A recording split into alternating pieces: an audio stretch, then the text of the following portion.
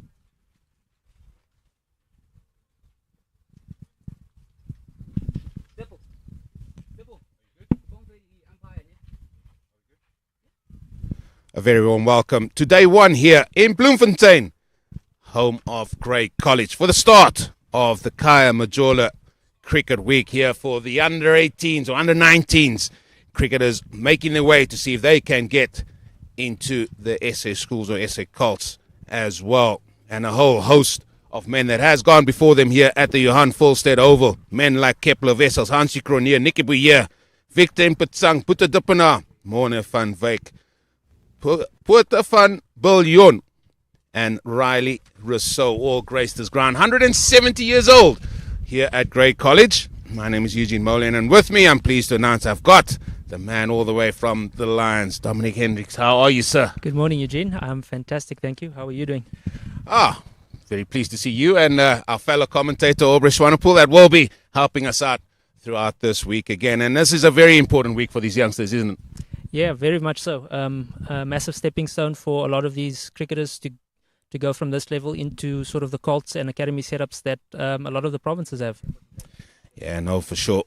And again, this tournament is now sponsored by Pitch Vision Pro, and it's great to have them on board to show you all the live streaming that goes on. And as always, get in touch with Pitch Vision as well, because they've got such great systems for both clubs and schools that you can really use, and the pictures that you get are all magnificent. It's great to see them part of this very good tournament here in Bloemfontein. And the weather, it has been good so far. There is rain forecast maybe later on, and especially tomorrow. However, we have some blue skies, and we'll make the most of that as well. And I don't know if you had a look at the pitch there. It looked a good one. Some grass covering, as we can expect for day one of a tournament. Yes, a nice even covering of grass. The wicket was nice and firm. A little bit of moisture, but not too much. As we are in Bloemfontein, it's quite dry here generally. So should be a good spectacle today. Yeah, it should be. As it looks like the two opening batters for Eastern Province, that will be Wiblin. He's got the number 2. And I think I saw the number 13 out there. That will be Beamish. That will be opening. He's a left-hander. He's William Beamish. Hails from St. Andrews College. And then we have the very tall JJ Basson. One of 4 men selected from the Lions, and a big beaming smile from Dom as I said that. Yeah, one of our local boys.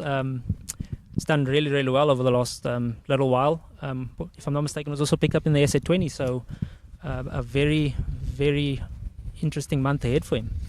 Yeah, it will be. And we spoke yesterday. We had Anton Ferreira here, the guest speaker, last night. And he spoke about all these different platforms that these youngsters can now go on. They go from Khaya Majola straight into provincial, maybe even straight to SA20.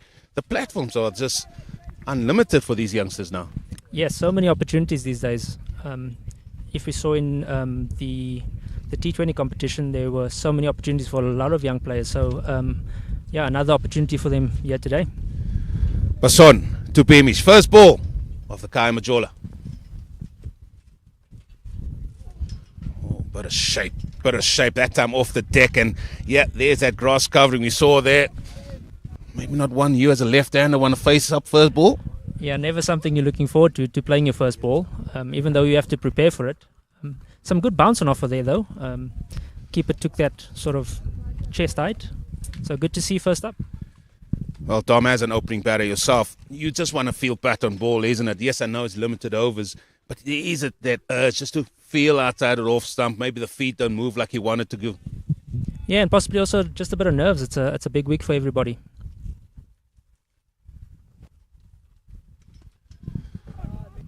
Nicely played, a little bit short of length that time. And he has certainly improved as JJ Basson, as he's gone on. He's certainly a lot more confident, just speaking to him beforehand. And he's certainly a confident youngster as well, and one that you and the Lions probably have got a keen eye on, and maybe looking at the end of the season, once all the other stuff is all done, that you can bring him in. Yeah, definitely. An exciting talent, and most noticeably a left-arm seamer. We haven't had one of those in our setup for quite a while. So good to see that we've got such good young talent coming through, and hopefully there are opportunities for him later on in the season. A little bit wide outside off stump that time. I'm not going through to the keeper. Yeah, very interesting to see that the third ball of the day is just bounced once or twice going through to the keeper. So first one on the higher side and the third one on the lower side. So the Lions would have to definitely make some inroads here this morning if it's going to play that way for the rest of the day. Yeah, we'll have a look at that. The keeper there is Majola for the Lions, just not carrying to him.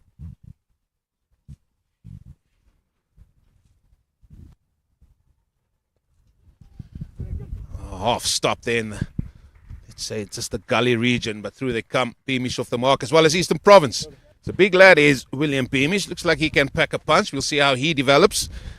Will compose himself through this innings, and it is now going to be the right-hander of Wiblin, Reese Wiblin. Hails from St Andrews, so these two know each other very well. Right-left combo from the same school. Yeah, always good to have some sort of relationship opening the batting. These two know each other pretty well.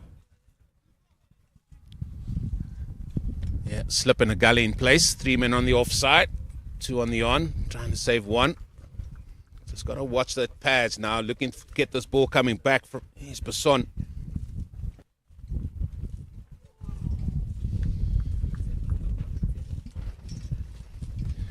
And I must say, I for one am glad they're using Kookaburra regulations. And I mean, it was a talking point for many a Khaya Majola week when they were using the Kookaburra match, and after 10 overs just got soft. And I mean, how important is the ball as well, especially for both batter and ball, to really just sort of develop. You don't want a ball just to go soft and then it just becomes hard for batters to score, and bowlers can't do anything with it either. Yeah, not at all. We always want good quality cricket with both bat and ball, and ironically a ball makes a massive difference in that regard.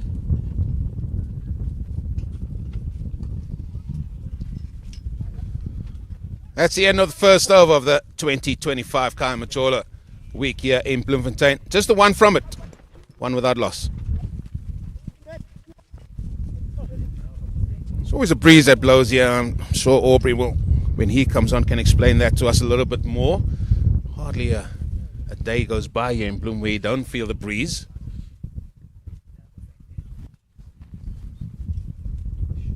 I'm sure the players are enjoying it. It does get quite warm here. Yeah, nice to cool the air down. A couple of clouds in the sky, but for the most part, blue skies. Most noticeably is actually that breeze is sort of blowing from the rugby end, which is on the north side of the ground, slightly across the field. Yeah, Kyle Butler, right arm quickie. He's going to be bowling from the Nisi end. The Nisi end refers to the school that's just beyond there, beyond the tall trees.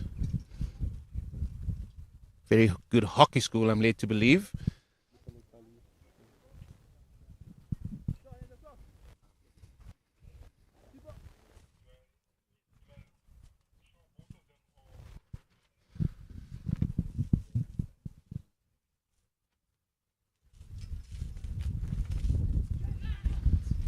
Big swish outside that off stump. Excellent work at third man, keeps it down to 1. And that's what I'm talking about, just looking at the way Beamish sets up there. Anything with width, I think he's just going to free the arms.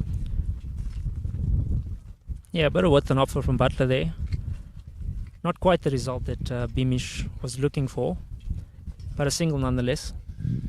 Well, Beamish, apologies, not Beamish, Butler's got himself down his right arm fast from St David's. So we'll see how he goes. And have you seen much of him? I can't say I have. It is my alma mater, so I am actually a St David's boy, but haven't been back at school in a long time.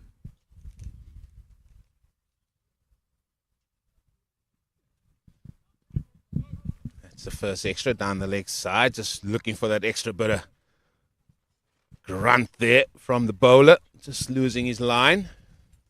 And maybe on a surface like this, I saw now a few balls, that one there from Butler, just shorter than back of a length, and it just sort of dies in it. And maybe you can see why that even in covering grass, you want to be a little bit fuller. You don't mind being driven here on a day like this. Yeah, not at all. Especially with the grass covering, you want to make or take full advantage of that ball, giving it enough opportunity to sort of swing or even seam. Beautiful delivery. Unfortunately, he overstepped the mark. No ball. And we all know what that means. Free hit time. And what a time just to let your arms go.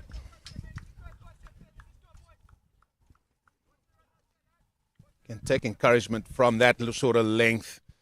But the umpire, that's umpire Nathan Rhodes on that side, just signals it's going to be a free hit. So what can he do with this one?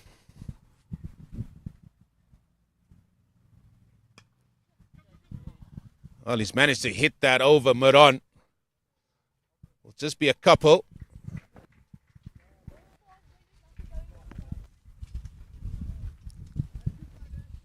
Almost looked like he preempted that he was going to go on the shorter side. And he's just stepped across his stumps there and had a little bit of a pull over mid-on for a couple. Yeah, and Dom, I'm looking around the field. I'm always curious when I look around the field what the field placing is like, and we can see that third man and fine leg, they're very fine. And maybe that is because of the pace that the bowler might have.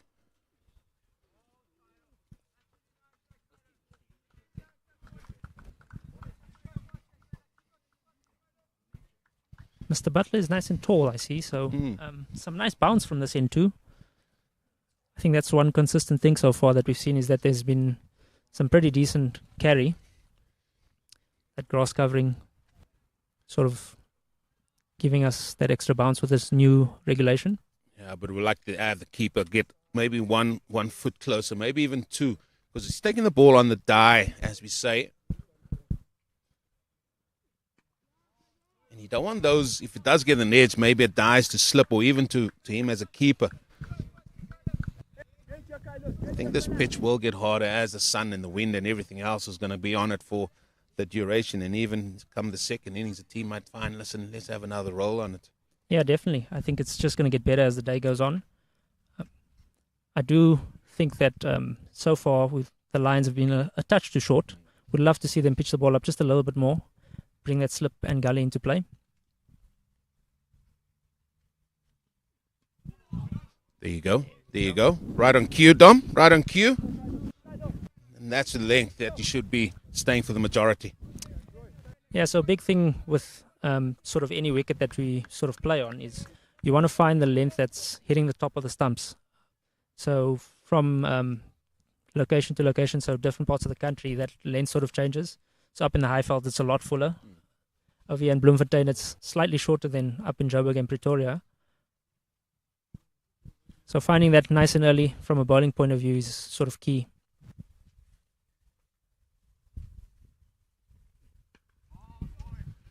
Again, maybe just a tad too short, but that's going to conclude the second over, 6 without a loss. And yeah, we can possibly afford these bowlers. They're both tall. We both said that. They're tall bowlers. And you yourself, I'm not going to say that you're overly tall, Dom, but as an opening batter, when you see tall bowlers running in and rushing at you, there's not that tendency to get forward, even though it is a ball that is slightly fuller, because your initial instinct saying, no, it has to be shorter. Yeah, definitely. The height thing is a massive factor, expecting a bit of extra bounce more than anything.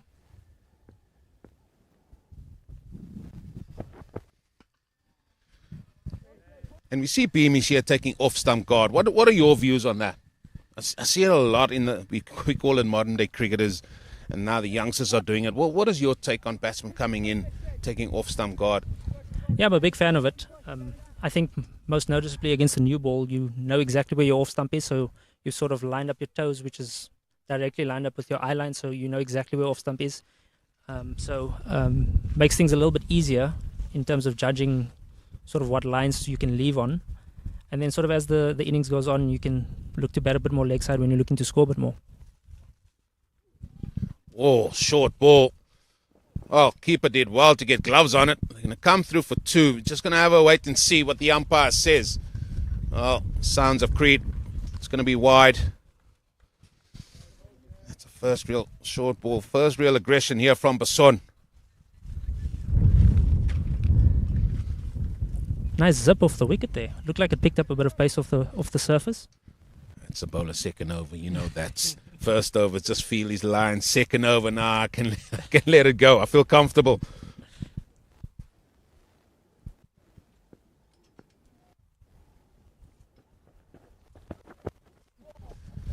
It's wide and it hasn't settled into consistent line and length here. Just want to try and make inroads. Lions did win the toss and they did elect to have a bowl first. I'm not surprised by that at all. Yeah, first game of the week. Freshly prepared wicket. I think the wickets will definitely get better as the week goes on. So by no means the incorrect decision in terms of bowling first.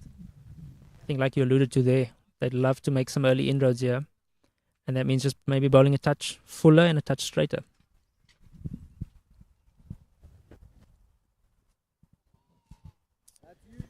Yeah, and that is the key there that you said. 4 batsmen standing at off stump. He just played inside the line there. And he just knows where that off stump is and he can sort of leave it with ease, really.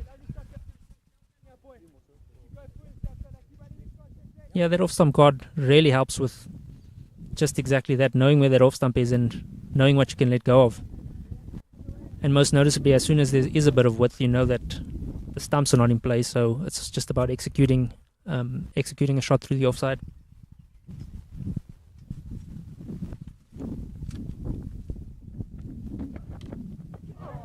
Down the leg side. This is going to go to the boundary. Leg buys, brings up the first papers. First 4 off the legs, going to Eastern Province.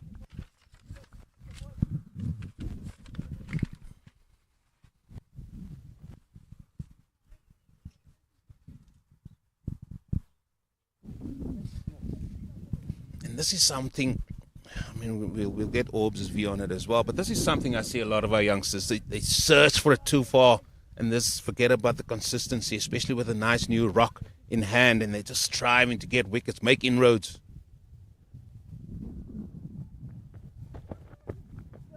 Inside edge, down to fine leg, back-to-back 4s, this time off the inside edge of Beamish.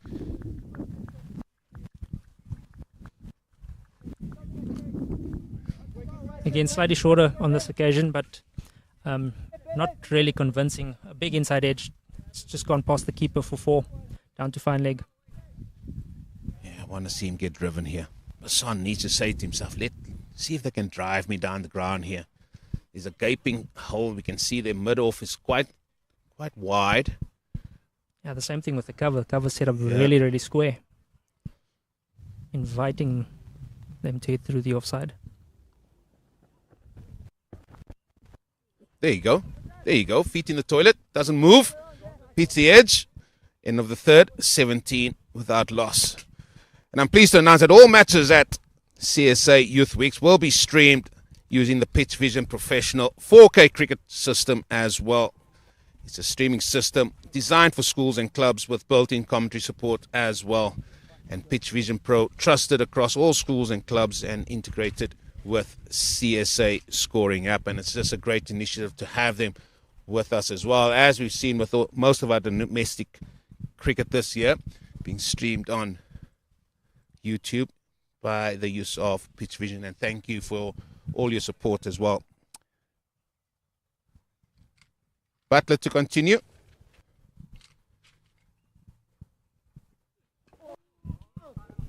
There we go. That is the length that we're looking for.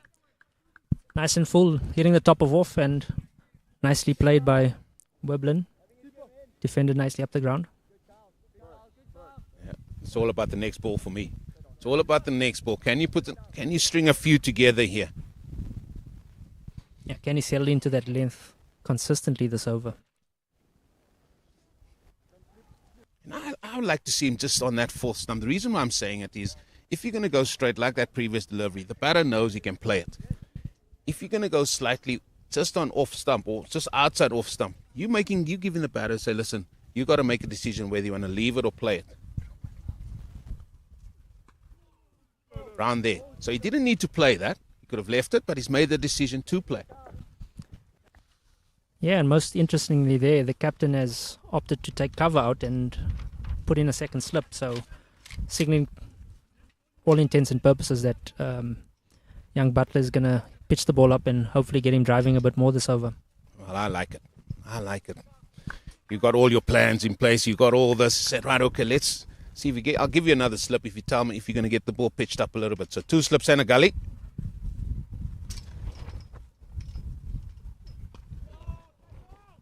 And he does. Pitches it up again.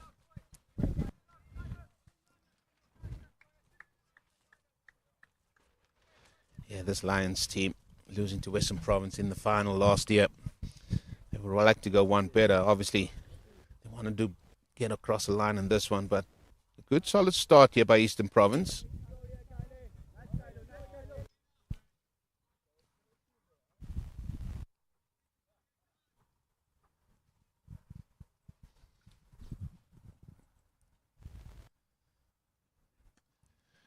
Oh, full toss on the leg stump, and that's going to bring another boundary to Eastern Province. Oh, that's meat and drink for any top order batter.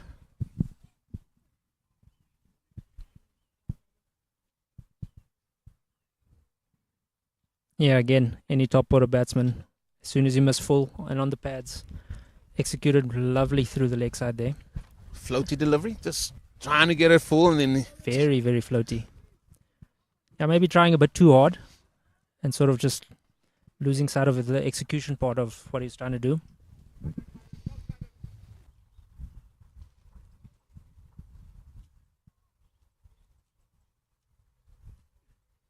There you go. That's it. That is it. Then he make a decision whether to play it or not. That time he tried to. Can't give him the benefit of the doubt of leaving that. I'm sorry. Yeah, had a little bit of a fiddle at that one. Instinctively pulled out at the last second, so no damage done. I think most noticeably so far, what I've seen is the slightly back of a length is nice carry and bounce. And as soon as the bowlers have been on the fuller side, it's not been as sharp on the bounce side. It's given as wide. I think that's for height. Probably one for the over as well. Yep, signal there by the umpire. And maybe isn't it a case in point here that the one that they try to go fuller, that's the previous delivery. Oh, that was way over his head. I think even I would have struggled to get to that one. But is it a case in point where the fuller one is just maybe putting it there rather than still bowling the ball fully to that fuller length? Yeah, 100%.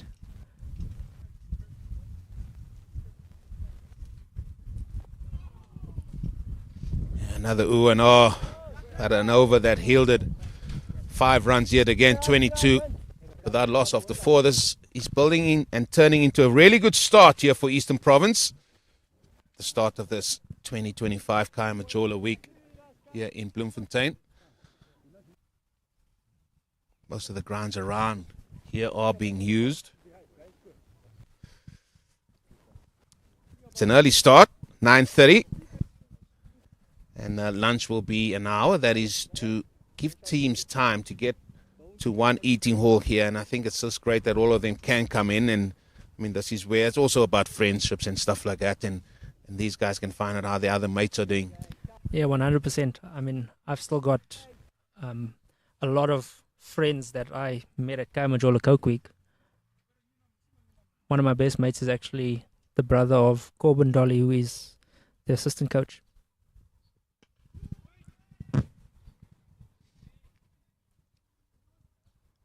And I think that's what it's about these weeks. These weeks is all about, well, number one, it's about the cricket. You're here to play cricket, hard competitive cricket, trying to win the week, bragging rights for another year. But I think most importantly, off the field, you sort of, at this age, make some lifelong friends. It's probably easier for the ones of the Lions that's in the Gauteng area, probably going to play schools in sort of the Titans area as well. Maybe sometimes they do come to Bloem and play. So it's not that far. When I say not that far, 3-4 hours drive. So they will build up those friendships as well. But you're right in what you're saying. It is about the friendships. But this is where rivalries start. This is where you saw I'm going to be facing the likes of Basson, and this is how it keeps building. And when they go higher, and you see, oh no, I've played him here and there, and at this week in Bloemfontein, and that's how it starts. And one thing Anton alluded to, maybe in years to come, they might be in the same academy side, maybe in the same national academy over the winter. It's funny how those things always work themselves out that way, playing against each other and teammates not too long after that.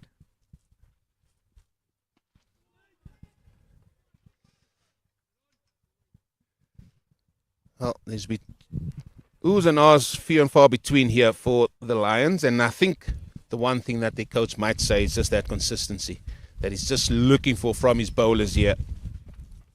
Right now, just a tick above 5 to the over. It is that first happy hour anyway, that first 10 overs. I think the openers from Eastern Province have played the new ball pretty well so far.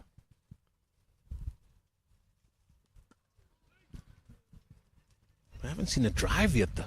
We haven't seen a ball driven through the offside. We saw one that was clipped the previous over there by the batsman. Well, driven with confidence too. Yeah, 100%. So,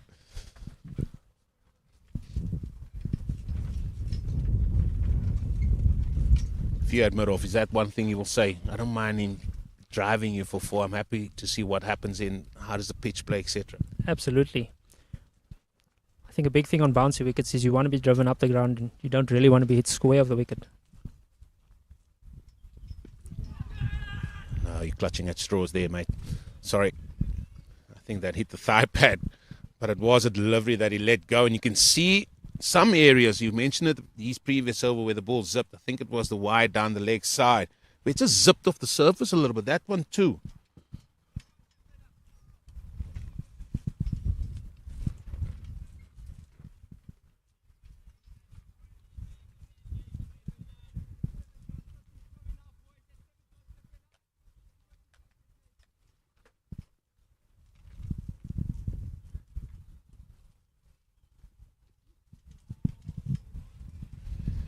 How often is it that you have team talks, as we see the end of the 5th over 22? That was the first maiden, 22 without loss. How often in team talks do you discuss teams that are coming from the Highveld, for example, teams that you're going to playing from the coast, that maybe the team from the coast, like Eastern Province, will say, look, yeah, their bowlers might hit the surface, so don't be lunging too much on the front foot. Is that part and parcel of the chat that might be happening? Yeah, definitely. And I think also Highveld teams sort of playing coastal teams, with it not bouncing as much on the coast, a definite ploy is to definitely throw in a couple of more short balls than you usually would, just to test them on that side. So you want to test them on the short and on the slightly fuller side.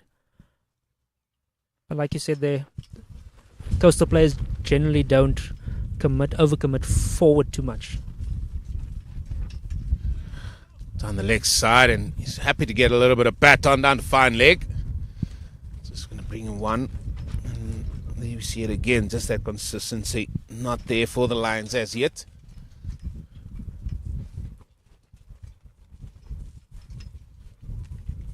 It almost looks like that situation where when they've gone full, they've gone really full, and then when they've been short, they've been way too short. So sort of finding that hot zone, or the zone on this sort of wicket where it's difficult to score, but also bringing in opportunities to sort of take a wicket and bring in every single dismissal.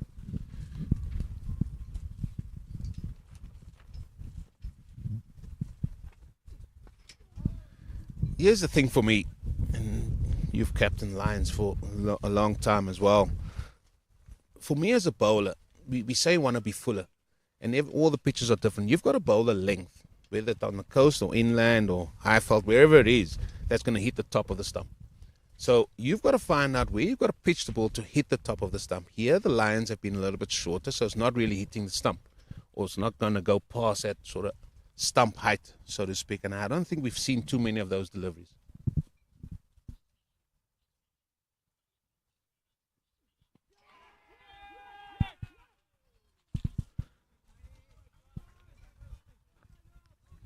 On the fuller side again, and a great shout. But I would imagine that's possibly just pitching outside leg. Yeah, pitching, maybe drifting down. But there we have a ball that's going to hit the top of the stumps. And we haven't seen too many of those. And that is my point that I'm making is we keep talking about you got to be fuller. But how full must you be? You got to be full that you're going to hit the top of the stump. So the different pitches bounces differently.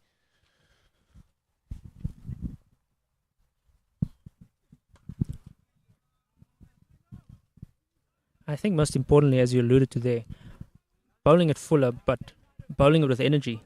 There's no point you hitting sort of a fuller length, but the ball's just floated up there. You've still got to put decent energy on it. And that's going to sort of give you the reaction of the wicket.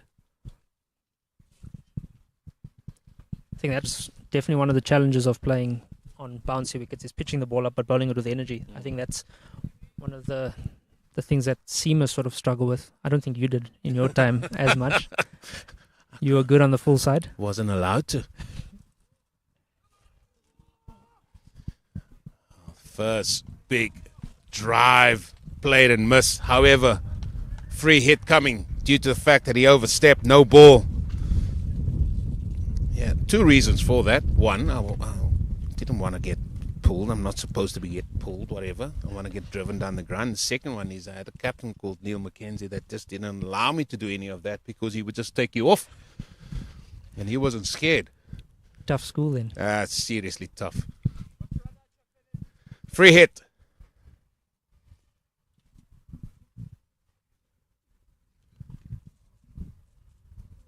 Oh, yeah, no, you're not going to get that one. He moved across.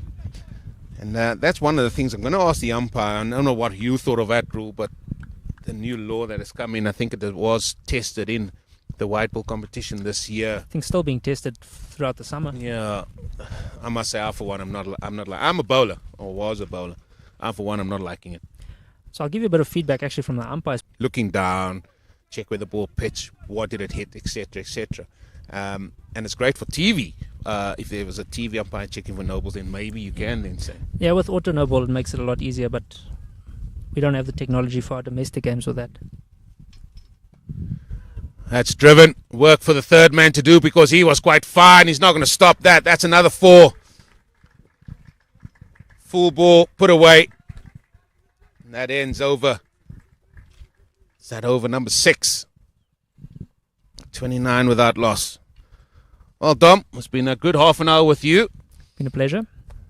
And we'll get more insight from a current player, as we say, throughout this week as well. And he's going to hand over to another man who has played most of his cricket around this neck of the woods.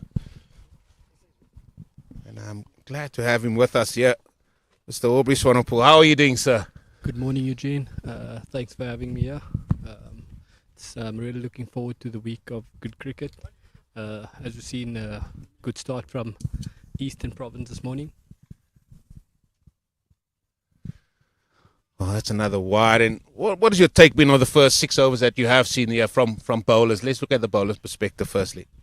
Yeah, I think maybe just inconsistent lengths. I think when they went full, there was opportunity for oohs and ahs. But I just think coming from Joburg region, they probably in cricket terms hitting a pretty length, and that's how it's been this morning. When they went fuller, there was opportunities for oohs and ahs.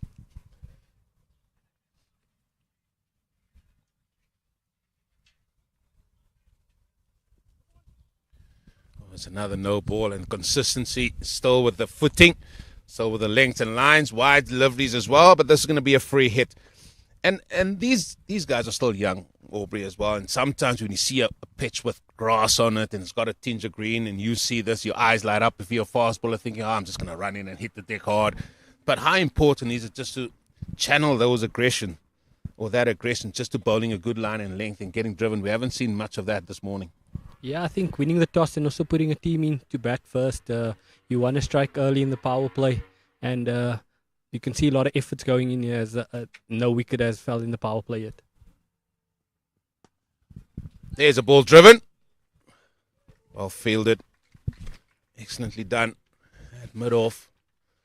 It's still 1. Bafana moved quickly there to his right to stop the boundary of the free hit there. Yeah, man hailing from Queen's High College.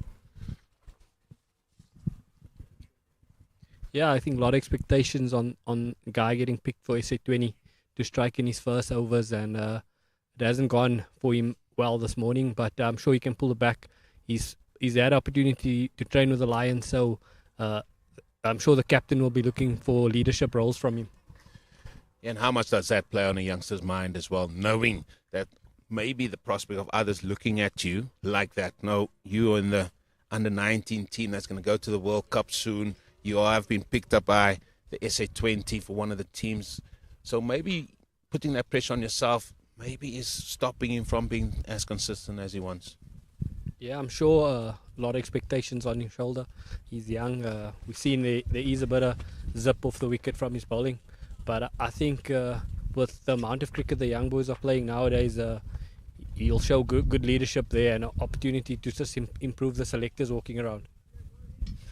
Yeah, these boys are being watched by several selectors, not just for the SA Schools and SA Colts teams that will be selected at the end of this week, but also the tap leads are walking around, gracing us with their presence. They're going to come up with a team to take down to Stellenbosch for a week that it's really another really good week where we have the best crop of under-19s playing against each other. And that is fabulous. It's another great platform that Cricket South Africa have put on board for these youngsters. As Basson goes leg side again, their keeper dives to his right and couldn't prevent 4 wides. Coach Nawab, he won't be happy with this. I'm telling you now, 2 of these men really that can set the tone, bowling good line, bowling good length, just not finding it here at all. And Eastern Province, let's take nothing away from them as well. They've played very nicely here, these 2. They've played what has been on the table offered to them, and they're really capitalizing on that. They don't have to bat anywhere out of the norm here because the run rate is very, very solid in this first 10 overs. Yeah, it's getting a long over here from Basson. A couple of wides, a couple of no balls. Just the one maiden. Just one maiden. This is the 7th over. This over will not be a maiden. We know that. One over that has been a maiden. I think that's too few and far between, and that just shows us the inconsistency. Yeah, that's why you can see the run rate is where it is at the moment for the Eastern Province boys, and they haven't looked to put the bowler under pressure. Anything, they've put the bad ball away when it was presented, but the Lions boys hasn't bowled, as we mentioned, consistently enough to put them under pressure to get the run rate down. I think it's just scoring freely here.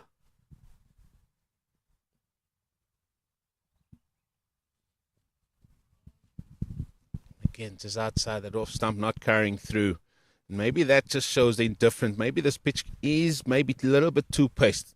And we can maybe sort of forgive that because it is day one. Maybe the pitch is not as hard, but I'm sure it will get a lot better as the day go by. Yeah, Eugene, just as a modern day cricketer or coach, as I refer to you, how far do you think before we see spinning introduced here? Because we haven't seen the ball swing or nip off the wicket. So just putting on your coaching hat here to think how far is spin bowling on.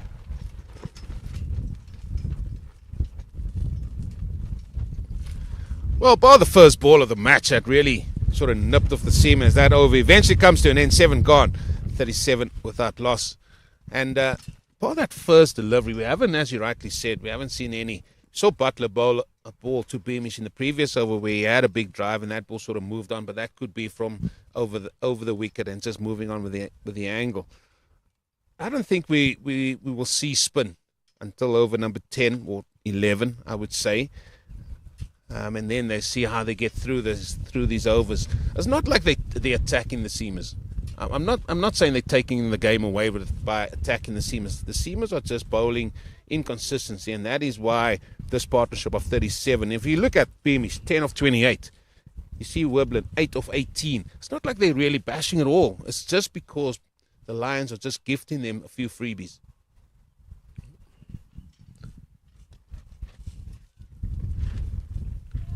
As Kyle comes in from the Unisi in there, we see in a play and miss.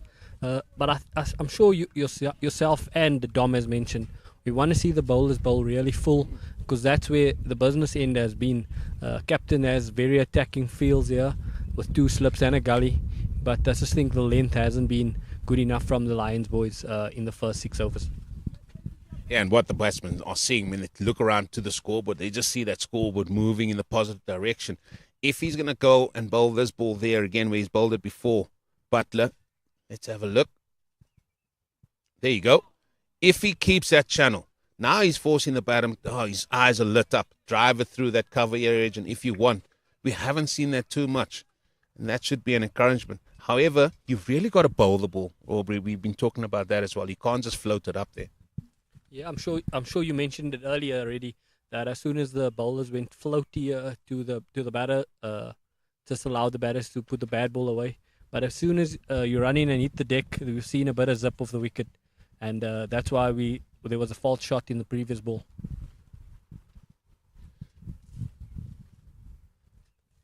Oh dear, down the leg side. Oh, that's going to be wides. 2 good balls. 3rd ball down the leg side wide. Yeah, and I think for any coach, it's a coach's nightmare where the bowler's not consistently just trying to bowl the stock ball. We've seen the first 2 leave the right-hander, and then he was looking for the magic ball, bringing it back to the right-hander, and that's cost him 5 wides.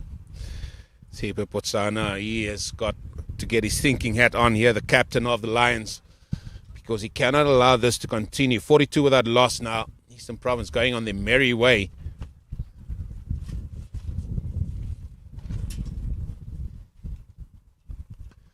Wide, cut away through the offside. Work to be done by the fielder. It will just be a couple. Maybe the outfield not as quick this morning. We'll see how that sort of progresses as well. It looked like Kyle's Butler's losing his rhythm there as the wind picks up across the field. It's quite difficult if you're not used to bowling with a bit of breeze from the one side. Well, no one can talk about me with the breeze. The club team I used to play in the Cape Town there, Chukka Road, we had Chukka Breeze or the Chukka Gale Force. Somebody had to bowl into it. The likes of Mulligan George and the likes also, so you had to get the short straw. But this will all part of the development.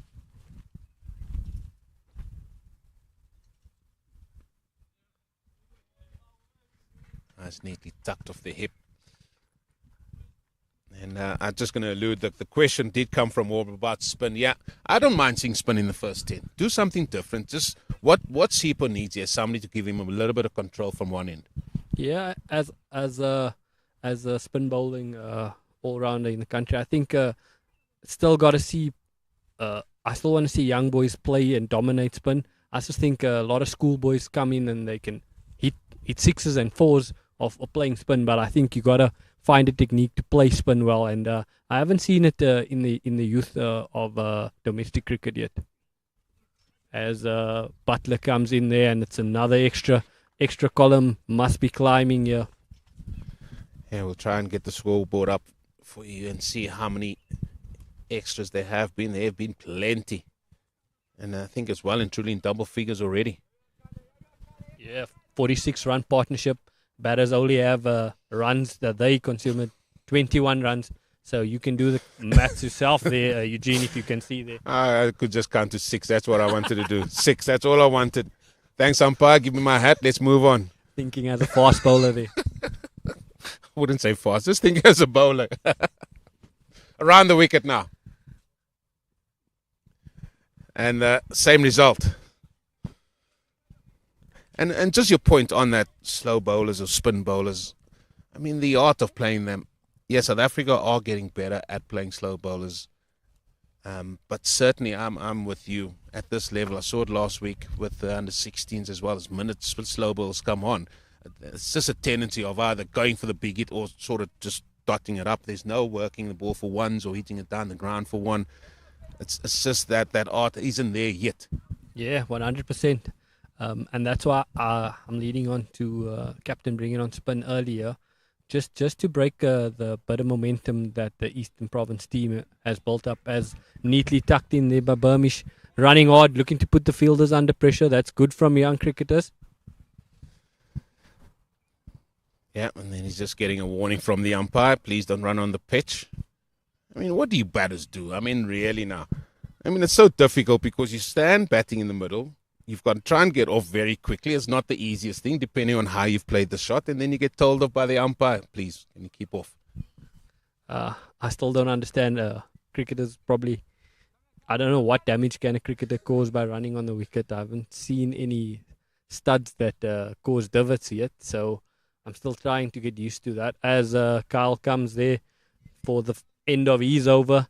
He's bowled 4 overs, no wickets, 28 runs. As we come to the end of the 8th over, Eastern Province are 48 for no loss. Yeah, well, I'm guessing umpire's just doing their job, isn't it?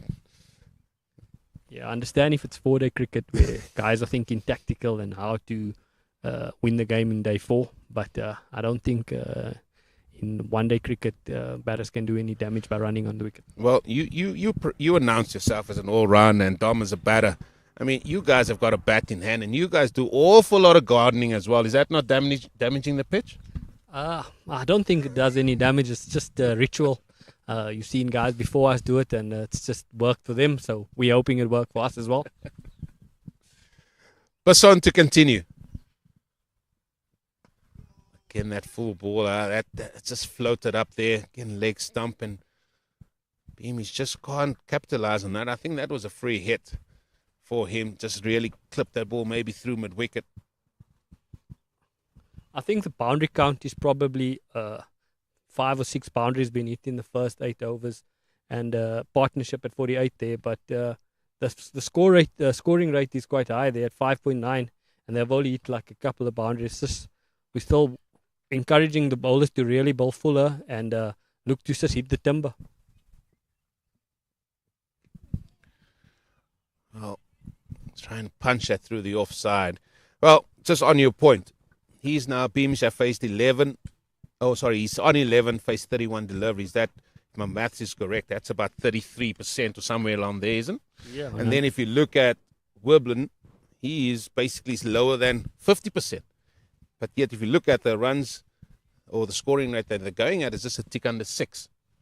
And I think that's all she wrote. That's all you need to know is who's actually contributed mostly to the runs, and that is the Lions himself with ball in hand. Yeah, just being put into bat. And there's a bit of nip now from Basson there, looking to just run the ball back to the left-hander. And that's should be stock ball there, just running the ball back to the left-hander, not look to bowl the magic balls of in and away and all that funny tricks. Just make sure we hit the wicket and control the run rate. They want to get the run rate below 4 now, and it's going to take a big effort from the Lion boys. And that's the other point when it comes to talking about schoolboy cricket, is the fact that, yeah, it's limited overs. And more often, these boys think, wickets, where it's just minimize the amount of runs you concede as best you can.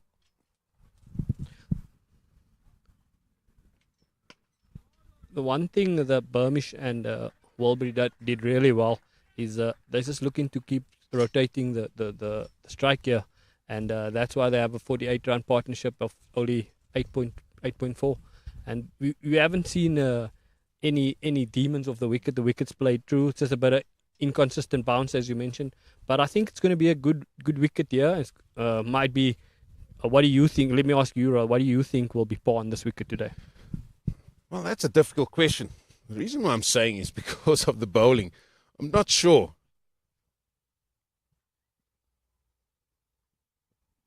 Well, maybe with that inconsistent bounce, maybe I should be sure. But we've seen that ball zip. We've seen the ball keep a little bit low.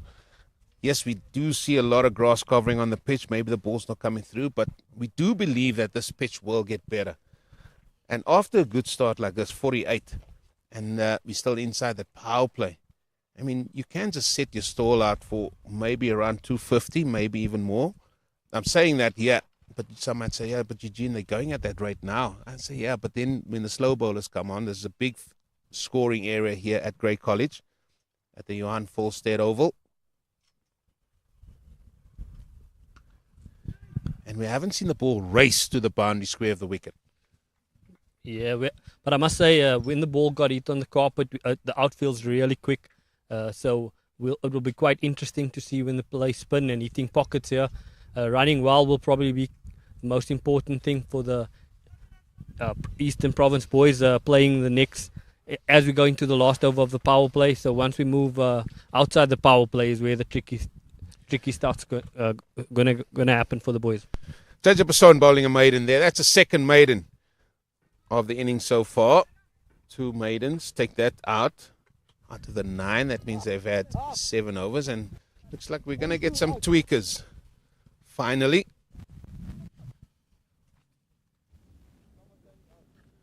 Sabela. Is that Sabela? Sabela. Apologies, Christian Sabela. No, he's not doing enough. They've all done us in there because we saw the wicket keeper go right up into the stumps. It needs a change of bowling. And it's not Christian Sabela. Sabela.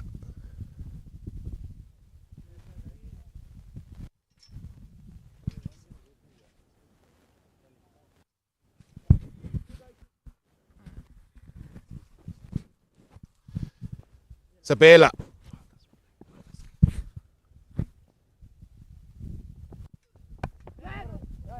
Oh, that's carved away. And that is going to go for 4. And there's the pace of this outfield, as you rightly said, Aubrey. Yeah, I think there might have been a bit of oohs and ahs there from young Jason at backward point there. Great fielder there, moved quickly, but just couldn't get himself across there to take a great catch there. But a great backfoot punch as the 50-run partnership comes up for the young boys. 52 there of 9.1. Yeah, a few people will be happy, none so than the manager. And interesting field here, the final over of the power play. Your thoughts, Aubrey? No third man. We've got a man at fine leg and we've got a man at deep square. Just putting on my batting hat here. Probably looking to bowl on middle stump there. Probably in swinger, predominant. And hopefully to test him with a bumper there, I think. 1 or 2 bumpers could be in this over.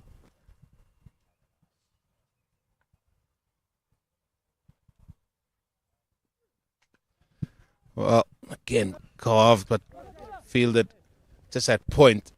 He's fancying to come out to the striker's end. I don't think he has the pace to do that, though. Yeah, I'm not happy with this field I'm seeing at the moment. First 3 balls, everything has left the right-hander. His ring fielder, boundary fielders are both on the leg side. I would rather want a deep sweeper here as just a captain. Well, and that's the ball there. Bowl that consistently. I mean, as a seamer, you want to have third man in because predominantly that's where the ball's going to go in. Your fine leg, if you want to have someone in, bring him up. The deep square I can understand for maybe the straight delivery. Not so sure about the short ball, Aubrey, but we'll wait and see. But I'm with you here. This field just doesn't suggest. And we have a nick, no one there to prevent the boundary. Over first slip, diving there, couldn't get any hands to it, but no one at the third man boundary there. I'm still not feeling this field, Eugene. If I'm a fast bowler there, I'm really putting myself under pressure, running to the captain and asking, can the deep square or can I have a fine leg back in the ring and rather a third man back as a modern 2020 field? All 5 balls have left the right-hander, so quite interesting to think. And that one as well, his end is over there. Christensen, first over gone there, 8 runs. And we've come to the end of the power play. 56 for no loss. A great start there from the Eastern Province boys. Yeah, magnificent start by these two. Beamish on 11.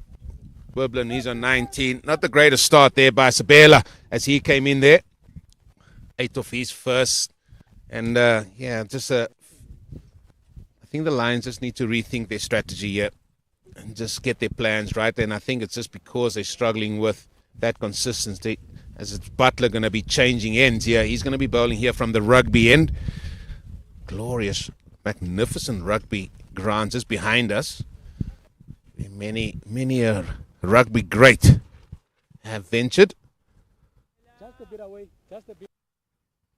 Just watching some rugby, schoolboy rugby, mostly this year. And I mean, the conveyor belt of rugby players in this country is just next level.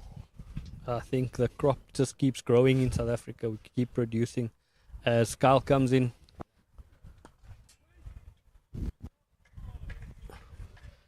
Butler's bowled 4 overs, none for 28. Hopefully to get the breeze behind him and can trouble the batters as he changes ends. You look at him and you look at the way he's running up there. And he doesn't run up with somebody that has a little bit of confidence. Yes, maybe because he knows he's gone for 28 and 4. I just want to see a little bit more, you could say, Vuma in that run up a little bit. I just think he loses a lot of his momentum as he jumps and his head falls to the left there. Modern, I'm sure you can know more about fast bowling. You want to drive through with your front leg there, brace leg there, as a lot of fast bowlers speak about.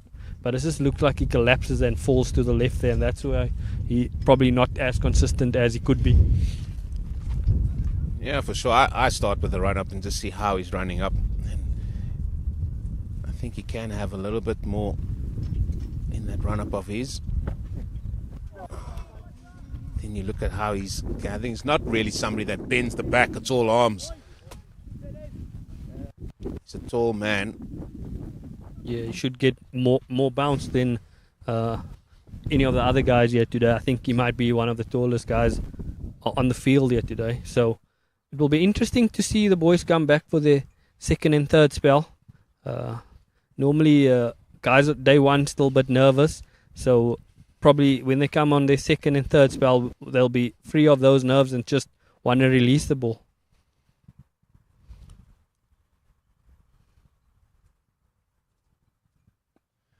Well, in this competition as well, in this week, seam bowlers can bowl a maximum of 6 over spells. And already I've got one question already that I'm going to ask the umpires, because Butler did have a 4 over spell. So can he then come straight back? Well, it looks like he can. And this will only be about 2 overs. So that's another question I'm going to ask. So seamers can bowl 6 over spells, or maximum of 6 over spells. Spinners, they can just bowl through. Must say, even though Eastern Province boys got off to a flyer, captain here from the Lions boys, Sipo, has still kept in the attacking field, still looking for the wicket, which show good leadership there from him. So brave cricket is what the Lions need to play now. Yeah, and better over from Butler. He's bowled it a lot fuller. We saw a few drives that's gone straight to mid-off. We've seen drives that go square of the wicket to Jason Rolls there at backward point. So can he finish this over off? Can we have our third maiden of the day?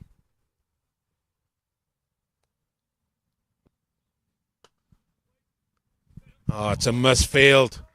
Oh, that should have been a maiden over. Unfortunately, it's gone for papers, it's gone for 4. And that, as you can see, bowler standing there, not quite the teapot, but he's not happy. It was a good over, well constructed. 60 without loss, Eastern Province. I don't think the captain will be happy there with his own fielding there. That should be his bread and butter there, just looking to get the body behind the ball as we get taught long barrier early in your cricket career. Makes it worse, doesn't it? If your captain misfields. I mean, well, that's why the teapot wasn't out, because it was the captain. I think if it wasn't the captain, both teapots would have been out. Yeah. You remember the field Christensen had in his previous over. Let's see if there's any changes here as the fielding restrictions done. Well, first thing is, keeper's up to the stumps. Macha, he's up to the stumps. Still no third man. The power play is a thing of the past. There's only one I see outside the ring, and that is deep square. There's no fine leg, there's no third man, there's no sweep on the offside. All yours, Aubrey. Yeah, this is really brave cricket here, as Eastern Province boys are batting at 5 and plus here, and the Lions boys are still all attack here with only one fielder outside the ring. Very brave cricket here from the captain, Sipo.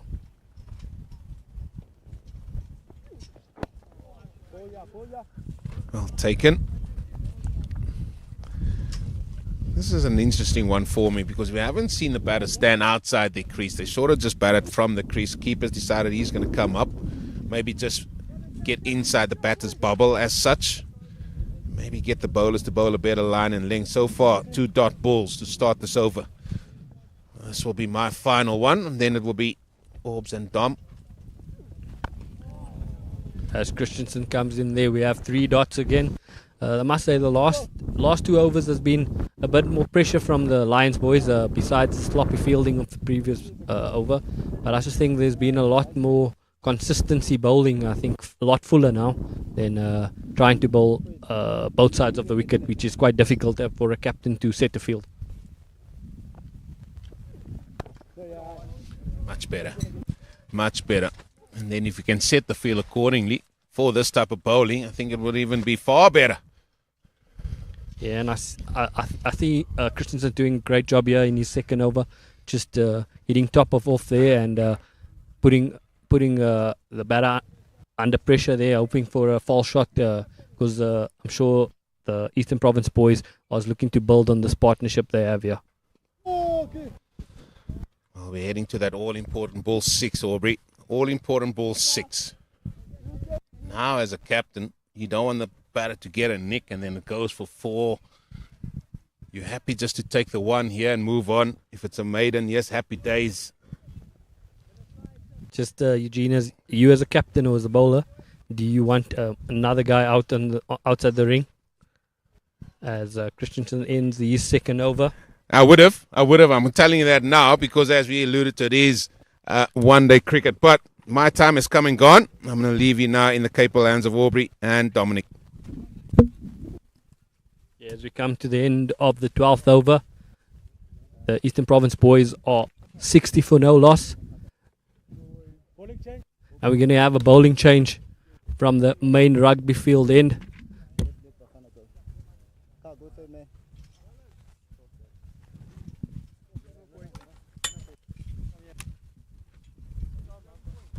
As the captain comes in to bowl.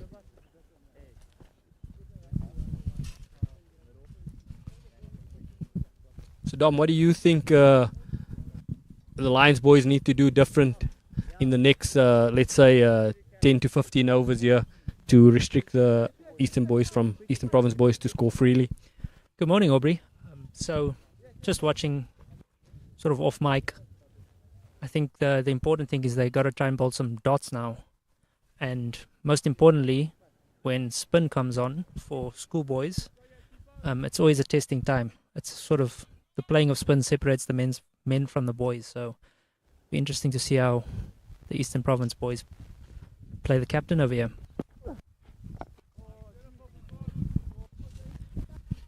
Yeah, myself and Eugene just spoke about schoolboy cricket can either just hit the spinners out the park, but playing spin is quite a good art to have.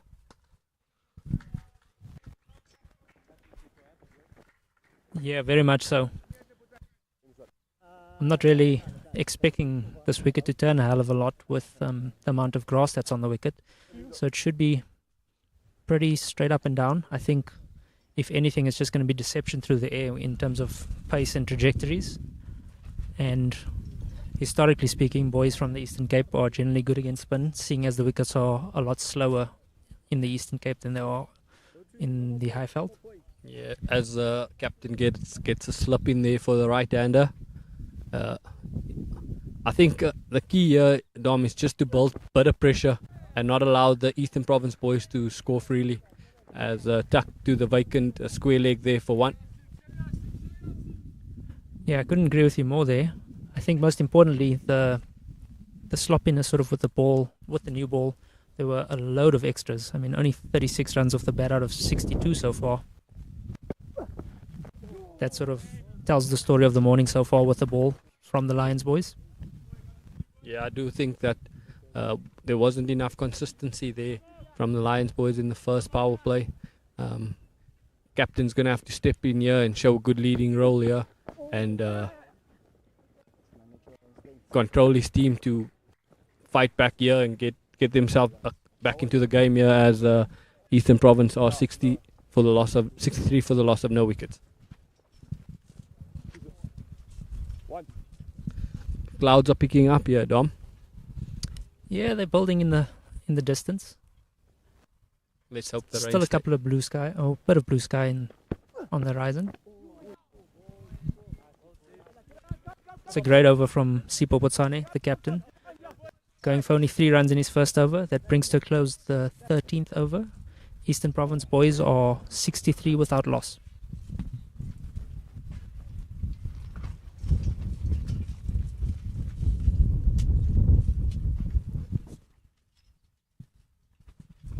Sort of also feels like the wind's picking up a little bit more than it did earlier.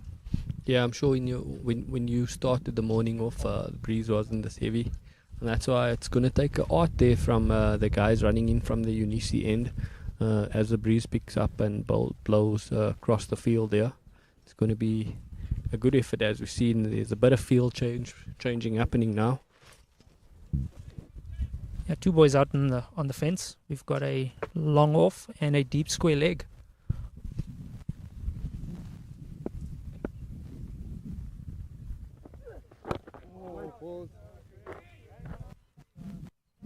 Just watching Sabela so far, he's sort of found a great length for this wicket. Sort of found the top of the stump's length, and I think with the keeper standing up, it's making hitting a target a little bit easier. I know not all seamers are sort of fans of having the keeper up to the stumps, but sort of looks like it's assisting him a little bit. Yeah, you can see as he just runs up, he looks to just hit the stumps.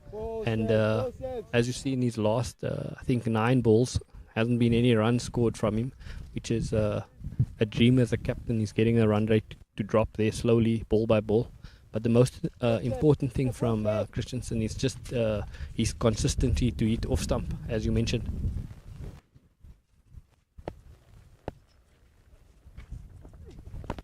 No! Big booming drive from Beamish. Didn't get much bat on it. Again, as Eugene alluded to earlier, there haven't been a lot of balls sort of hit up the ground or hit through the covers really today, which just sort of speaks to the nature of how the Lions boys have bowled so far. Maybe slightly on the shorter side. Yeah, I must say after the power play, we've had Christensen here from the one end and the captain from the other side. He's bowled really a bit fuller than the opening bowlers. And that is hit beautifully over mid-on for 6 from Beamish. The first maximum of the day. And most importantly, showing some intent to Sabela, who's bowled a really good over so far. Yeah, it's also clever batting, I can think, Adam. With the breeze going downwind here, just hitting the ball with the breeze, getting it up, and then and it went for 6. So clever batting here. Batting with the wind is a smart thing to have. And I think most noticeably with that shot of intent, it's put another guy back on the fence. We have a long on that's gone down now. So that takes it to a total of 3 guys on the boundary at the moment. Yeah, but young Christensen, even going for that 6 in the previous ball, just runs up and hits off stump. So it's good from the young boy wanting the batter to hit him off his length and not changing his length, which is great to see from the young boy.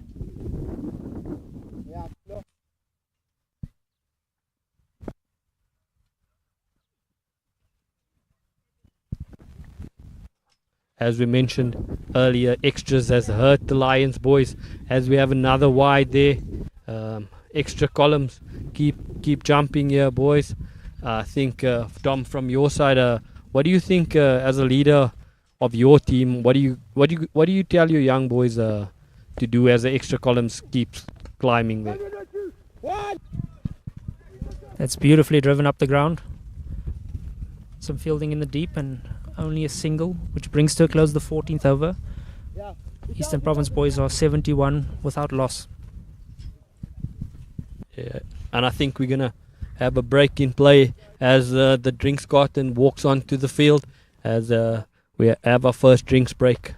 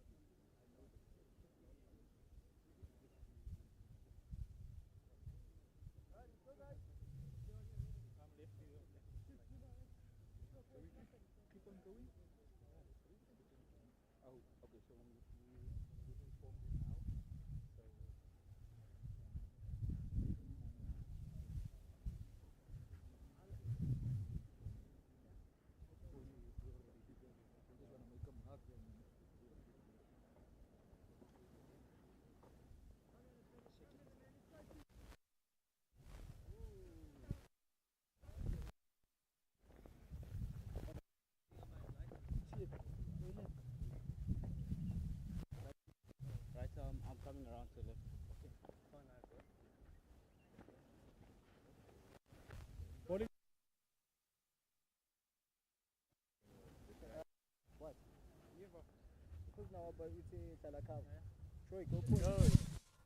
Welcome back to the Khaya Majola Under 19 Cricket Week, the boys' cricket week here in Bloemfontein.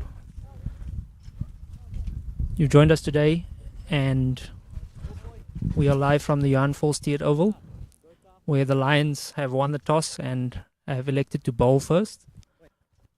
Eastern Province boys have batted pretty nicely so far. 71 without a loss after 14 overs. William Beamish is 24 not out, and Reese Wiblin is 20 not out. And for the first time, we have Tashin Hanslow into the attack, bowl some off spin.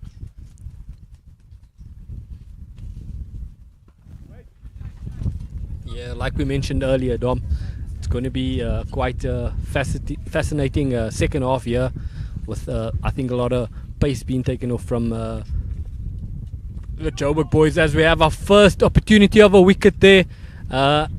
Goes down.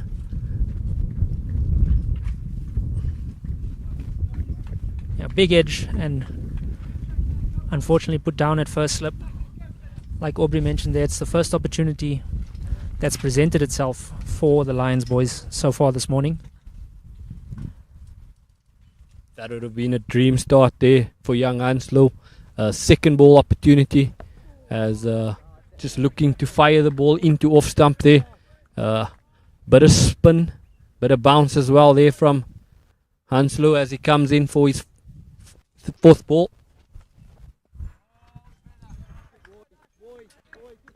I think most noticeably so far is that the spinners have found a great length. Yeah, we've seen 2 overs of spin, and really finding the straps earlier, as that's great flight and bit of spin there, Dom. We've mentioned that the grass cover is quite thick there, but Hans was putting a lot of energy on the ball and bit of fuzz of the wicket.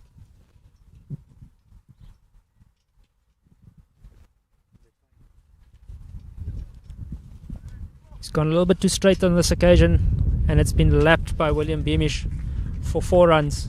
Brings up the first boundary after drinks, and that brings to a close the 15th over. His first over going for 6. Yeah, young Hanslow just firing it in. A bit short of stature, so not really much bounce on offer for him. I think if anything, he's going to get the ball to skid through and sort of beat the batters sort of off the wicket and through the air more than anything. Yeah, both of us are not tall in length there, Dom. So I think something we strive when we bowl off spin is just to make sure you do the batters with a bit of flight and playing around with your length there. I think, as you mentioned, we're not going to get a lot of bounce. So it's going to be key for young Hanslow just to find his length early there, as he's had one opportunity in his second ball of his spell. So it's going to be fascinating, as we mentioned, from the spin bowlers. And if you've joined us for the first time today, the Lions boys sort of been a little bit sloppy. 27 extras thus far. Young Christian Sabella again finding the top of off stump and defended nicely to cover from Reese Wiblin. I think these two have really looked quite comfortable at the crease. They haven't been really over-imposing. Looked really comfortable and have handled this new ball pretty well so far. We've only seen one really big shot there from William, and it was in the previous over we put Christensen on the banks where we had our first maximum. Other than that, I think both batters left the ball well, and they put the bad ball away. And Aubrey, talk us through what sort of you'd be thinking if you were batting in this situation. 77 on the board and you're going into the 16th over without loss. Yeah, it just looks like William was more the dominant from the two of them, and I think Wiblin will play the anchor role, look to bat bulk of the overs for his team, and William can continue the score rate at above 5 to the over. So just need these two to bat a bit longer and keep ticking away. Oh, as we had our first opportunity for a run out there, great deflection there from Christensen.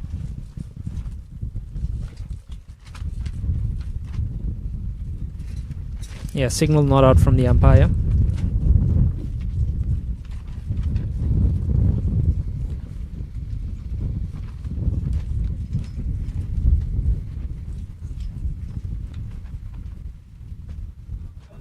Short and wide and cut away, but only for a single to the cover sweeper. I think the impressive thing with Sabela so far is that he's hit the stumps predominantly.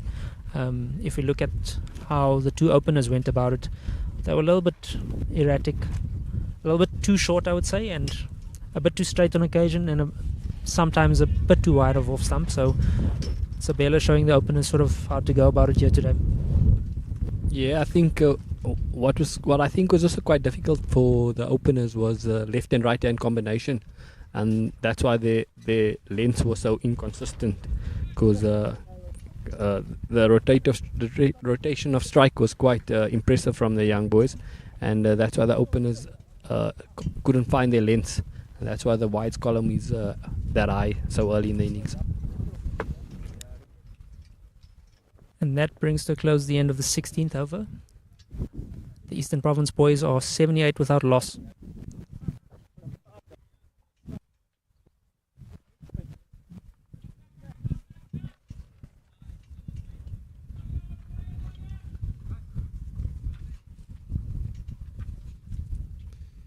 Even though Eastern Province boys are 78 for no loss, Gauteng boys look nice and relaxed still on the field. Not a lot of energies are still high, not a lot of shoulders dropping, still attacking fields, which is good to see.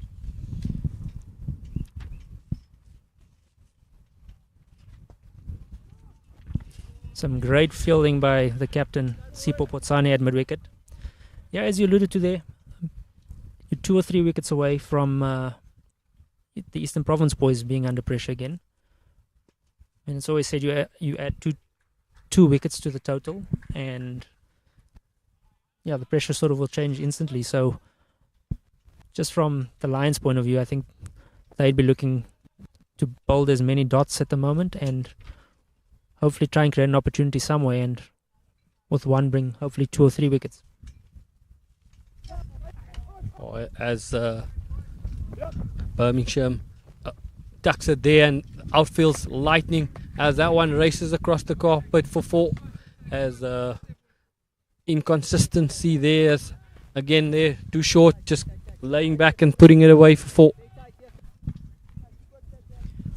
Yeah, very well played from Beamish there. Wasn't overly wide, but steered it nicely past first slip and let the outfield take care of the rest. Yeah, if you just beat the fielder here, I'm sure you're going to get your money worth there. Carpet looks quite lush. A lot of rain has been around the Bloemfontein region, and it's lovely to see the outfield this quick. Oh, and a full toss, and that's swept for 4. Yeah, not a great ball there from young Anslow. As his second boundary in that over. As Eastern Province boys keep tickling on here, 87 for no loss after 16.5. I think the impressive thing from the Eastern Province boys so far this morning is that whenever there's been an opportunity to score, they've taken full advantage of it and grabbed it with both hands. Yeah, as you can see there, the run rate is at about 5.3, but we haven't seen any shots out of anger there. They were just putting the bad balls away, as we've seen the previous ball. Low full toss being put away as we come to the end of the 17th over, as the Eastern Province boys are 88 for no loss.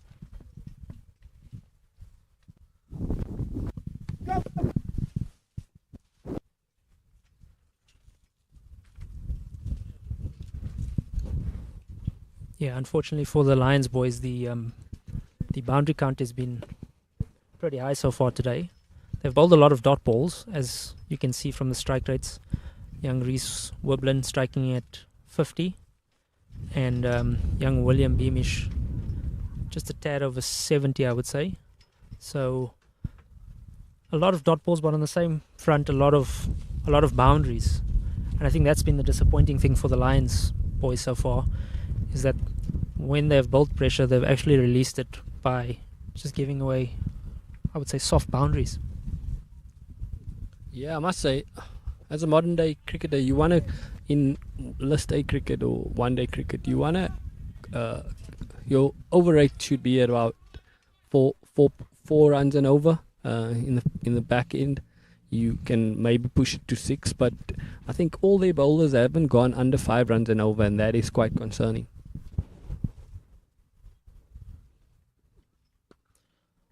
Slower ball and heaved over mid-off.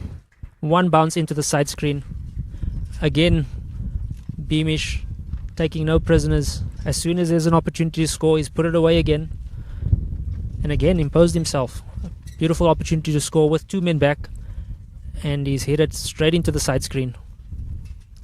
Yeah, like I mentioned earlier there, Dom, I think playing the wind really well, but that is a great cricket shot over the bowler's head. Never fielders there, so that's a great cricket shot. But as you can see there, the last three overs, William has changed gears a bit there as his strike rate has increased now.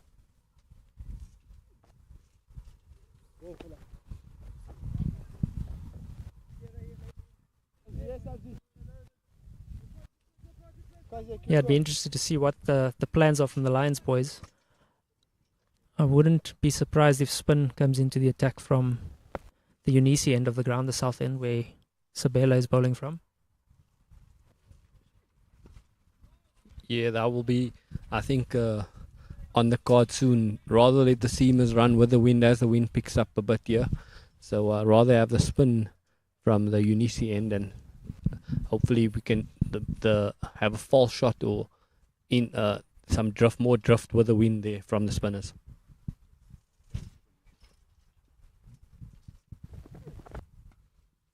Short, wide, and cut into the outfield. Just for a single. And this partnership's growing beautifully over here. It's currently on 93. And yeah, not many opportunities, barring that one off the spin a couple of overs ago. So if you're in the Eastern Province dressing room right now, what sort of score are you looking to get here? What do you think par is on this wicket, Aubrey? Well, we've had 18 overs in the game, 93, yeah. So just roughly about 260, 280 should be on the cards here with 5 runs and over. But the most important thing is getting someone to get to that 3 figures as a batter, and William has a good foundation laid here for them so far, so his batting bulk of the overs will be important. And that brings to a close the 18th over. Eastern Province boys are currently 93 without loss. Yeah, as you mentioned over there, it looks like both of these boys have a great opportunity to bat through this innings. Obviously, William Beamish, the aggressor, I would say, being a bit more imposing, and young Reese Wiblin just sort of tucking it around the corners and getting off strike as often as he can. So it almost looks like these two complement each other really, really well, and most noticeably their height and the left and right hand combination too.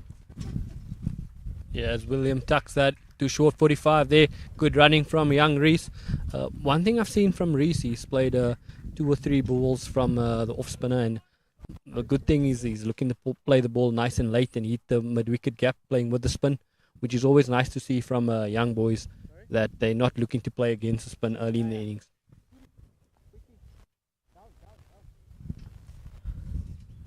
Yeah, and as you said earlier, they're sort of not really under pressure at the moment to score. They've been going at 5 with relative ease, 5 runs to the over.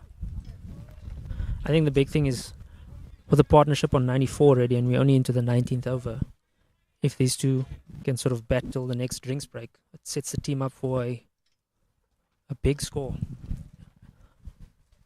Yeah, as Hanslu dropped that one short, Reese just rocks back and tucks it to deep square for 1, which is good batting from the keeping the scoreboard ticking. I think Dom's the most important thing here from young Reese as a wobbler. I'm sure we'll put the bad balls away as we've seen in the previous over.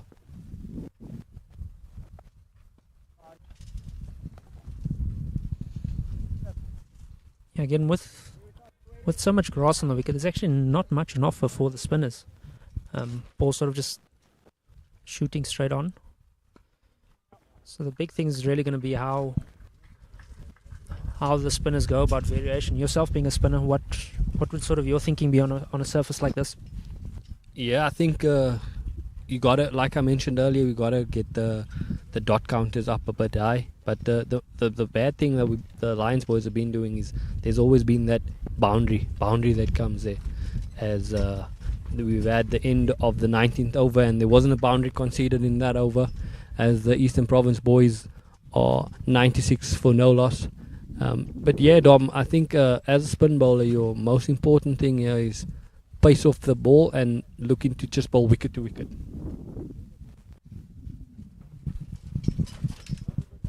And obviously wicket to wicket, bringing in all dismissals most importantly.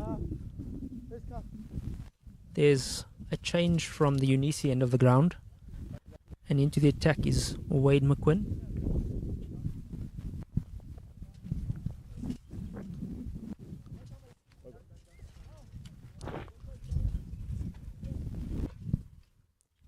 Right arm seamer, a gentleman from King Edward VII in Johannesburg, a very prestigious cricketing school in Johannesburg. Yeah, a lot of good cricketers come from that school. Graham Smith, just rings a mind. Quinton de Kock. Yeah, good to see Quinny playing for our national team again, and I've seen they'll ask him now to play in the test team. He says he's not ready yet. And I think most importantly, he's doing well just before the IPL, before the IPL auction.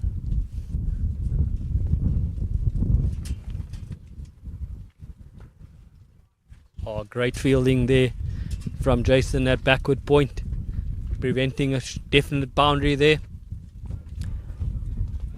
Yeah, very interesting to see that the seamers outside of the power play have sort of run from the end where they are running into the wind. You'd think that they'd actually get the wind at their back and possibly the spinners to bowl into the wind just to help with maybe a bit of loop through the air and a bit of variation on that front.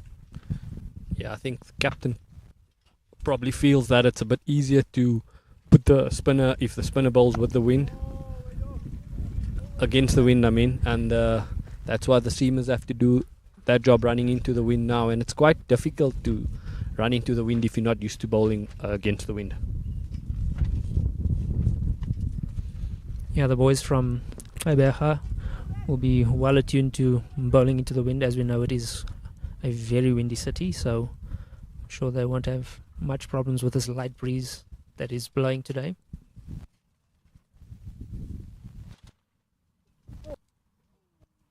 Oh, and the extra counts continue to hurt the Lions boys as we have another wide there in the third ball of Wade's spell here.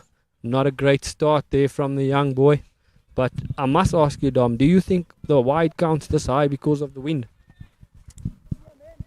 I wouldn't think so. I don't think the wind's not really blowing or affecting the outcome of the ball too much. I just think the execution hasn't been great, where a wicket that isn't really offering much assistance for the seamers, you'd you'd think that they'd want to be hitting the stumps a bit more often. So obviously bowling a little bit too straight with the left-right combination. So maybe a bit too straight on the one end and then a bit too wide on the other side. Yeah, probably looking also for the wicket ball. And that's why the extra count's that high, because looking to force it now and not just your natural bowling style. And that could be the concerning thing for the Lions coach in their dugout at the moment. As we have another wide in that over there. Definitely concerns here for the captain as he walks up to his bowler.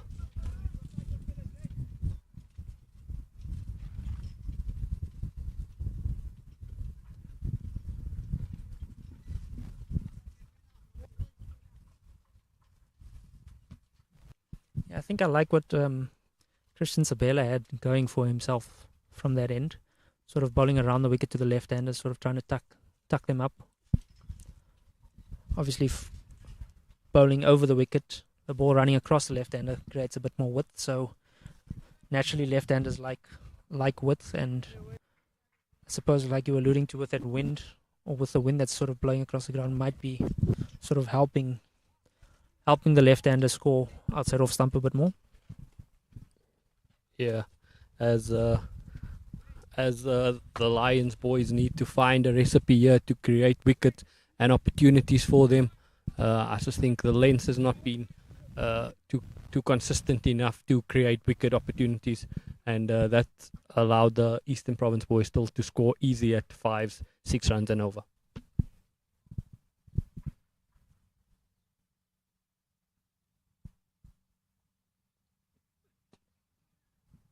Full and driven, but only for single. And that brings up the 100-run partnership for the opening wicket. Great partnership from William Beamish and Reece Wiblin. They've batted really, really well together, and again, they've complemented each other really, really well. Wiblin just getting off strike, and Beamish enforcing a little bit more and imposing himself a little bit more with the boundaries. I must say Reece is playing quite a knock that would impress you, Dom, because I'm sure you build your one-day game around knocks like these. Yeah, 100%. He's played his hand really well so far. I think the key for him is going to be batting himself into the 40th over. If he can get into the 40th over, sort of sets Eastern Province up for a nice big total going into the last 10 overs. Yeah, I'm sure that is what the Eastern Province boys is. One of those two. Oh, and it's a no ball. He's created a wicket opportunity, but it's a no ball. That is not ideal for the Lions boys. A no ball wicket is any coach's nightmare. And I think most importantly now, he's got a free hit. Absolute criminal. Yeah, Taking a wicket off a no ball where opportunities have been few and far between thus far this morning. And is the guy batting at 47 there? Could this be his 50? Oh, and it's wide. Yeah, Wade McQuinn trying to go full and wide there, trying to preempt where William Beamish is trying to hit that and concedes a wide. So that'll be another free hit, another opportunity for him to possibly hit a boundary. Yeah, as the Wade comes in here, free hit. William on 47.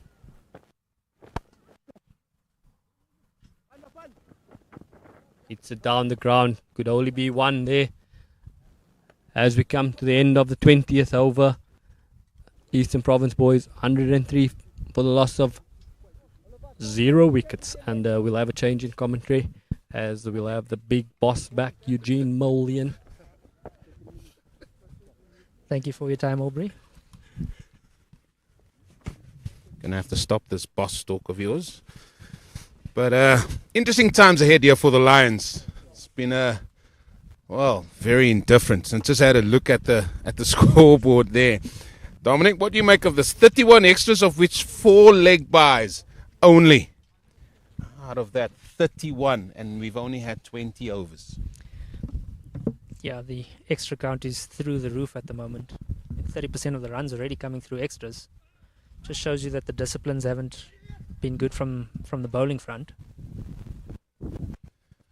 Yeah, and it's worrying times. I just walked around the ground and saw the coach there, and he's obviously not happy with the way things have gone. And I like what you said earlier, just when Wade was bowling there, right time over the wicket, and you can see he was trying to get the ball to go away from the left-hander. And he, not once did he try to come around, and maybe that's when the ball might just straighten a little bit. Yeah, I'd be interested to see actually what the total count of balls thus far this morning is for hitting the stumps. Not many. I can tell you that. There's not many. And even if you put a fourth or fifth stump out there, not many were hitting that either. And I think that is the concern, especially in 50-over cricket. And if you're a little bit all over the place with the lines and lengths, it's not easy for the captain to set a field, firstly. Then a bowler can't settle, and the batter just have to wait for that bad ball. But these two have batted nicely. 49 for Beamish, one away from a good 50, and even then, Dom, he's faced 77 deliveries. He hasn't really taken the game to the Lions. Yeah, what he's done well is when an opportunity has presented itself, he's put it to the boundary, and with the extra count so high, just one boundary every now and then keeps that scoring rate nice and high, and sort of effortlessly keeps your team scoring at over 5 to the over. Well, tidy over. Just a 2 from Hanslow. 105 without loss, and it's going to be interesting to see how Eastern Province now going to build on this, because that is a solid platform. I mean, it's better than solid. It's something really to build on in excess of 250, surely. Yeah, foundation's set wonderfully here. I think the big thing is hopefully one of these guys, or one of these two rather, can sort of bat themselves into the 40th over, if not both of them. The way they've looked so far this morning, they haven't been troubled whatsoever from anything that's been thrown at them from the Lions attack. So if they can sort of bat themselves to the next drinks break and even into the 40th over, it sets a massive platform for them to hopefully, or for the rest of the team to hopefully come in guns blazing and post a highly competitive score closer to 300 possibly.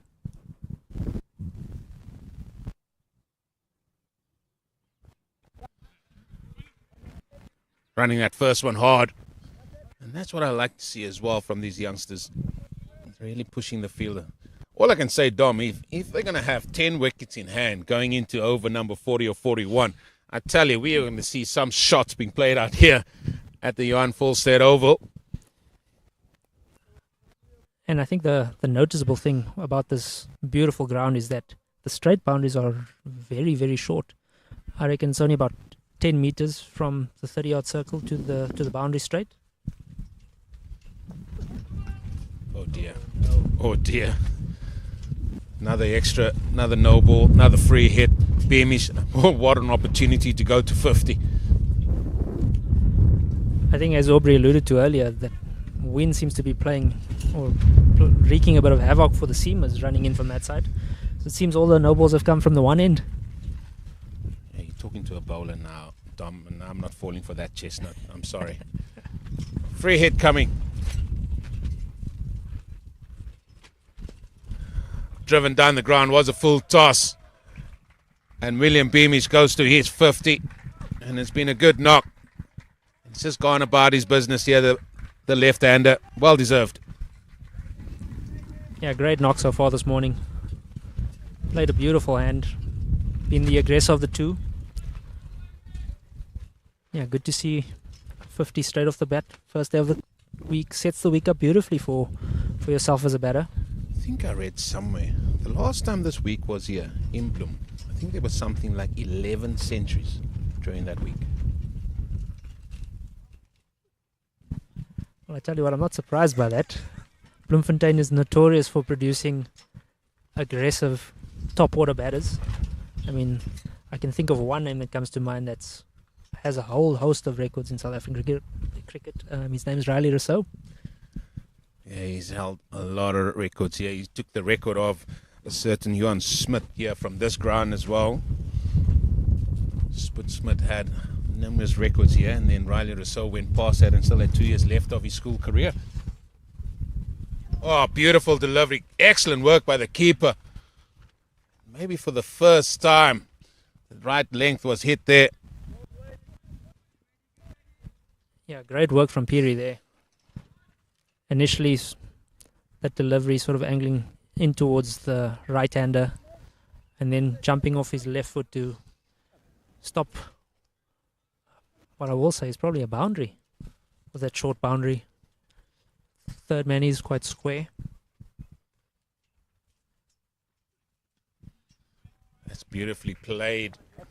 Just see how these two know the pace of the pitch. They know how this ball's going to react. Just guided onto third man. Single ends over number 22. 110 now. I think it is without loss. Well, apologies, 109 without loss. One more ball to go. Apologies to one and all. There was that no ball. I think you actually alluded to it earlier. These two coming from the same school, so you can already see the chemistry between these two is really good. I mean, they know each other's games relatively well so far, and they've complemented each other beautifully.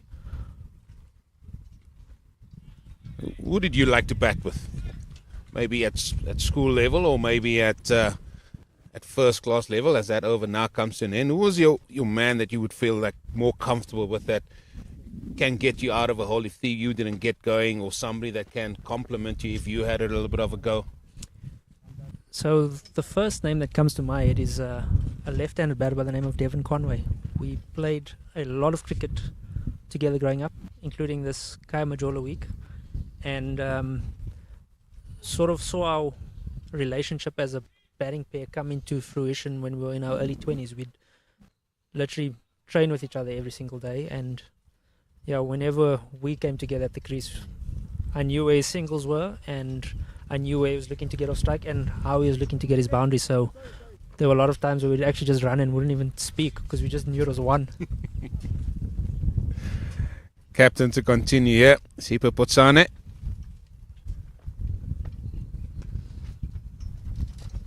Whenever I see spinner, look at what pace they bowl. That's for me the key. And it's interesting to say that Devon Conway was your guy and two left-handers. Normally you see how you want to bat with a right-hander to complement each other. In your case, it was two left-handers. Yeah, I think in recent times there's been a couple of guys that I've batted really nicely with. I think most noticeably my opening partner in the red ball competition, Josh Richards. We complement each other really well, much like these two. I think Josh not as tall as young William Beamish, but sort of left and right combination. One guy slightly taller, one guy slightly shorter, so making it a bit tougher for bowlers to sort of bowl to two different types of batters. Well, this is a good setup here by Potsane. The previous ball was a little bit slower through the air. That one a little bit quicker. So varying his pace nicely here. And then this one just paddled around the corner. That's excellent batting by Reese Wiblin. A couple. In fact, it's gone all the way for papers. 4 more. Beautifully executed. I think the most noticeable thing about that shot was that sort of Potsane had bowled 4 previous deliveries sort of on the exact same place, and Reese not shy to sort of preempt where the next one was going and got down his knee and lapped it for 4 to a vacant 45 or deep square. There's no short 45 in place, so sort of a risk-free boundary for him.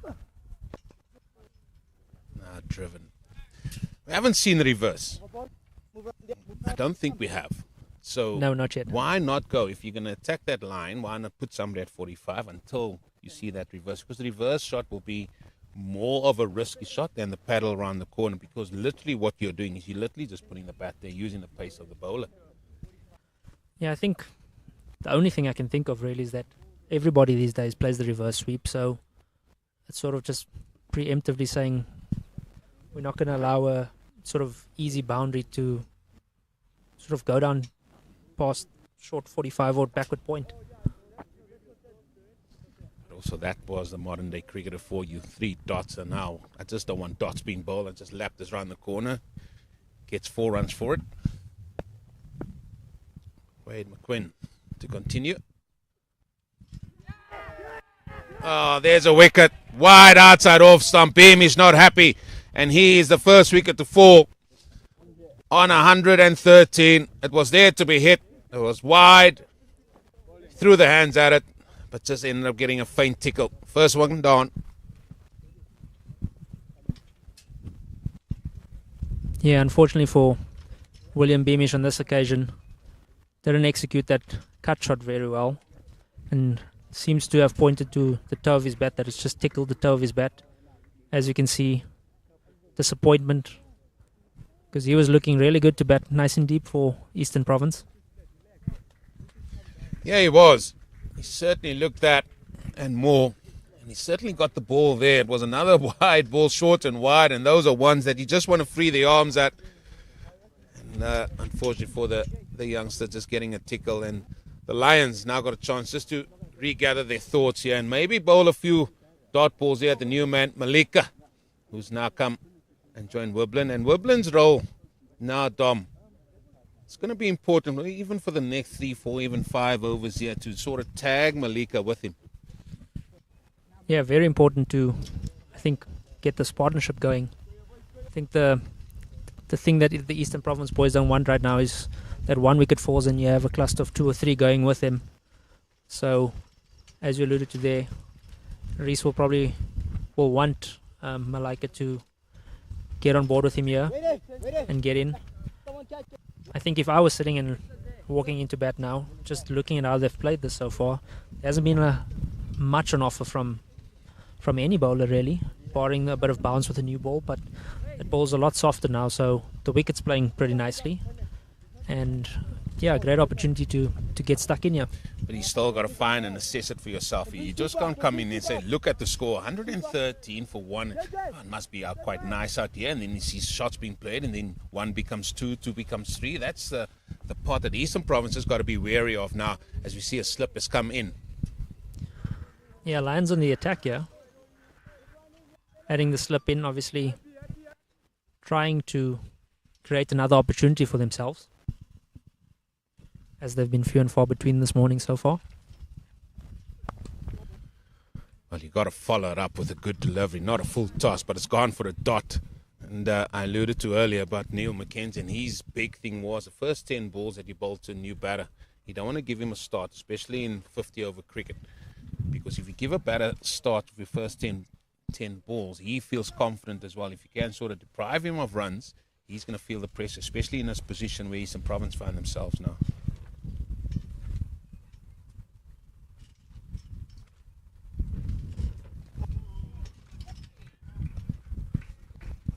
That's driven behind point for just a single, and he gets off the mark sort of immediately. Oh, you would have been in my ear. I'm telling you now. Walking back to your mark, Mackie would have been in my ear. Make him sweat on North for as long as he can. Oh, I do remember some of the chats that he had, and like you're laughing about it here, it rings true. You can't let him get off the mark that easily. Come on, make him work. I'll tell you a story about him and Garnet Kruger, in fact, in a T20 game.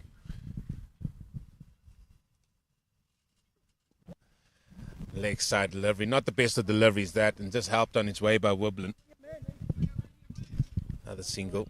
And Garnet came on for a second spell, and the captain was mic'd up, and while he was talking to whoever was in studio and everybody going out through South Africa, Garnet came on, and first ball he just bowled a length delivery, and he just politely said to whoever's speaking, listen, just hold on a second. But they kept the mic open. He said, Garnet, that's rubbish, that's length, that's not what we're talking about.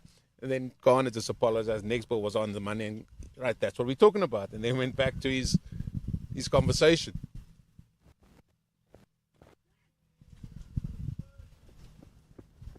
Again, what's on offer?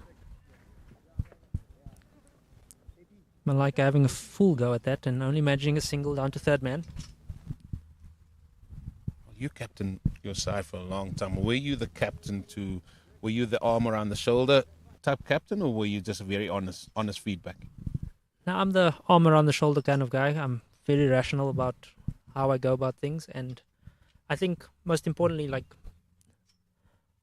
I look at the person more than anything. So how does the person need feedback? So some people need hard, honest, and straightforward conversation. Others need the arm around the shoulder.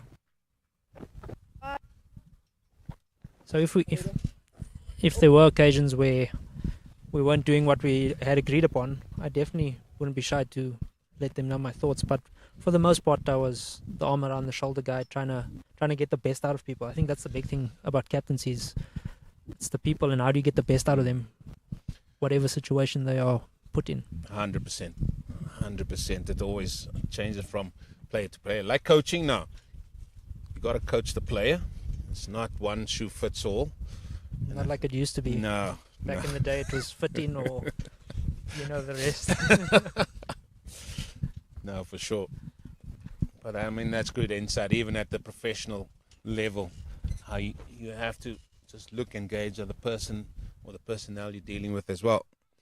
As the captain, Sipho Botsana is going to continue. He's bowled nicely here. He's got bowled 2 overs, none for 7.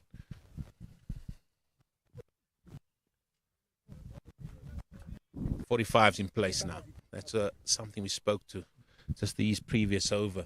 So it's going to cut out the lap. We've seen Wirblen try that already. It's gone for 4.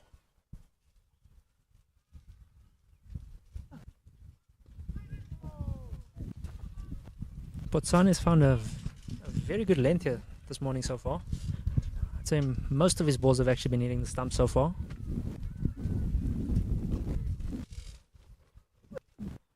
A wily young left-arm spinner. Yeah, and if he doesn't get it right, he just has to ask himself, listen, why didn't you get it right? But so far, so good.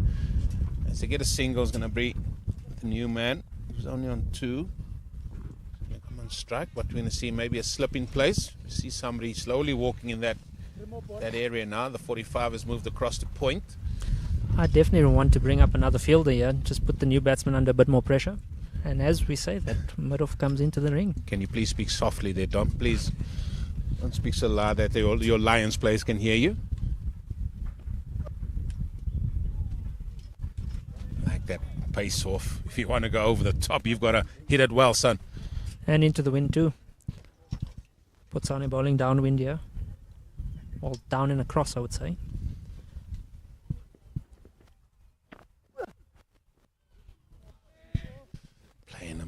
Playing a miss, and all of a sudden the voices from the Lions can be heard. Mid-off now goes back to long off.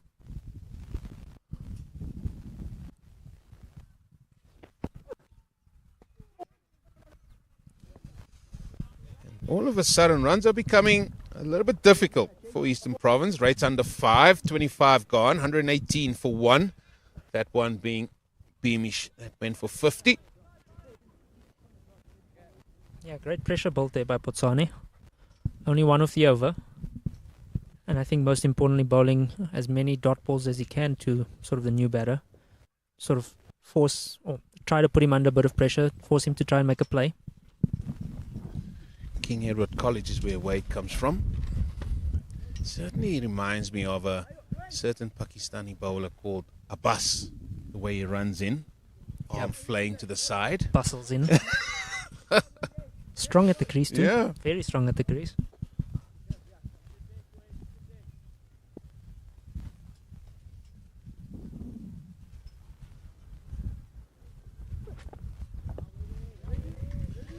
Question Lions will ask is, why has it only been since over number 20 that we've tried to keep things very tidy?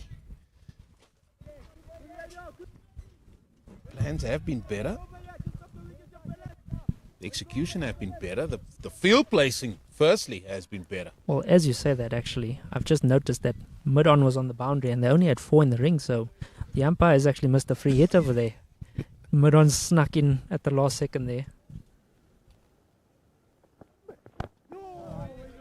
Well, if he thought Beamish was still on strike, I mean, if you get that wrong, it's only Wirblen. He's right-hander and Beamish was left-hander, and then with Got all the due height respect. difference. Yeah, I The was height about to difference. say that. With all due respect, the height difference as well.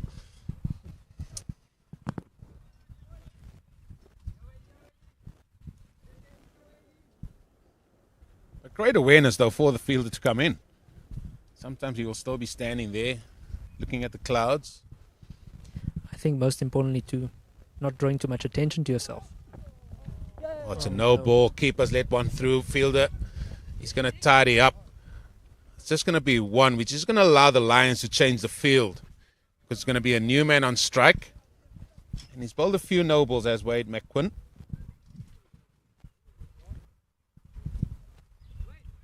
Well, with our Malika hitting downwind, I would imagine third man and fine leg would be coming up right now.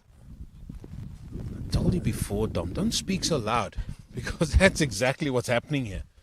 Fine leg's coming up. Third man's coming up. Long on's in place. Long off is going out. They're even thinking slower ball. Well bowled. Yeah, quite a bit of drop on that. I was actually calling for it earlier. Get a spin on from that end. It's a bit of a craft to bowl into the wind, but it does help with a bit of overspin and actually a bit of dip. Yeah, we saw, I think it was Hanslow that bowled. Was it that bowled Yes, that's from, right, yeah. from this end? The off spinner. And he bowled quite quickly through the air.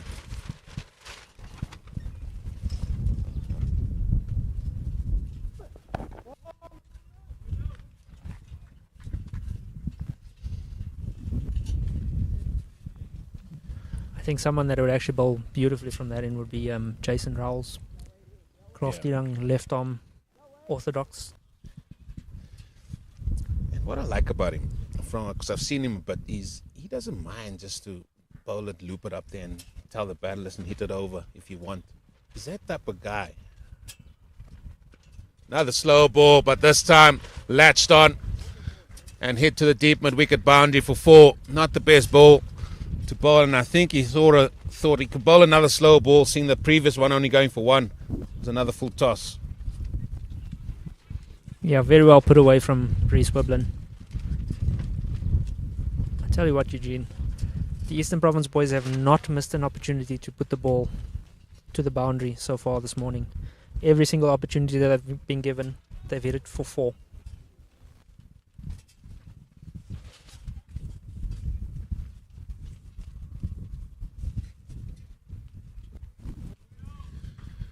Finish with a dot over number 26. 125 for 1. And this innings from Eastern Province have sort of been at that 5 run rate throughout this innings. And at what point do you reckon the likes of the coaching staff of Eastern Province might say, listen, we need to up that to 5.5 just to put a little bit more impetus? They've got 9 wickets in hand. They're nearing that 30 mark. Do you keep it to the last 15? I mean, I've heard you say about over 40 already. Do you keep it as late as that? Or do you say, right, with wickets in hand, do you think about 35? Or do you think, right, okay, like, when are you going to come in? When are you going to go to the party at coming at run a ball?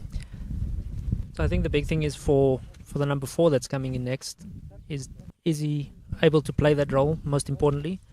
And if he is, from sort of the 30th over onwards, with this sort of platform, you'd be looking to sort of try to impose yourself a bit more as a batter, putting the Lions boys under pressure, excuse me. So is the next batter in got the skill set to do that? I think that's the most important thing. Great use of the feet there. Are they going to come back for 2? Yeah, he's going to come back for 2. Excellent bit of running. And that will certainly give you any impetus of getting close to that 5.5, where I think Eastern Province should be striving for here. And just to add to that too, I think the next batter in, how good are they against spin? Because that's what they're going to be facing. So can he play spin well? And what are his options against spin to put the ball under pressure with as little risk as possible and try and hit him for a couple of boundaries if need be too? Because Botswana has bowled really well so far. Just shows what you can do as a spinner. First ball was good use of the feet by the batsman. Then he settled in on 2 dots. So still 2 off this over halfway through. saw that now a few times. Just a little bit of bounce. Pushed her slightly quicker from Potsane on that occasion.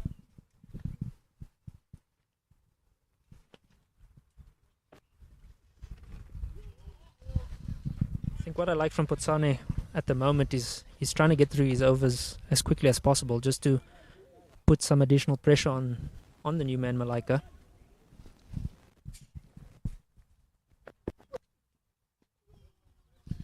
Good over by the captain.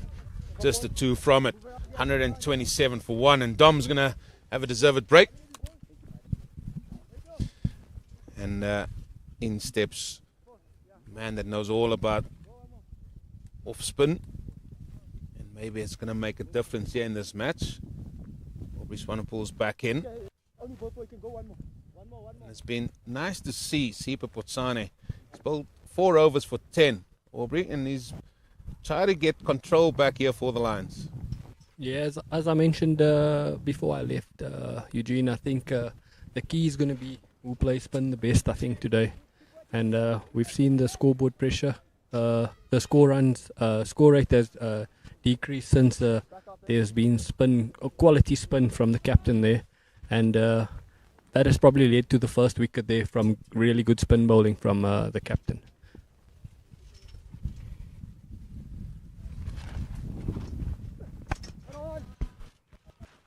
And continue here. And how pleasant is it seeing that Sipa Potsane just bowling with that pace and lack of sometimes, and he's getting the ball to do something, maybe a little bit of turn, maybe a little bit of grip, and the potential bounce as well, but he's varied his pace very nicely. Yeah, I think if you watched, he's used the crease as well. He's come wide and he's come close to the stumps, which that is he knows his game. He's knowing how to set up probably batters there and looking to end the over well. He hasn't tried too much as the extras continues there from Wade Quinn, wide down leg. But just coming back to the spinning thing there, if you've seen him, the balls were going to where he wanted to go, and he wasn't like looking for wickets. I think his main idea is now to get that run rate to go to 4.5 and bring them back into the game. Folks, that's extra number 34, of which, as I said earlier, 4 has only been leg byes, and the rest have been wides and no balls. 23 wides already in this innings. Yeah, I think just a bit of concerning there for the Eastern Province boys. They probably want Reece just to get a bit momentum into his innings. He's been in there for 73 balls. I know coaching staff is probably watching, but just intent. I think he doesn't need to look to play the big shots, but just look to show intent at the crease, look to rotate strikes, still looking for the one, even when he blocks. Just a bit of open face and guiding it there into the open pockets would show a great cricket knowledge there. Nicely played. Back with a point. They're going to come back for 2. Yes, they are. And that is a great word. We hear it quite a lot. But it's maybe sort of defined in so many different ways. I'll say different. I don't want to say wrong. In different ways. Intent doesn't mean hitting a ball over the top. This doesn't mean like, listen, you've got to find a boundary option. It does mean running between the wickets. It does mean dropping that into the gap and, minimizing the amount of dot balls. Yeah, he's probably batted the bulk of the overs there between the two batters at the crease. And even his intent can just, by the way he leaves the ball, his intent and stuff like that. And like showing good intent there. Knowing that the bowler can feel his presence at the wicket has always been a good trait to have as a cricketer, especially opening the batting, is your intent of leaving the ball can give good intent to the fielding team there, as we've seen Quinlan just there 4.5, 1 for 25, long spell here for him. I remember in my previous stint he's had the 2 opportunities. One was a no-ball wicket, but luckily he came back and he got that wicket that well deserved there. You had me flashing back into my mind, into my memory bank when you said intent. Even batsmen leaving balls with intent, and certainly when you bowl a ball and you see a batsman leave a ball with great intent, Even though it's a dot ball, you think, oh no, I'm in trouble. He's picked my length up, he's picked my line up, he's seen the ball come out of my hand quite nicely. And that's what you're alluding to, and that is how you can get into the bubble of a bowler if you're a batsman. Yeah, I think that is just key from young cricketers, is when you at the crease is to show good intent, and that can get your innings going. And we've seen there the run rate drop, as we mentioned there. 28 overs gone. Eastern Province boys are 130 for 1. It's going to be interesting to see what tactics the coach will send at the next drinks break. Yeah, and that last ball is what we're talking about, that intent. It was just dropped sort of back with a point. Drop that with a straighter bat, just more in front of square. There's an easy single because the man at backward point is a left-handed Jason Rolls. So he's going to have to run around it to get it to his left hand. As we watch the captain, Sipho Putani, coming on here for his 5th or 6th over here, just making sure. But if you watch him here, he's nice flow to the crease, and he gets over his front foot well there, and that's why he's getting that dip in the ball there. Yeah, and they know they've got to get through the overs. We've already had over 2 hours, so they're a little bit behind the rate. Really good fielding off his own bowling there. He's covered yards. I've seen him dive to his left and to his right there. Good bowling here from the captain. 4 overs, 0 for 10. That is great bowling here. Well, something's going to give you. Something's going to give. That is ball number 15 that Malaka's faced up. He's only got 5 on the board. Pressure's building here on him. Yeah, I think watching the game here, as Eugene's mentioned, something's going to give. I think we've seen enough cricket games over our career to know that something's about to happen here. Either the big shot or I think the batter might look to come down the wicket and just pump him over mid-on's head here. But great bowling from the captain here.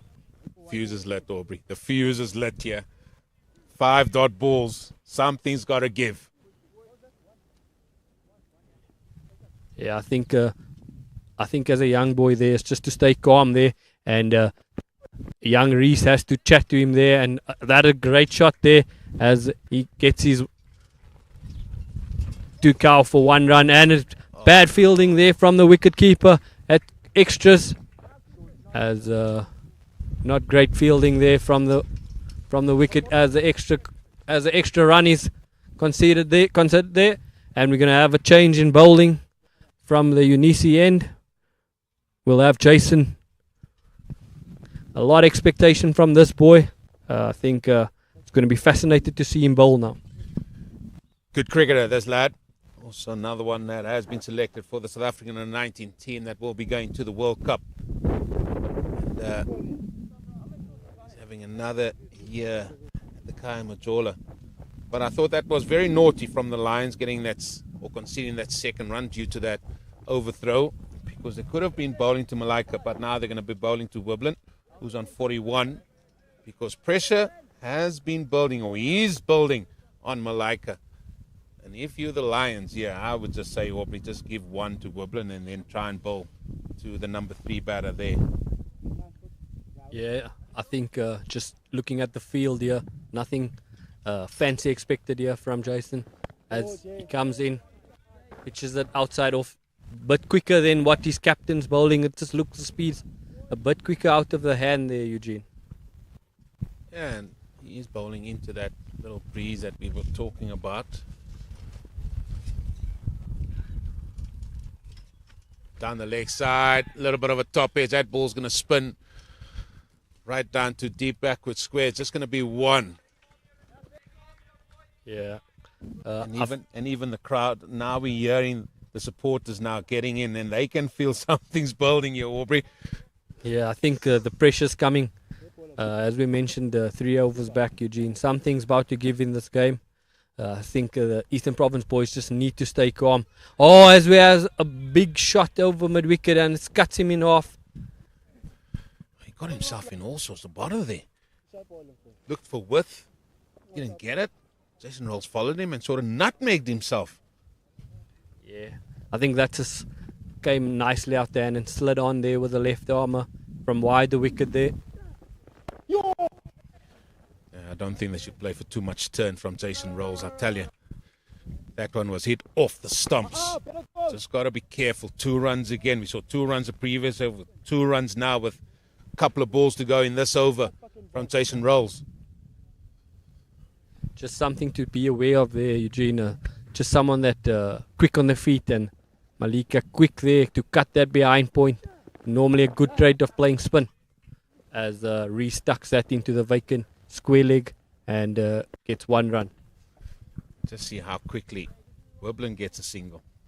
And that's what you got to do. You got to negate the dot balls now, especially through this stage. And 135 with 1 ball to go at that of the 30th. And that's where it's going to stay. So 20 overs left. And as we normally say, you try and double that score from here on in. And with 9 wickets still in hand, why not? It looks like it's going to be a drinks break. Yes, that it is. And with the score 135 for 1. And we are going to go for a short break as well and return when they do as well.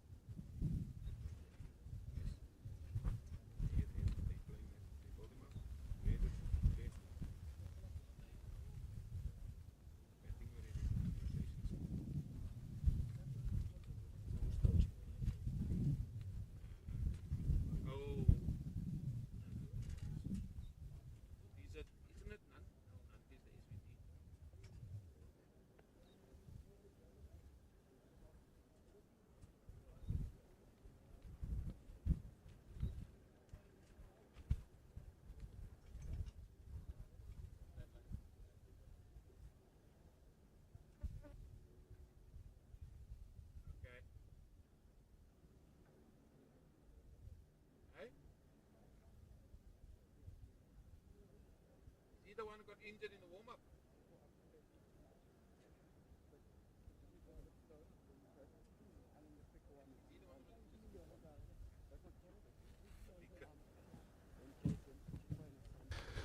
Welcome back here to the Johan Volstead Oval, home of Grey College here in Bloemfontein, where it is Eastern Province have moved on to 135 for 1. Just had the second drinks break. This second wicket partnership already 22. However, Malika has gone off injured.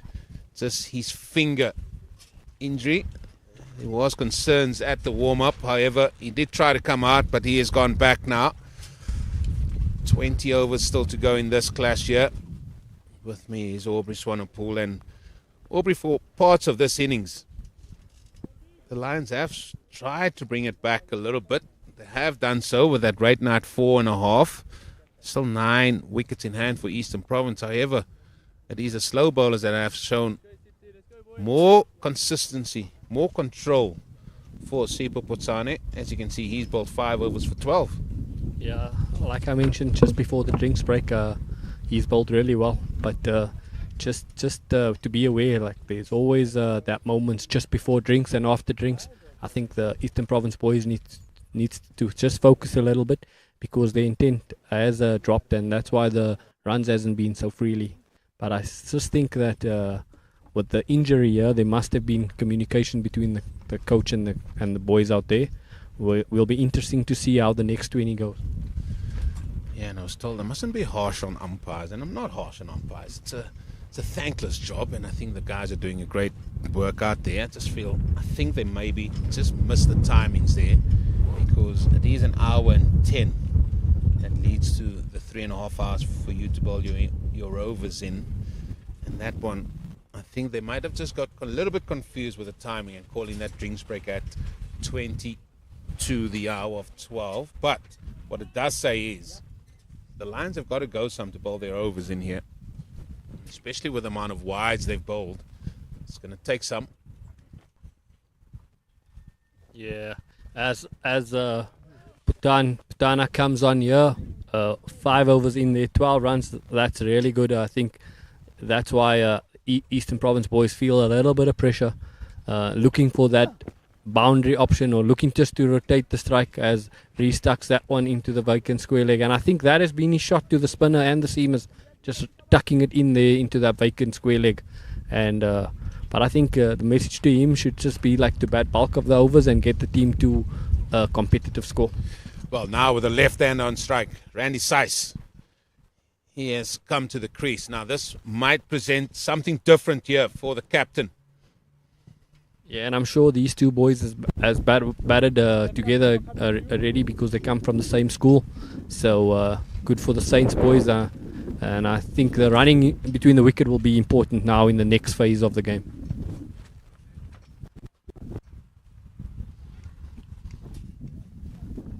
Just watching the first ball there from young Seiss, it just looks like he wants to get the game going there. Everything looked like we spoke just before the drink about intent, and just looking at him there, it looks quite intent. Looks busy. He looks busy. Potsane, he's just sticking to his goals here, sticking to his tried and tested. Yeah, jogging back there to his mark there is not always a good sign. You want to have a clear mind when you take off at your run up there, as Seiss hits that one down the ground to get his innings started for the Eastern Province boys. 137 for 1.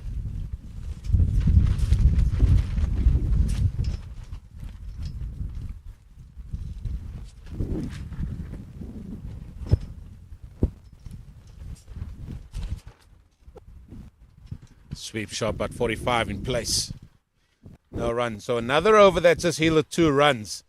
This is a very, very nice little period here for Lions. Yeah, and as we can see there, scoreboard hasn't had that free flow that it has in the first 15, 20 overs there. Score rate's gone to 4.5. We've had now 2 left arm spinners at the crease for the Lions here, and building good pressure. As we've mentioned before the drinks, something's about to give there. It's a matter of time before the big shots and the ifs and buts here. But I think clear plans here from the Lions boys is spin from both ends.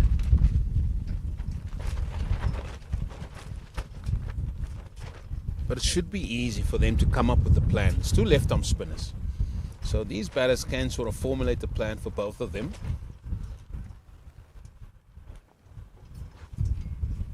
Still got 5 in the ring, which they should have until at least over number 40. That's at it off stump, and here comes the running, and that's good. That's excellent. They can go through for the second, but excellent work there on the boundary. Keeps it down just to the 1. Good fielding there, good relay there. That's always nice to see when your guys on the fence move quickly to prevent the run. So good cricket awareness. Got to stay in the game. Got to stay in the game. So fielder now moves round to 45 because they know that Wibblen loves to lap the ball around the corner.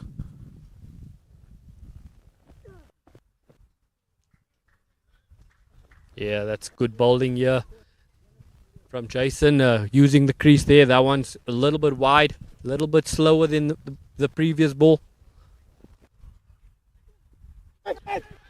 That's in the air.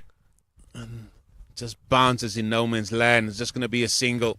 He's gone to that sweep shot quite often as Wibblen as he moves now to 45. Yeah, I think clear plans here from the Lions. We're going to see spin, I think, for the next, 10 overs here, Eugene, as they just looking to get time. And once the EP boys wake up and then 5 or 6 overs is gone and there hasn't been any damage done to the scoreboard. Yeah, and I'm surprised the batsman also hasn't pulled away.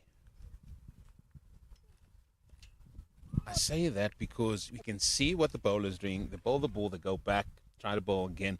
You're allowed as a batsman to go at your pace as well. At the minute, they're dictating to the pace that the Lions want this game to be played at. Yeah, Saisi goes on the bended knee there for the sweep and the chase is on. And the ball wins. And that's the first boundary for Saisi as he sweeps it just past 45. Deep square couldn't cut it off. Great intent there from the boy. As I mentioned to you, Eugene, just something about him coming to the crease here. Looking to put the spinners under pressure as he scores his first boundary. Yeah, I think he used the pace of the ball there quite well. That was going finer of the man at deep backward square there. That was Butler trying to save that. And the last ball goes for 4. And that just helps with the momentum for Eastern Province.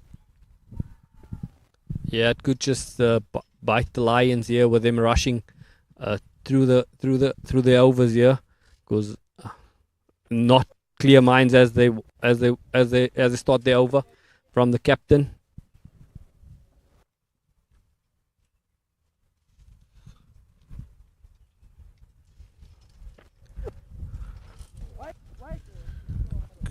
Good work in the field. Backward point starts with 2 dot balls. Yeah, Bafana's been one of the better fielders here today. Moved quickly to his right to cut off that one. Good fielding there from the young boy. He's an arse for the sweep shot again. Oh, there's a mishap there. And square leg gives him out. Young Wibblen's run out there. Bad communication between the two batters. As we have to see the departure of Reese Wibbley. 45 runs, 87 balls. As Eastern Province lose their second wicket. 143 for 2. The man that's in, he's got to go. Miscommunication, as Aubrey said there. He sort of hit the sweep shot and then sort of just advanced down. Don't think the single was on, but excellent work in the field. And the second wicket has got to go. And as the man, as I said, that's in. Reese Wibblen wanted to carry on. As Dom said earlier, needed to get to over number 40 at least, one feels. Now, maybe a different complexion of this game here. Yeah. Still got 8 wickets in hand, though. Yeah, but as we mentioned, just before the drinks and after drinks, something was going to give there. And that was just bad communication between the two batters there, costing the end of Reese Wibbley. Yeah, he batted nicely, especially early doors here with Beamish. Then he tried to take it on. He's played some good shots all round. Now, how do Eastern Province play this year?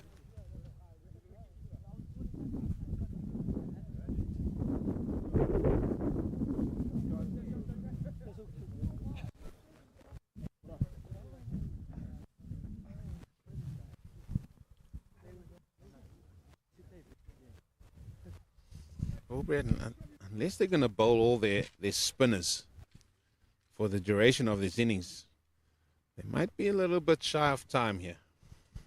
Yeah, I think they're there, but under the pump there with the time, Eugene. I think that's why we've seen guys now even jogging between balls. Miles Sansom. He's come to the crease here.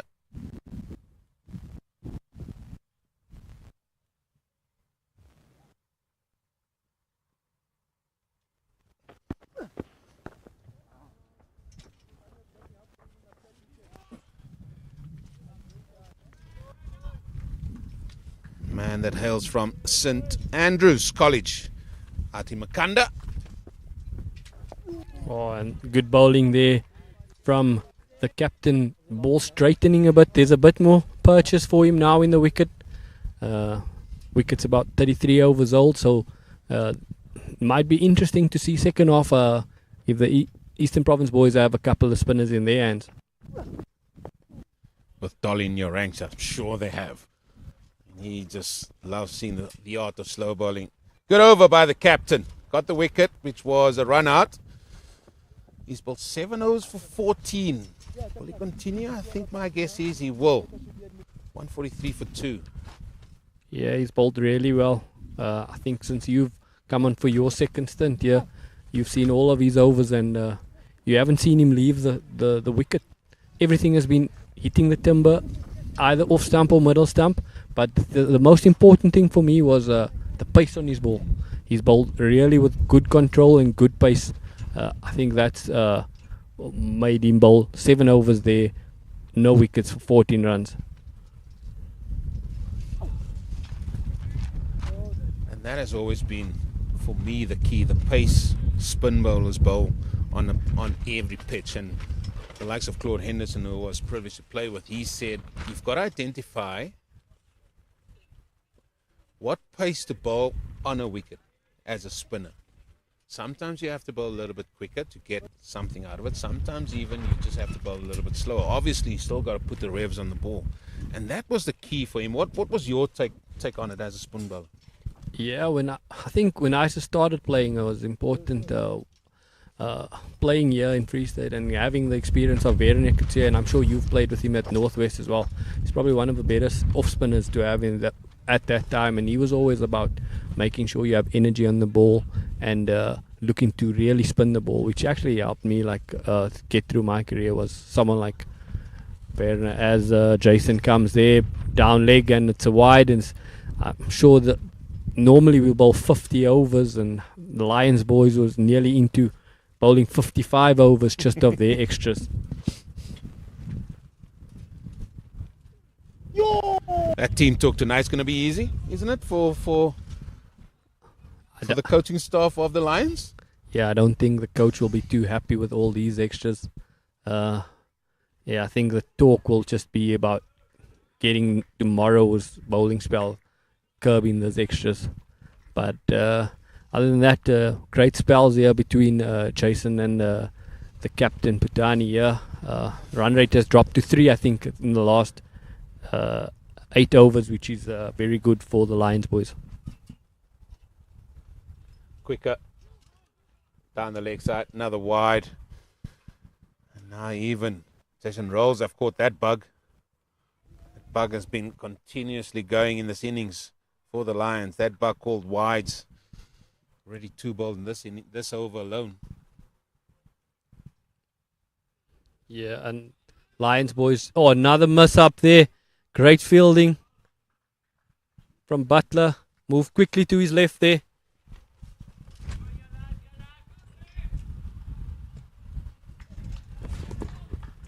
Yeah, just with the spinners rushing between overs could cost them a couple of wides and stuff. As we have a great cricket shot there, beating cover and the chase is on. And what a great cricket shot there from Saiste. Beating covers there to his left. I'm sorry, that is a glorious shot. Through extra cover, along the deck. Shot of the day for Randy Sice. Yeah, I'm sure you remember in Ireland the guys that say the best shot is keep it on the carpet, mate. Say that everywhere. They say that everywhere. No matter which country, no matter where you find yourself, that shot bring up the 150 for Eastern Province. And Sice, look at that, 11 off 11. We said he looks like a busy character, like a busy cricketer. And that's something we picked up just by the look, just the way he played one shot, and you can sort of say, he looks like somebody that's going to be busy, and we were right in that aspect. Yeah, as the captain into his 8th over here, you've asked if he's going to bowl all 9 on the trot here, and it is on for his 8th one, but he's bowled really well. 9 plus 1 there, 9 plus 1. He's got to go 10. See, those are the numbers I know, Aubrey. 6 and 10. That's it. 6 and 10, fella. 6 balls, that's the balls per over, and then the over's 10. You count them down. Oh, that's his first bad ball there from the skipper. Couldn't prevent the one. It's a red ball captain that's sitting here to my left that don't worry about overs bowled and just says, listen, just bowl another one. Bowl another one.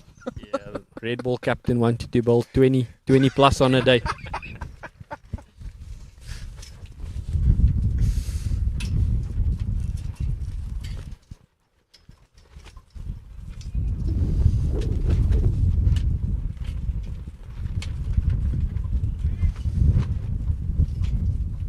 When's this onslaught going to come? It's going to be 35 overs going to be bowled at the end of this over. I'm going to vacate the scene for half an hour. That's in the air. That's in the air.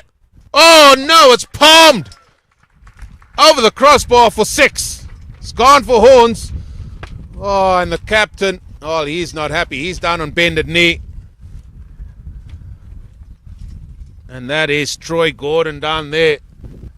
No, it's not Troy Gordon. He's standing right in front of us. Apologies, Troy. But that has gone for the maximum. Yeah, you asked for the onslaught, and there, young Seisty has showed us. Just gets the boundary and then tucks it in, just behind point for 1. Like I mentioned, playing spin is, they always say about moving your feet, and you just seen him there rocking back onto the back foot, cut it past point. Wade McQuinn was the one that sort of Bruce Globera lit over the bar for 4. Oh, apologies, for 6. The fielding has been good from the Lions, except for that little moment there. Yeah, but we mentioned that the pressure was building, and that was the opportunity the Lions were looking for. As we come to the end, and we have change in commentary, so thanks to Eugene, as we have 35 overs bowled, 156 for 2.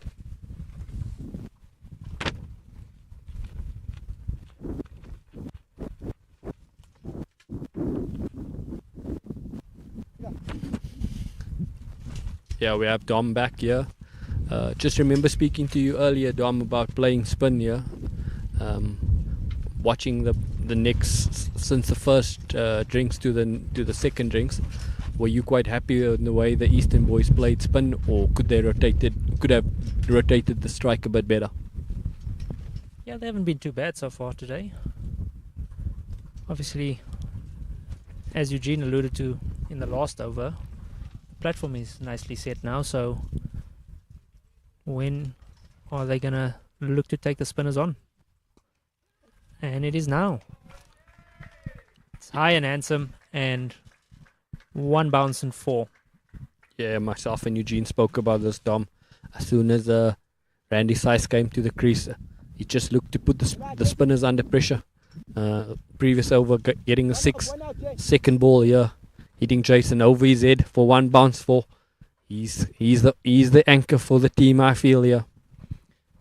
Yeah, just looking at his body language too, he's got a bit of presence about him, and it looks like he is backing his skill.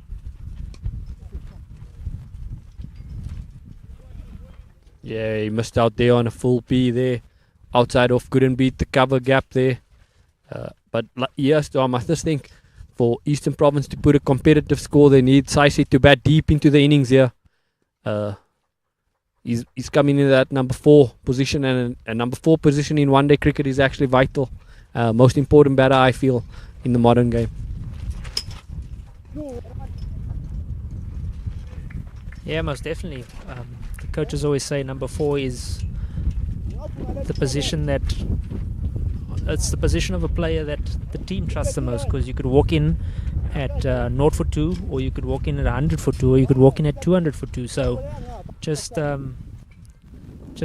player that's mostly versatile, can play basically every situation,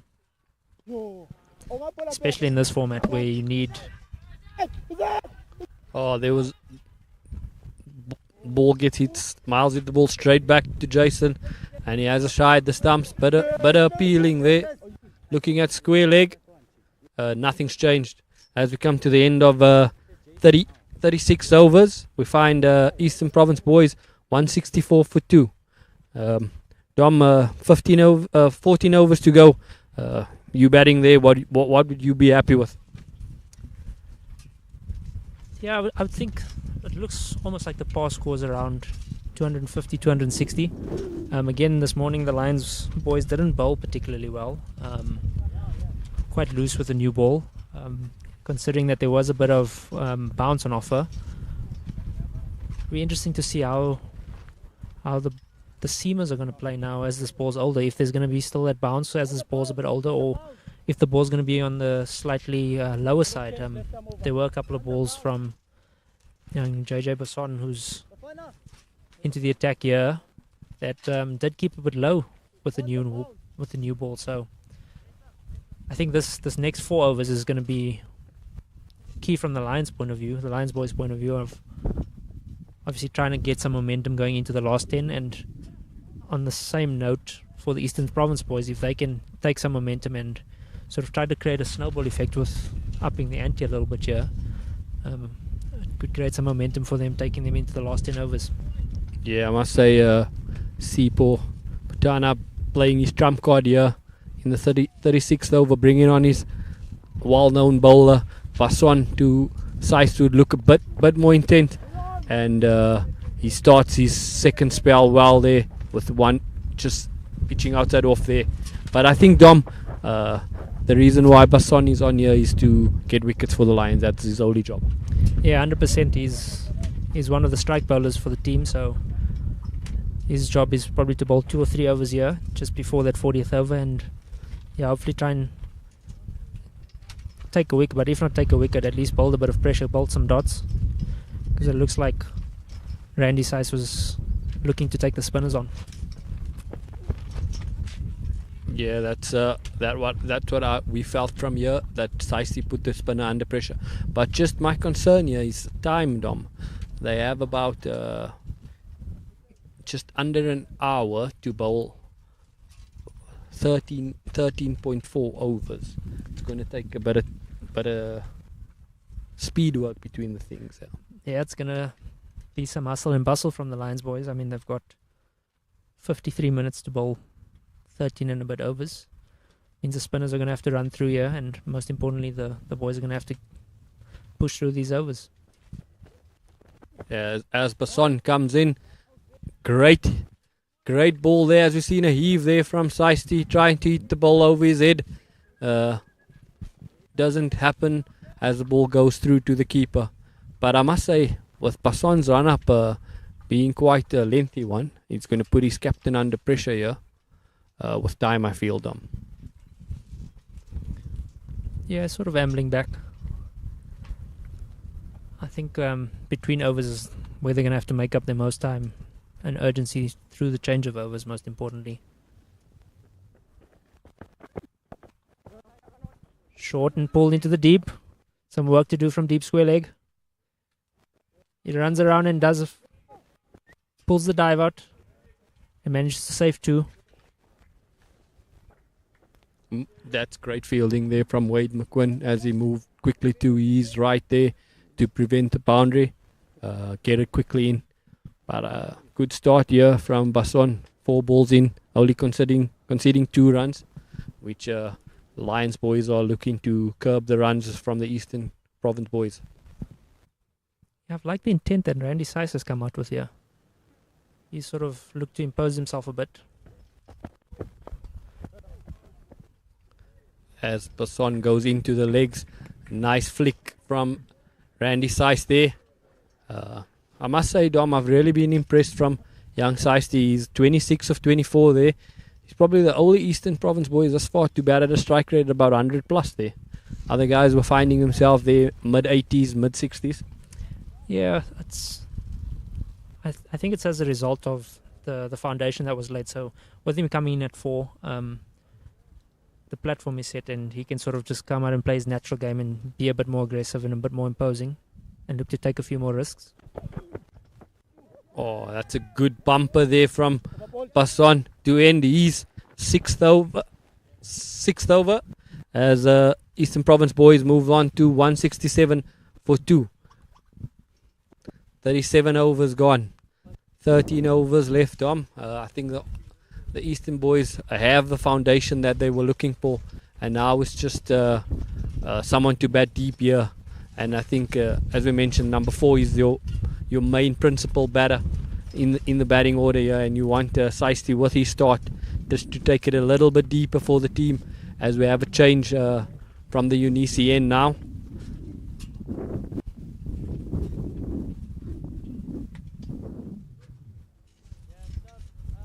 And as we've seen a change there from U19 end, we have Kyle Butler back here. He's bowled well in his second spell when he changed in this morning. So this will be his third spell. So we're looking forward to see him come. There was a bit of zip in the morning, but it was just inconsistent left and right there. That's why the wide extras column is where it is now. As he runs in and he starts with a no ball. Yeah, Aubrey, another no ball, unfortunately. Seems to be a bit of a common trend from that side, running into the wind and slightly reaching a bit at the crease. Yeah, they already had one no ball wicket, which didn't hurt them too much, because next over they got the wicket, but no ball. Let's see if Seisty can put it. Oh, it's a wide ball, and still another free hit the next ball, but the extra columns keeps jumping, Dom. Yeah, good thinking from young Kyle Butler over there, trying to bowl a bouncer. Just got it a bit too high on that occasion and been penalised by the square leg umpire. Yeah, I just think whatever Kyle's got to do here is he's got to ask young Seisty to hit him against the wind and not with the wind down the ground, so into his hips will be key here. Full and hit straight over his head. One bounce for a great shot from Randy Sice, and again making the Lions boys pay. That was the 8th no ball for the day, so yeah, not very good discipline with the front line so far today. Yeah, I think, like I mentioned, Dom, I think one day cricket you only want to bowl 50 overs, and I think Lions boys will be bowling nearly 60 overs with the amount of extras they've conceded already, which is any coach's nightmare. And as Seisty tucks it into point, good fielding from Jason there at backward point.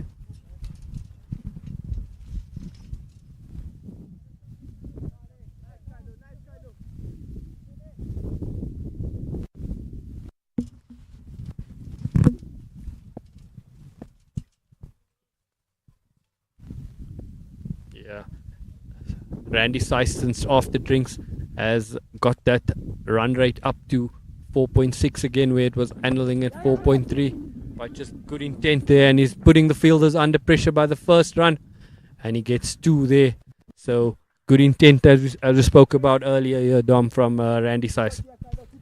Yeah, playing a superb hand so far, striking at well over 100 at the moment, and again making it look sort of effortless. I mean, hit the no ball free hit for 4, and he's just hitting space very well.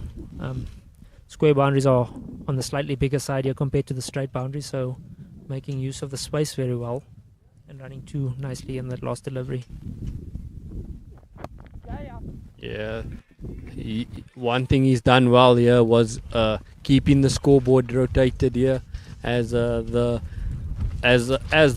Eastern Province boys are 176 for 2, but since this good cricket awareness, Dom, is getting that boundary and then looking for the one after that. I know the modern day cricket is saying go again for the boundary, but just what the team needs now, I think, is good leadership there from young Saisi and getting the 1s and the 2s after the boundary. Yeah, very well played so far. Again, it wasn't sort of in his hitting zone. It looks like his hitting zone sort of straight up the ground, so making sure that if it isn't there, definitely getting off strike and getting another single. Yeah, young Miles there faced 11 balls, 2 runs. He's just played an anchor role there.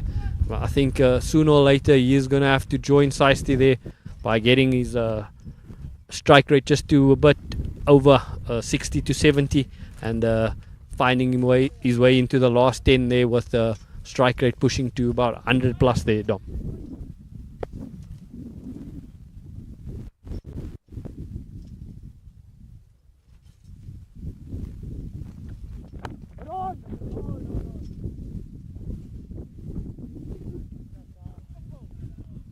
And that brings to a close the 38th over. The Eastern Province boys are 176 for the loss of 2. Yeah, Dom. My biggest concern here is the bowlers are taking 5-6 minutes to bowl the overs, and they keep getting those extras in as well. So guys are not bowling 6 ball overs, they're bowling 8-9 ball overs, and could hurt them with time. Yeah, it's not a great situation to be in as a captain where you are fighting against the clock. Not sure what the regulations are regarding going over. I'd have to just double check that, but definitely putting the captain under pressure. If it is the international rules, then it might be an extra man in the ring towards the back end. Yeah, I remember back when we started playing, Dom, it was like for every over would be like 10-15 runs you were behind. You remember when we started playing? Yeah. Penalization at its most brutal. Yeah. 10-15 runs and over back then. I remember there was a time that it was like the guys would even start with like runs on the board already when you were penalized for slow over rate. So it's going to be interesting to see what the playing conditions is about being late there. So, but I think will be key that for the Eastern Province boys is just to stay calm, keep putting the bad ball under pressure as young Basson comes in with the bumper, as tries pulling there and finds a leg by, I think. Yeah, leg by, and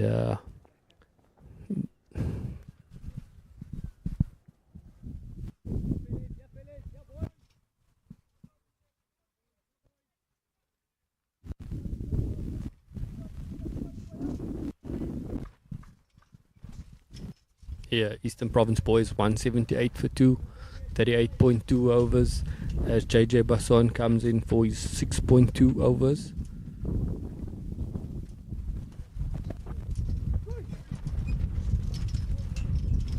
A very good bouncer ball there. Looks like it took off a touch. Bit of extra bounce from JJ. Obviously with him being on the slightly taller side.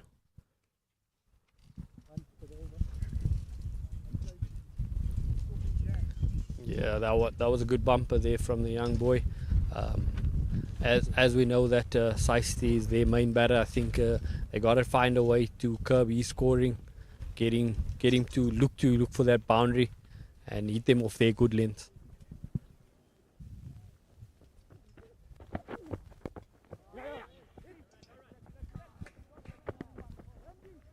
Quick single taken and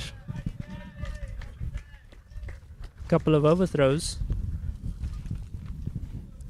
Eventually deep square running around to do the tidying up as extra covers missed the stumps on that occasion. Yeah, just the last 6 overs, not good fielding here from the Lions boys. They've had that drop chance on the boundary there, and then they have the overthrows now. So I know that they're moving into the latter end of the innings. They need to stay calm there. I don't think that the game is all gone already, Dom. I think it's still evens there. Lions are, because I think the Lions should be having a good batting attack as well. And it will be interesting to see the second half of this innings.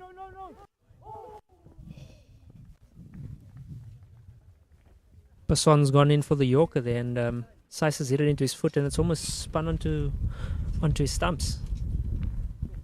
Yeah, like you're saying, predominantly this innings has been going at about 5 and a bit to the over. The Lions have pulled it back nicely over here.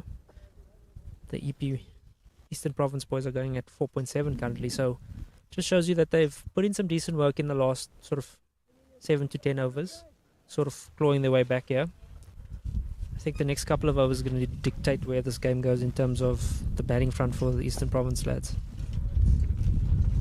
Oh, that's the end of that over from JJ Basson. 7 overs, 0 for 21. Good bumper to end there. Good cricket awareness. Yeah, and that brings to a close the 39th over. Eastern Province are 180 for the loss of 2 wickets. Yeah, last over of the power play. Then we'll have 5 guys out that can be out. Interesting to see the off spinner coming on here, Dom. just the last over before the end of the power play. Probably just looking to get quickly through the power play here, and then, or do you think it's good to do with time? I think twofold. Number one, time, but I think also the last over from Carl Butler wasn't his best, so captain forced to make a change over here. And I think in the same breath you could also say a matchup for the left-hander, so the off-spinner to the left-hander, maybe curb him scoring a bit more with him wanting to take it away from him. Although as we've seen today, there hasn't been much spin on offer. I think most noticeably too is that he's hitting downwind. Yeah, and the first ball there to Miles, looks like just tried to overhit it, lost his shape there.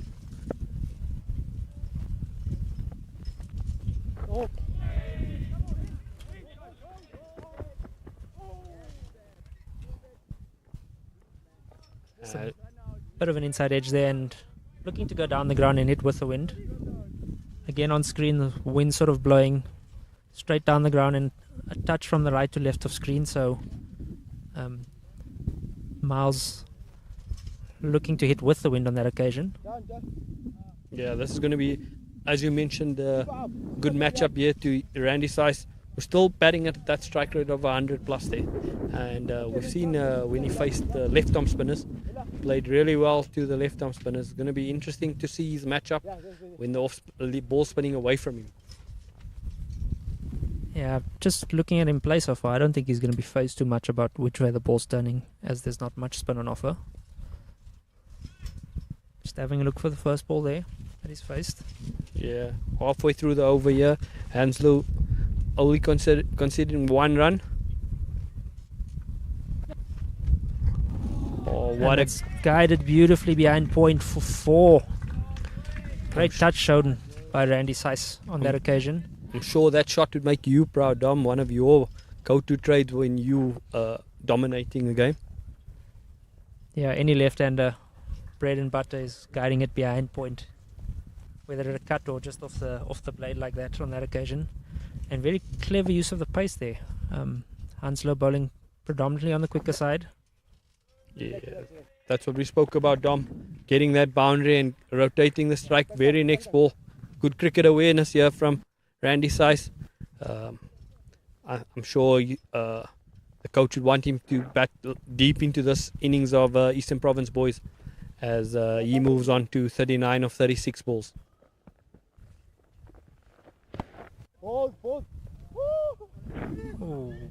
Oh. Umpire's changed his mind. He signalled wide and then retracted his call. You don't see that every day. Yeah, I think he got excited by the type of shot the batter wants to play. The first time we've seen a reverse sweep for the day. Yeah, shaping up to sort of reverse sweep / maybe even ramp that. I see a change from the main rugby field end. Looks like the captain's back into the attack here. He's bowled really well in the middle for them. End of that power play, as I mentioned, Dom. Eastern Province boys are 186 for 2. I think a business end is going to happen now with young Saisty finding himself at 37 balls, and the captain Putana into the attack here, bowling the ball into the strong zones of Randy Sice. As we've seen him hit a 6 in his previous time facing the left arm spinner. Yeah, there's a lot of time being spent setting this field at the moment. Just a traditional left arm spinner's field to a left-hander. We've got a backward point extra cover, a mid-wicket and a man at 45.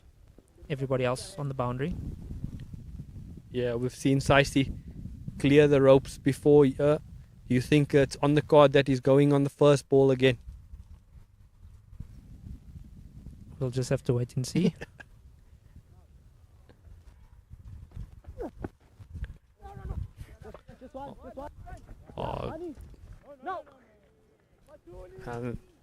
Randy Sice cuts that one just behind point for 1.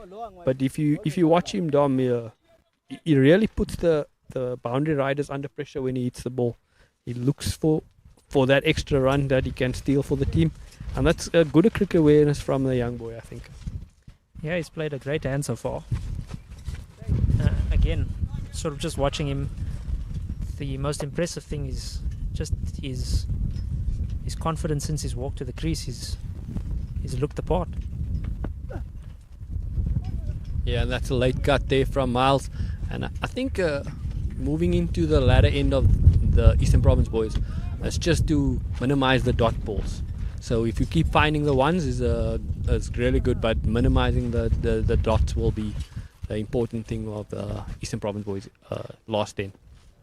Yeah, absolutely. And I think as Botswana runs in, he pulls this slightly short, and it's gone all the way for 6. Great shot from Randy Seiss. Again, not missing an opportunity to put the ball to the boundary. Yeah, that's good cricket there from Randy Seiss. Just putting it over the fence for the 6 as it's his second 6 in his innings, as he finds himself at 47 of 39 balls. Great innings here thus far. Full toss, and that's heaved over mid-wicket. Couple of bounces and into the rope for another boundary. Back-to-back boundaries, and most importantly brings up 50 for Randy Seiss. He's 50 coming off just 40 balls. He's really looked the part this afternoon since he's been at the crease. Yeah, I remember taking over from you just about an hour ago, Dom. The first thing I seen of the boy come on was his intent and look to dominate. And you can see by the way his innings has been batting at over 120 strike rate there. He showed good intent here. Yeah, he's batted really beautifully. And this partnership, most importantly, has grown nicely. It's currently sitting at 55. The chief destroyer being obviously Randy Seiss, with Miles Sansom adding 4.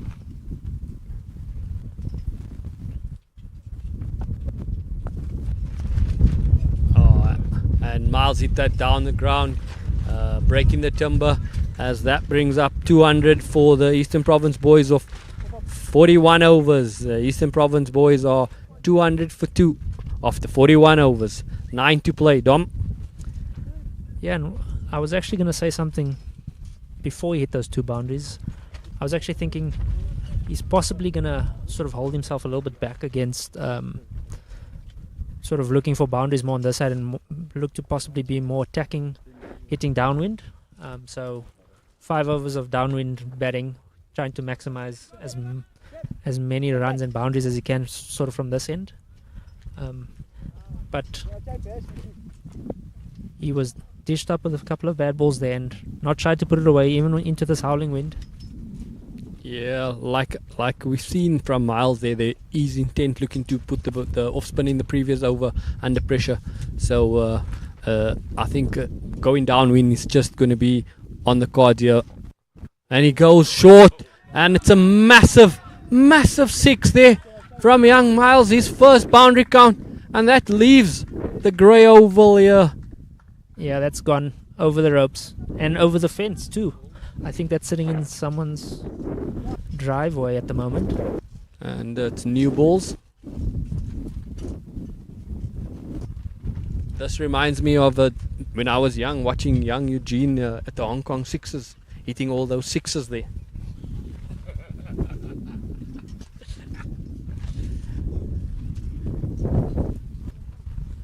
Yeah, so slight break in play as we wait for the fielders to possibly try and retrieve the ball. If not, the umpires would have to go and get a new ball. Yeah, I think the foundation is laid here, Dom. I think with them being under pressure for time as well, bowling spin might not be the ideal thing here, and might hurt them. So from the Eastern Province boys, it's good cricket awareness, and they played really well.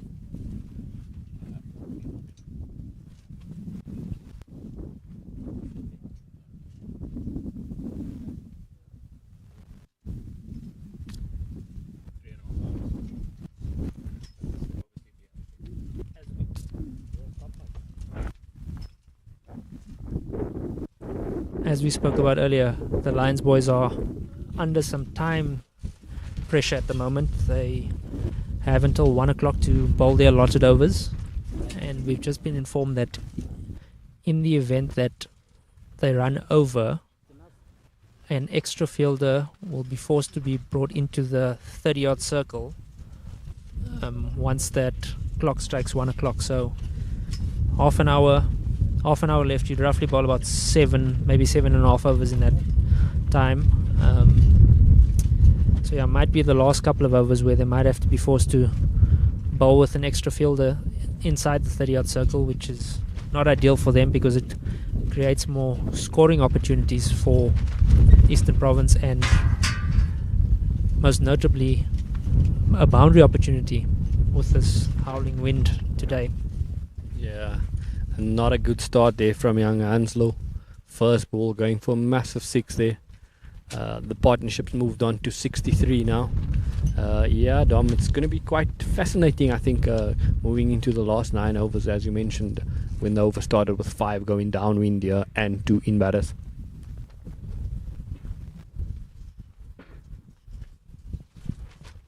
We've seen now both batters clearing the fence effortlessly. So I think they're going to look to dominate the bowlers now into the latter end of this innings.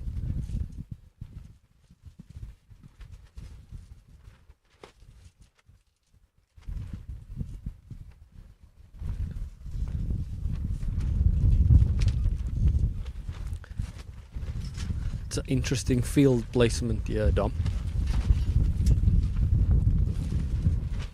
Yeah, so for those of you that can't see the current field placing, there are 2 backward points. There is a 45 and a mid-wicket. There's no extra cover, so sort of hinting at that he's going to bowl on the full and wider side, and 3 guys on the cover boundary, which has just hit a single straight to the guy, deep extra cover. So we've got a deep cover on the boundary, a deep extra cover, and a long off. So sort of preempting his hand here, saying that he's going to bowl full and on the wider side and forcing them to hit sort of not with the wind, if I could put it that way. Yeah, I think Randy's going here as well. I think we've seen here as he goes down the ground there. Good intent there. 4 balls in, and the batting easy at 8 runs and over here, Dom.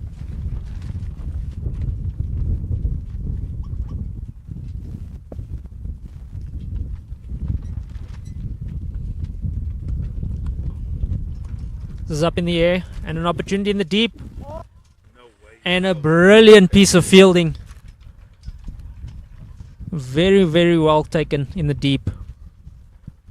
That's young Christensen there, pulling off a great catch there to get the well-needed wicket for the Lions, boys. As we see a break in innings, we'll have a change in commentary as we have Eugene back with us.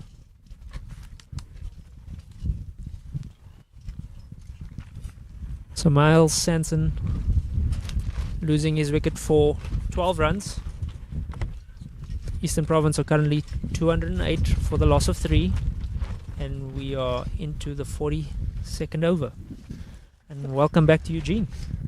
Yeah, thanks for having me back here. And it's the Lions under a little bit of time pressure. See if they can bell the overs in time. The onslaught is definitely going to be on here. Randy Size batting beautifully, 53 or 42, and all that the Lions can do to curtail that run rate is just take wickets. They've got to keep taking wickets for as long as they possibly can. Hanslow getting his first. Tad expensive, but nonetheless. But I think the hands forced here by bowling the spin due to that time restriction. Yeah, absolutely. And with the captain bowling from the stop end, someone's unfortunately had to do the job into the wind and sort of being hit downwind. But a very well executed plan, but against the grain, this sort of plan with 3 men on the cover boundary, but beautifully executed and sort of well taken in the deep again. Great piece of fielding. Captain's in now, Caden Wilson. He's just got to get size on strike, one would believe. And with the way the field's set, Dom, Well, there's another one that maybe that the Lions have missed a trick on. Yeah, could have easily brought an extra man into the ring there and bowled a relatively easy dot ball to the new man. Yeah, that's the over. And maybe the plan was just to give him the single, to give him the strike, to starve Saiz from all the action that he's getting. So 8 overs still to go. There will be time allocated for that ball that went sailing out of the Johan Volstead oval here. It's a good strike. 209 for 3. But as I said, I alluded to this at the halfway stage. This innings has generally gone at that 5 runs to the over. There hasn't been anything quicker than that. We haven't seen 5.5 or so. There's been glimpses what we see now. There's been 6, 7, 8 runs in over, but then the next one is not a good follow-up. So they've kept it at 5s. Yeah, they've done really well to keep it at 5s, considering that the opening stand, they were going at 5s quite effortlessly, where they were only striking at about 50 and 70 respectively. We have a change in bowling on this side.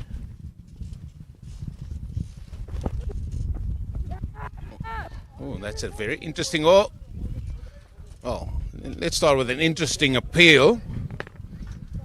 The umpire says I must have had a little bit of timber on that, and then there was nearly confusion as Sabela's back. Christian Sabela.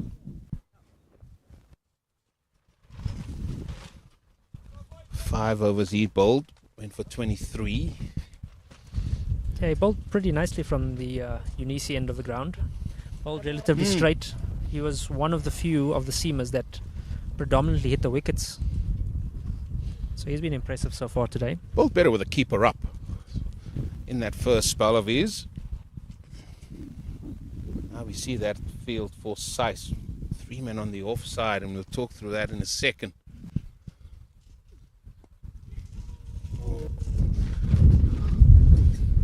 Interesting field, Dom, with your captain's hat on. We see sweep on the offside. We see a man at sort of extra cover on the boundary. We see long off. That's the offside field. That's the field that interests me more. Thoughts? I'll get back to you in a second. So, I'm just guessing over here, but an educated guess at that. He is possibly going to be bowling slightly outside off stump, and with both point and third man up, you'd have to possibly bowl a couple of slow balls in the mix here. It's the only thing I can really think of with this sort of field. Driven to that man at the deep extra boundary on the offside for one.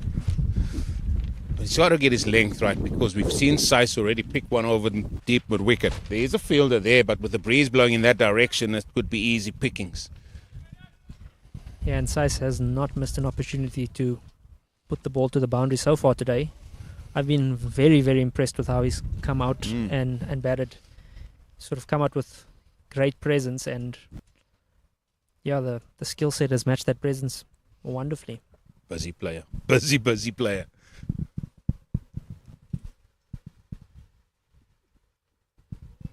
Here's a slower ball wide, and that has been the story of the day.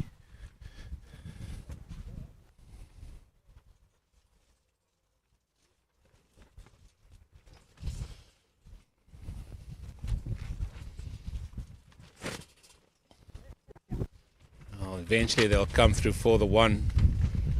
Wasn't sure initially.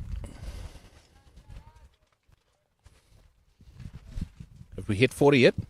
Oh, we've hit 41 in the extras column. He's doing well, that player. Yeah, this player's 27 wides, 8 no balls, and 6 leg byes so far. Downtown. 1 bounce. Papers. 4 runs. Good strike by Randy Saiz yet again. Yeah, beautiful cricket shot. Hit it straight over the bowler's head, and like most cricket fielding positions, there is no one that really stands behind the bowler. So great use of the space again. 8 runs of that over, with the 4 coming off the wide delivery. Oh, that is another captain's sort of nightmare, that you get hit the boundary of the 7th delivery due to a wide. 213. It will be add 4 runs to that. Scores is going to be updated soon.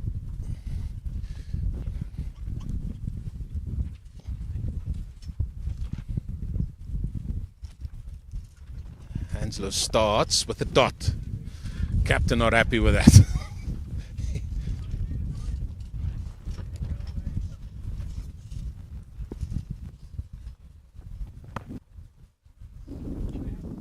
How's the running between the wickets here?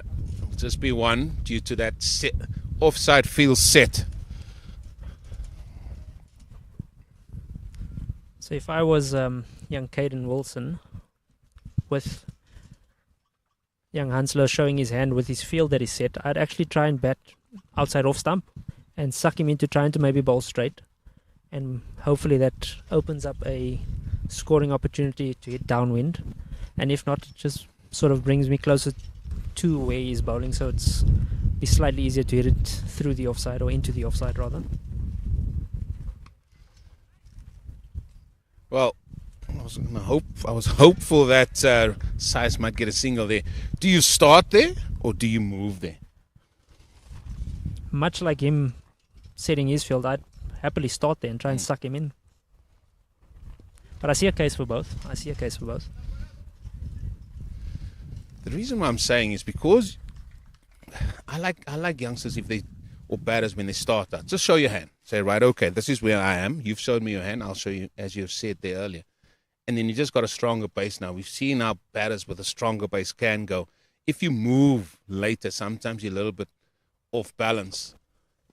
And when we see these power hitters these days, they just hit from a strong base. As I alluded to at the USA tournament, we don't see that many batters use their feet and pummel balls for 6s now. They just stand in the crease and really hit the ball with that strong base. I think that's one thing that's changed in the cricketing world, is that a base is at the utmost importance. You need a strong base in order to generate power and actually execute better. I think that's the biggest thing that's sort of gone on in world cricket in terms of power hitting these days. Yeah, that and bats have got better and balls fly all over the place. Maybe the field's got smaller, I don't know, but they just stand there and hit the ball to all parts. It's a batsman's game these days, Eugene. When is it never? I mean, you batters keep talking about it as a batsman's game. When is it not a batsman's game? We can't play the game without you. Test cricket. Well, not the way the English are playing at the minute. Anyway.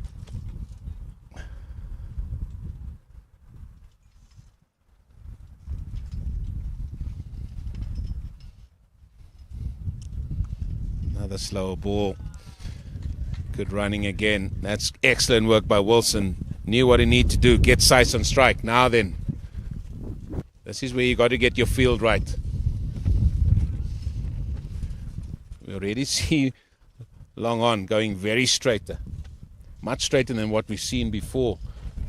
Even long off a tad. Yeah, there's been a change to the field here, in that there's now no longer a deep cover on the boundary. We've got a deep mid wicket going back now. So Randy Sice, I think, is got into the Lions' heads here in terms of trying to get a field that they can get him off strike with. But I think this sort of field plays into his hand beautifully. Yeah, 100%. Driven down the ground. Maybe this is the field he wants, but he can still have that man there. Just puts a lot of pressure, a lot of onus goes on to the execution here by the bowler. Yeah, he is forced now not to miss the stumps, because if there's any width on offer, it's basically a free boundary for Randy Sice.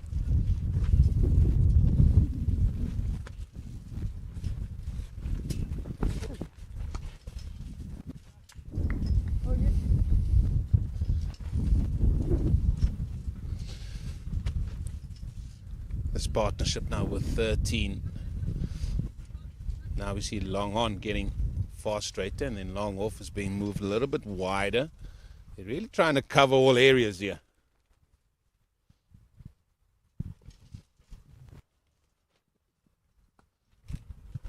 He's gone with a slow ball for the majority of this over.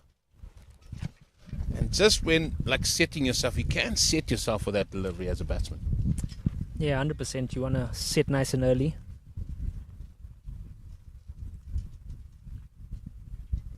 I almost get the sense here from the Lions that there's not enough fielders on the park at the moment. They're trying to cover sort of every angle at the moment.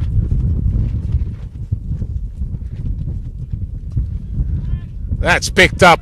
Oh, we said he hasn't missed a shot in that direction, and there he has picked it up beautifully for another horns, another maximum.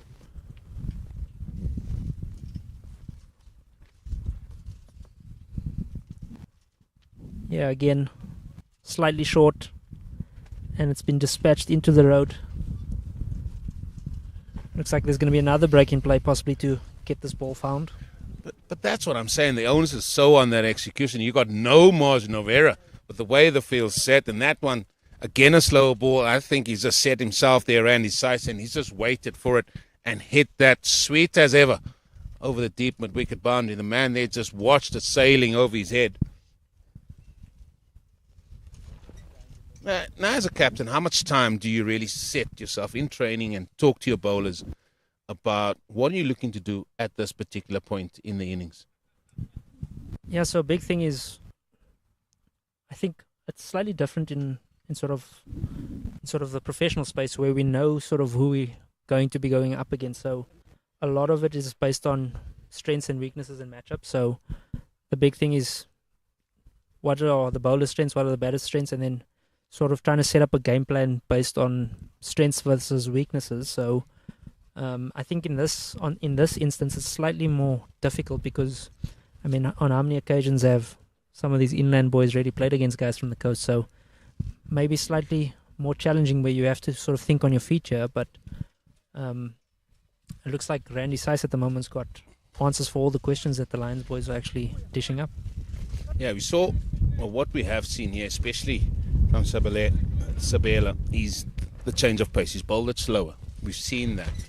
We haven't seen Yorkers as such, and I think, I mean, if you can bowl a good Yorker, if there's any good any youngster there playing the game that can bowl a good Yorker, you can go a long, long way, because it's a delivery that has sort of gone out of the game from what we've seen. It's still there, few and far between.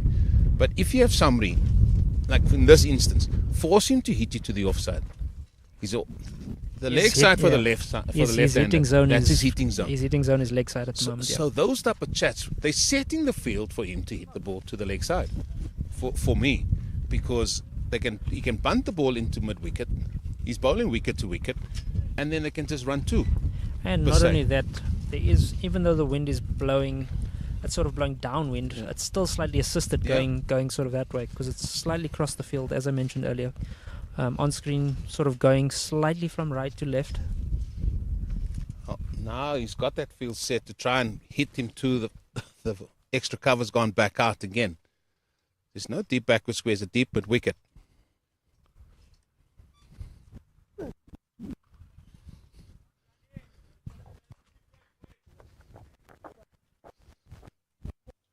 Oh, that's another expensive over. 10 of that one.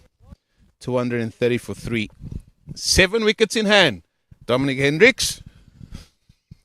30 balls to go. 30 balls.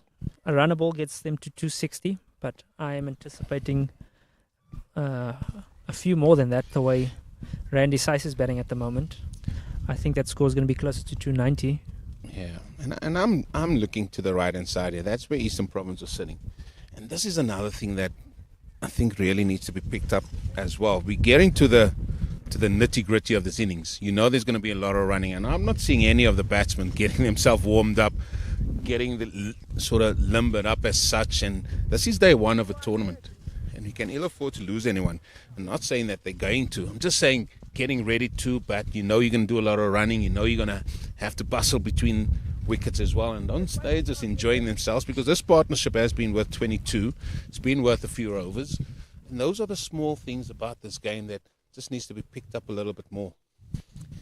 Yeah, it is the difficulty in warming up at 9:30 and then having to sit 3 hours and wait for your opportunity to bat. So I think the onus is on yourself there to get yourself ready and make sure that you are ready to go. Basson starts with a dot. Seema, another youngster that has been selected for the South African U19 team to go to that World Cup. We expect that he will bowl 3 overs from that end, the Unisi end. First time he's come from that end. Yeah, and quite the interesting field he's got over here.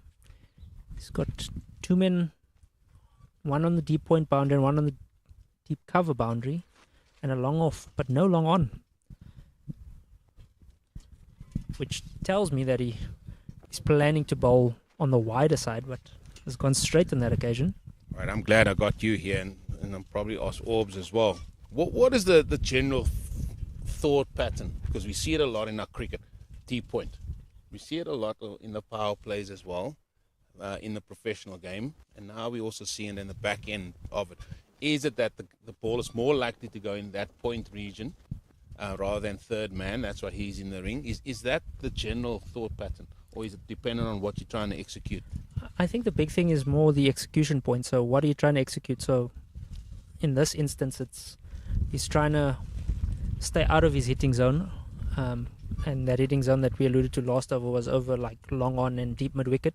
So trying to force his hand to sort of play against his strengths.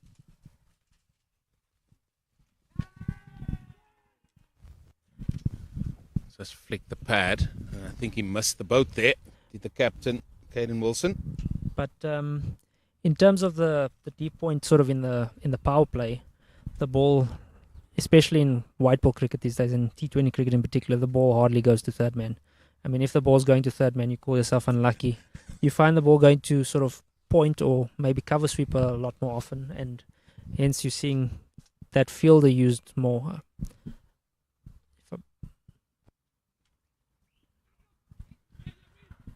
Well, chance for a run out, and he gets through safely.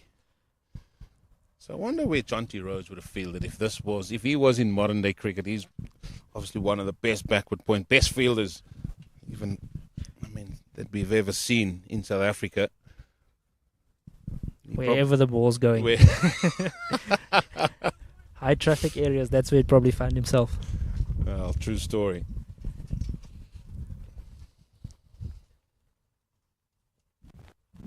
Good delivery. That's a good delivery. Caught young Randy Size of God there. Was it one for the over?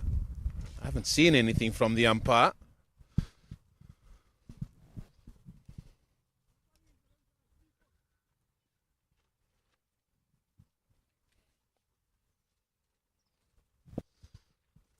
It's been a great over so far from JJ Basson.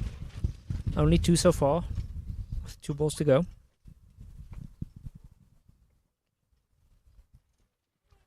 Oh no, you've really done it. Welcome to the commentary box, Dominic Hendricks. You've really done it now. Jeez, I tell you what, it's been the story of the day. I mean, just before I got onto the stint, I was walking past the Gauteng change room, and Nawab said to me, "Whenever you're on comms, we've just been carted everywhere." And my response was, well, I can't really blame me for that. Oh. Well, I mean, how can Got we to affect execute anything? better. Got to execute better. Oh, this is a free hit for Randy Sice. He wants to keep the strike, of course. Stumps missed, end of the over, 46 gone. 233 for 3. Sice, 68 of 56 deliveries. Caden Wilson, the captain of Eastern Province, he's 8 of 11. And Basson with his hands on his knees. Not the sight you want to see from your bowler. Right, who's going to bowl this over? Don't see any caps being taken off, and eventually somebody's been called in.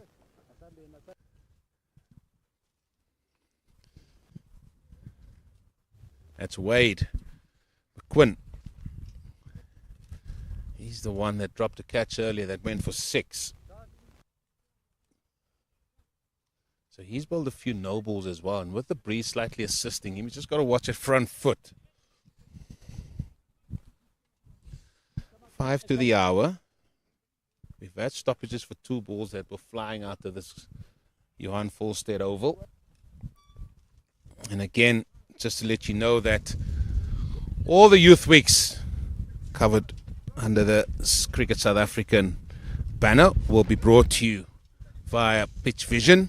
And it's great having them on board for this tournament, as well as all the youth tournaments that will be happening all around South Africa. And it's great to see them. And it's a great system to have for all your school and clubs. So please get in touch with Pitch Vision. They have Pitch Vision Pro, which is a good system, and has also commentary, and it does support commentary, I should say. That's great to have. Good initiative.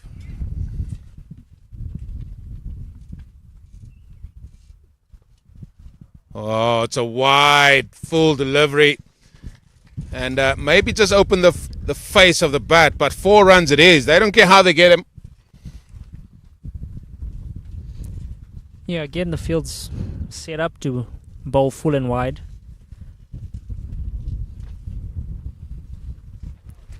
I suppose you'd count himself a bit unlucky on that occasion that the ball's beat short third man. But as we say that, deep mid wickets come into the ring and they've pushed third man back.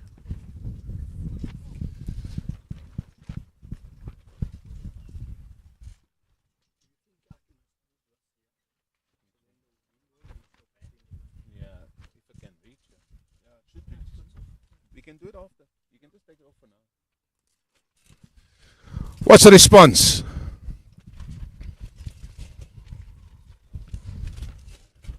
Goes wide. Will be called wide. And that wide and extras column is moving closer to 50.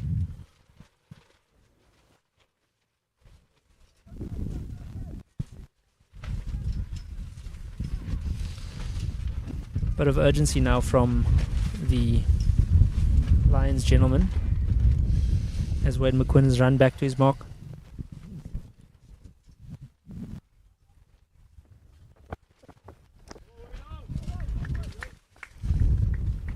Caden Wilson again not happy. He's at the non-strikers end. You can see the body language.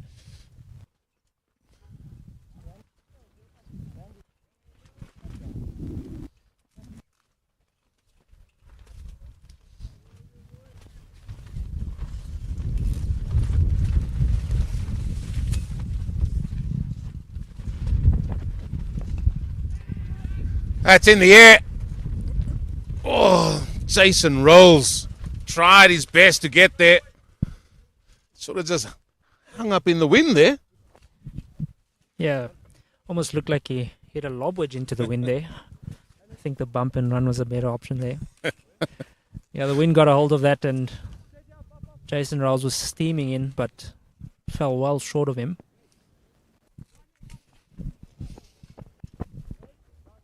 What's the field to the right-hander? Already, what is that, 6 runs off this over. Again, looks very similar. Deep point, deep extra cover, long off. Men on the boundary on the offside. Long on in cow corner on the leg side. Slow ball bowled outside, looking for the old reverse. 2 balls to go this over. Partnership grows to 31.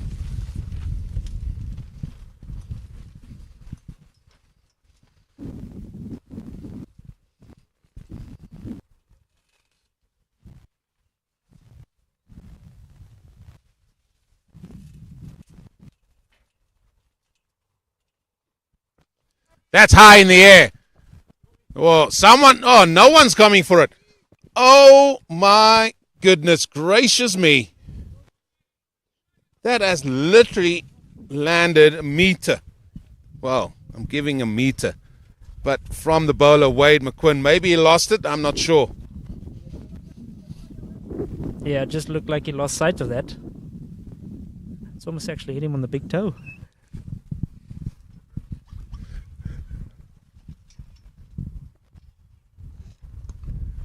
Oh, that's up in the air again, going down to third man. Oh, this could be two. Fielder taking his time to get in. Oh, and the throw was not the best, but it is backed up. And they're just losing their heads a little bit here in the field. Are the Lions. 3 overs to go. 242, I think it is. For 3.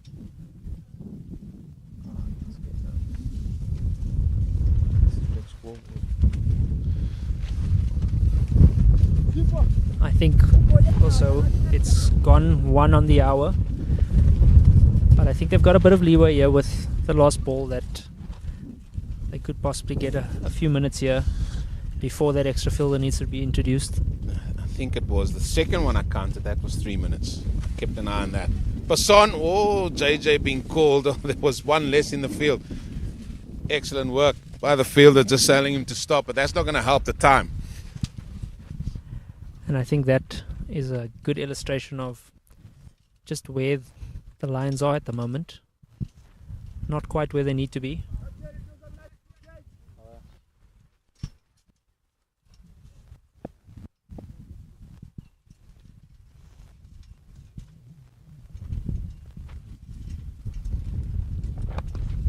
Picked up. Work to be done by deep mid-wicket. It's going to keep it down to 2. But as you said, maybe that's not where he wants to bowl it, with the way this field's set. Yeah, it almost looks like the ball's sort of tailing back in. So maybe there's one of the sides is a bit rougher than the other in terms of the ball, and it's assisting a bit of a reverse swing.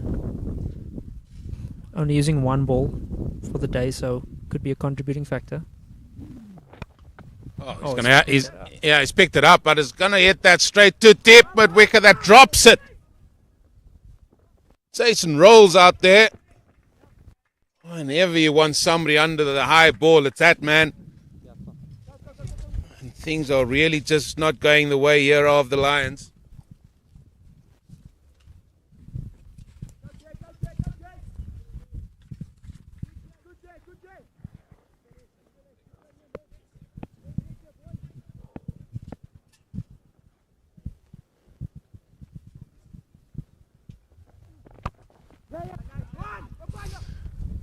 Down the ground just for 1, being urged on to go for more than that.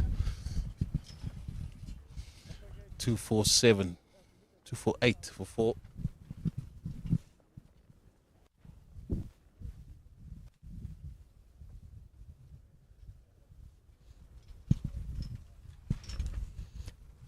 Yeah, probably around about par at the moment for this wicket.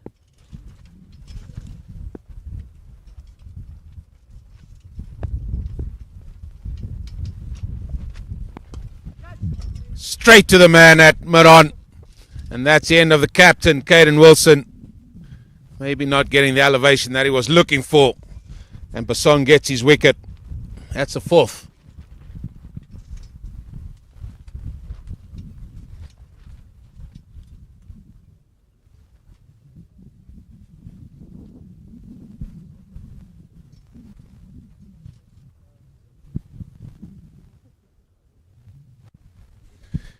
Whatever comes what may here in this game, Dom, I think there's a game on here on day 1 of the Khaya Majola between the Lions and Eastern Province. It's going to be 250 plus here. Yep, very respectable score on the board so far. 15 balls to go, so you'd imagine Eastern Province are looking in and around that 270, 280 region. Coach thinks there's more wickets down. I don't know what. I thought coaches won less wickets down. He thought, no, he just keeps pressing the buttons here. Anyway.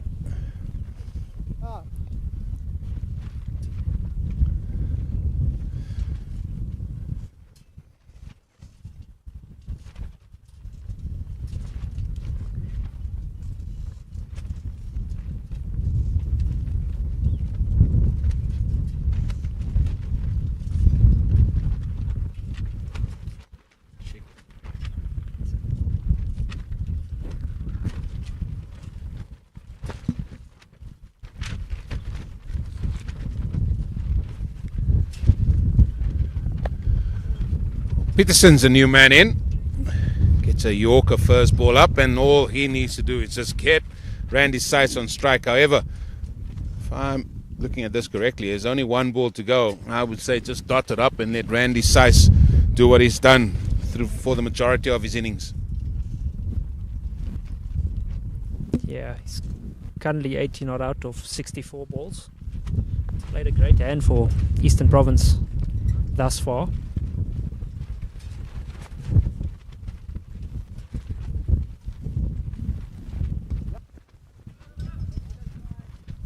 He's going to keep the strike. So what he's got to do is get off strike straight away. Oh, we've got a different number to the man that's gone out there, so do apologize for that.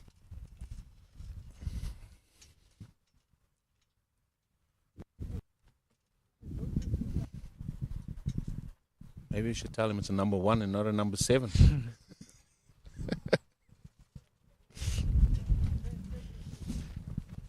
Still, umpires are happy with the time allocation so far, so we still see 5 men that's out. Must be close now. Possibly a couple of balls into this over. Can you call it mid-over? I think you can, yeah. Can you? Yep.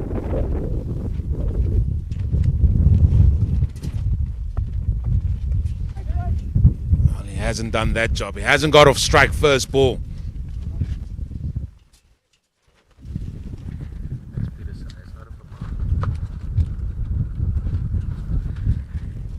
We will rectify that for you. I think that is Peterson that's out there, who's facing up.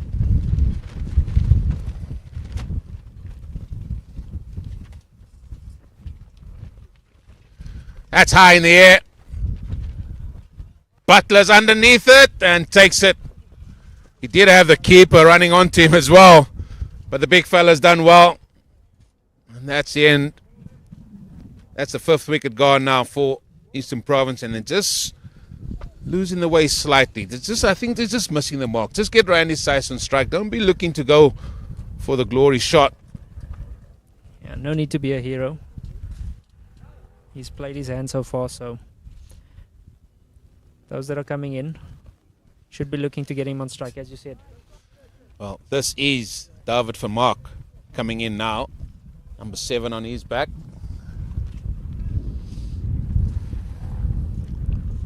Now, there the umpires first look at the time.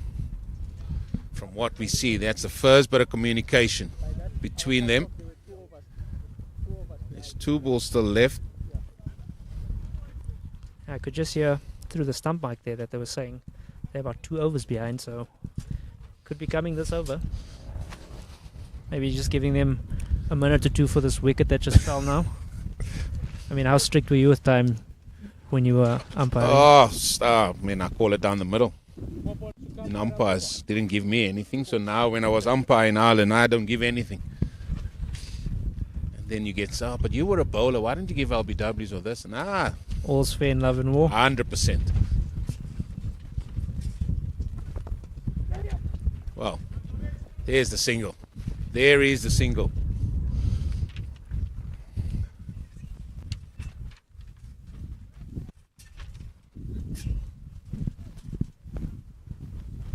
Probably happened about 2 balls too late. Yeah, and hopefully Randy hasn't lost a bit of momentum, because wickets falling around you and you sort of don't get on strike, you sort of get a bit cold. Well, they've only got 3 in the ring so far, or 4. They've got 4 now in the ring, yeah. But there's no deep mid wicket. Only 1 man on the leg side on the boundary, long on. Carved away on the offside. Brilliantly done there by Hanslow, just palms it back. And they come through for 2. So he can't be anywhere near the stumps here. So again, he's shown his hand. Batsman can just basically go stand outside off stump. Yeah. Great opportunity for him to step across his stumps and create something, or create a shot through the leg side. And with that last 2 runs, it brings up 250 for Eastern Province.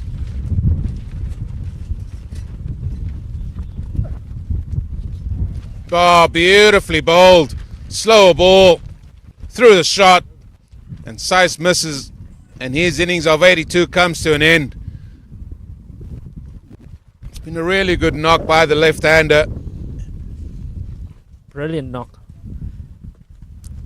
Sort of gave this Eastern Province innings great impetus and got some momentum on their side through those overs building up to the last 10. Unfortunately, Eastern Province have lost their way a little bit over here. A couple of wickets falling in the last few overs. Yeah, they have. And I, for one thing, they've missed the trick here. Because if you're the Lions, you would just say, yes, things haven't gone well with ball in hand for us. But we've kept it at 5 runs and thereby throughout this innings. More so due to our own sort of ill discipline with the ball. Yeah, I would be looking at this and saying, oh, 250, 260. The way it was looking, it could have been close to 300. So more than happy to chase that because that sort of looks about par on this surface. 100%. No real demons in the wicket. And not taking any turn either, so... No, 100%, you say right. That's your get out of jail free card, that. And that is sort of the message that you sort of got to put in at the halfway stage. Yeah, it didn't go well with the ball. However, we've kept it there. We didn't let them get away with wickets in hand. They kept it at 5s. Another slower ball. Dot ball. That to finish. That's 49 gone. And all eyes will be on the umpire here.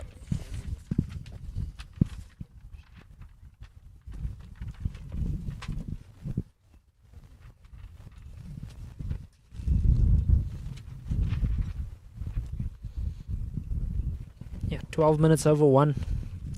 And yeah, you'd think that that extra man would be in the circle right now. No indication. There's nothing from the umpire, so he's getting ready to bowl. I think it could be so. Possibly 2 minutes for every wicket that's fallen so far. That takes 10, and then.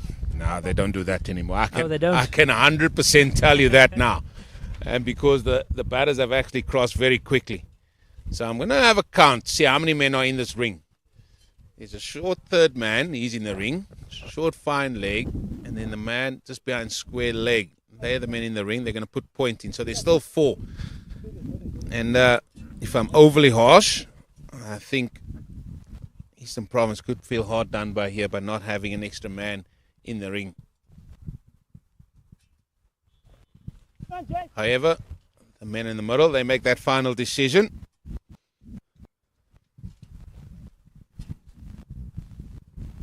And bowling the last over is young Hanslow.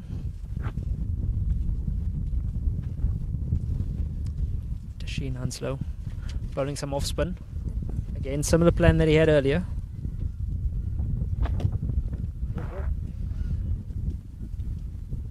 Well, you got to set yourself. Get that strong base we spoke about and just hit the ball downtown.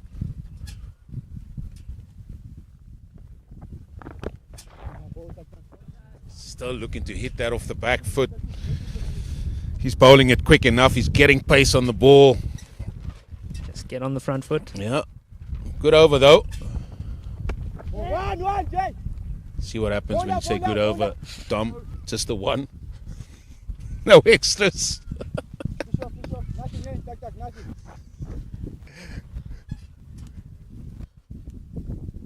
Sometimes you got to know your customers.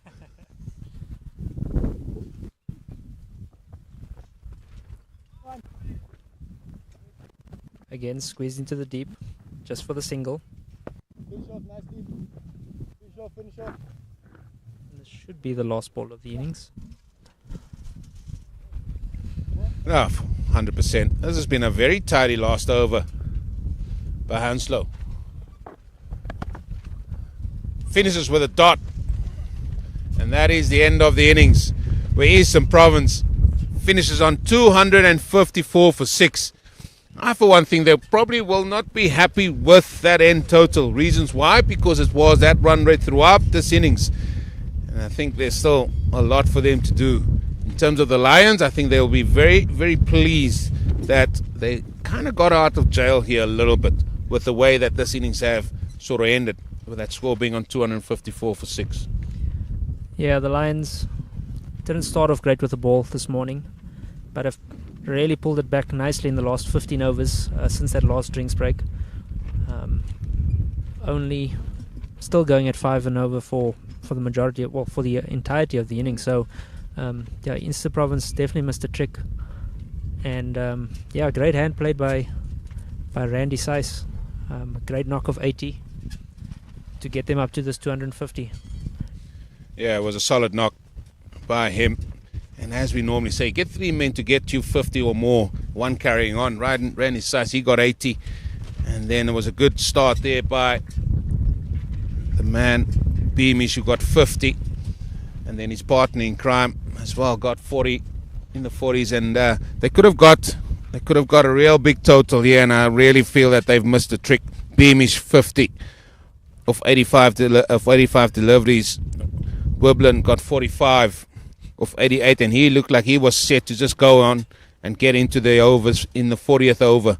Then he got out, and then Randy Seiss really gave this innings impetus with his 82 coming off 66 deliveries. And then thereafter, they sort of lost the way, and that's the bowling figures there. And Basson, he finished off with tidy figures there, just going at a common rate of 3.44, but for most of them, 6.8 by Butler. They just never had that consistency in this bowling effort as well. And then the captain himself bowled very nicely, Potsane, 9 overs for 36. But all in all, it is that column at the bottom there, 43 extras, 28 wides, 9 no balls. That will be a very big concern for the coaching staff of the Lions. Yeah, their discipline wasn't the best with the ball today, unfortunately. I mean, on any occasion when you give away 43 extras, that is way too many. You're sort of looking at most 5 or 6 runs in terms of extras, so well above sort of par in terms of extras, but a total that I think the Lions will be very happy looking to chase. It was shaping up to look closer towards the 280 to 290 mark, so I think they'll be very happy looking to chase down this 254th. Can't agree with you more. Well, at this tournament this week, it's an hour for the lunch break due to all the teams gathering in one area. So we will see you around about 10 past the hour of 2 for the resumption of this innings, or from this game, I should say, where the innings of the Lions will start, where they will be in pursuit of 255, a victory on day 1 here of the Khaya Majola here in Bloemfontein, here at this glorious ground of Johan Volstead at Grey College. So join us at about 10 past 2 for the resumption of this match.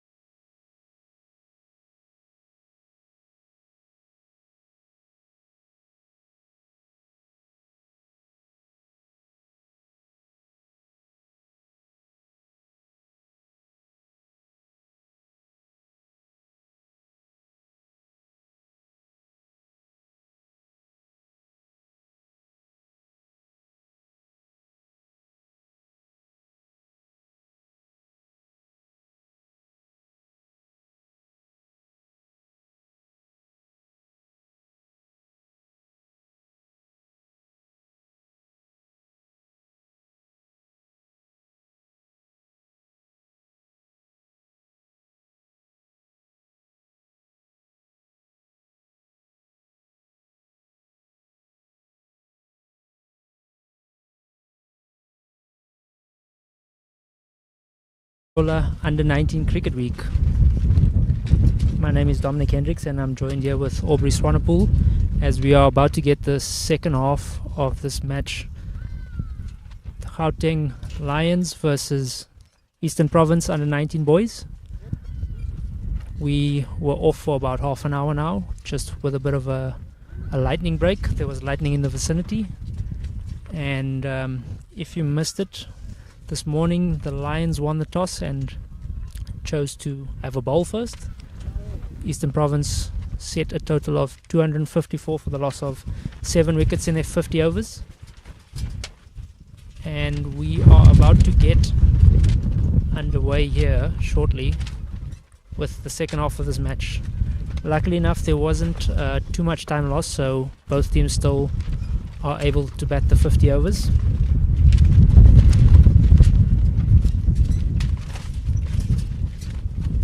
Okay, welcome Dom, thanks there. As you can hear, the wind has quite picked up badly here in Bloem. Here's the Lions pursue 255. We have for Mark opening the bowling for Eastern Province from the main rugby field side.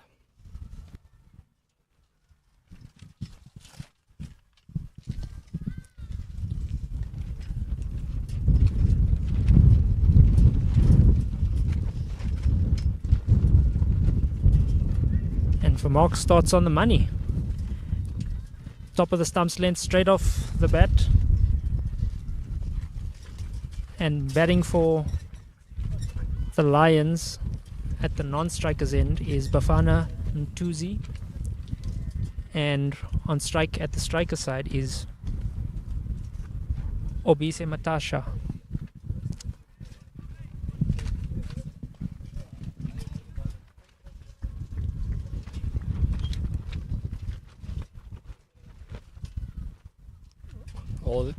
Bit of swing there, as it's the first runs on the board for the Lions in pursuit of 255.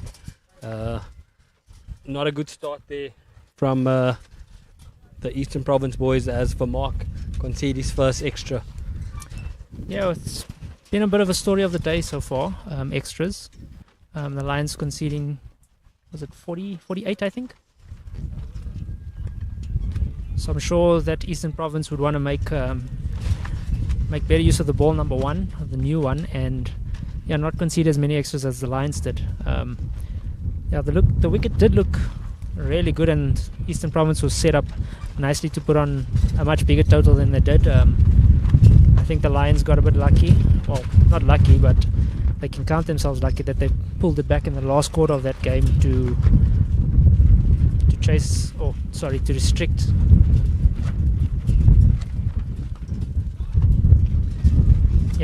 to restrict Eastern Province down to 255. So a very traceable score, not too many demons in the wicket. If you are joining us now for the first time, this wicket played pretty decently up front. Just a bit of bounce more than anything with the newer ball, and then sort of seemed as the wicket or as the ball got older, it started playing a bit truer. Yeah, we've seen 3 balls into the second innings and not a lot of swing. There's a mix-up between there. Could be the first wicket. Great fielding. And that was there by Tylo at mid-wicket, creating nearly a run-out opportunity.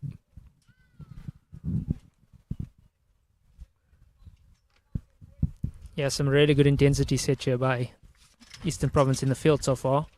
The intensity is up and they very much look up for defending this total. Yeah, you can hear there's a bit of a buzz between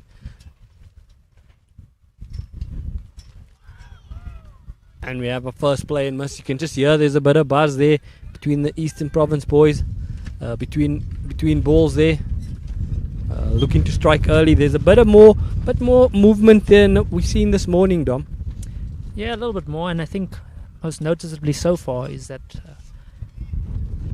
young David Vermaak has pitched the ball up and has made the batsmen play off the front foot more consistently than the Lions did. I think they were slightly too short this morning with the new ball. Yeah, I just think where they play most of the cricket in Khaya, you have to bowl really full there and for rewards, and it might be to their advantage if you bowl full on this wicket today. Yeah, and that brings to a close the first over for Eastern Province, or for the Lions rather. The score is 1 without loss in pursuit of 255 that was set.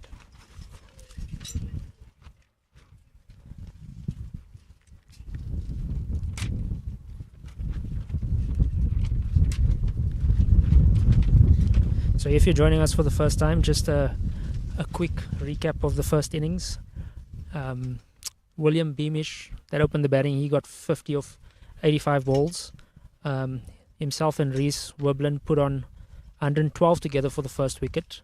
At number 4, Randy Sykes came in and played a great hand, scoring 82 of 66 and added great impetus into the Eastern Province batting innings to put them up to a respectable total of 254.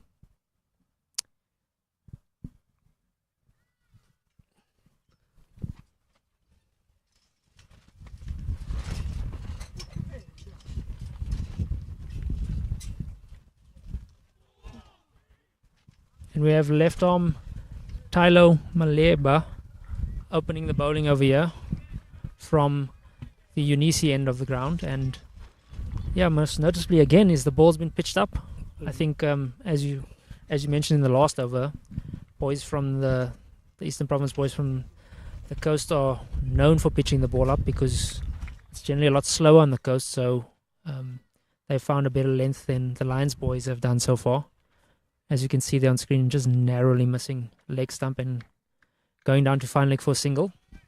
Yeah, you can see there's a bit of swing from the left-hander. Probably looking to nick the left-hander up here is what he's looking to do early on here, Dom.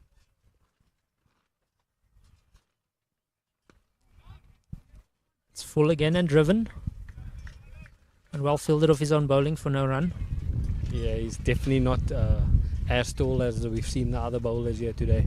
So he's going to have to look for swing and really bowl the ball very full to hit those pads. I don't think his bumper might surprise the batters, but I think he's also more skiddier than the other bowlers, so definitely looking to pitch the ball up.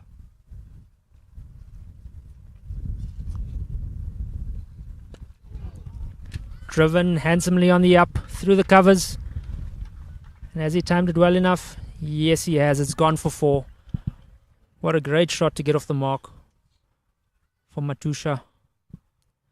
Convincingly hit through the covers and handsomely rewarded. Yeah, as we see in the first boundary, great cricket shot there from the young Matusa. Leaned on that one.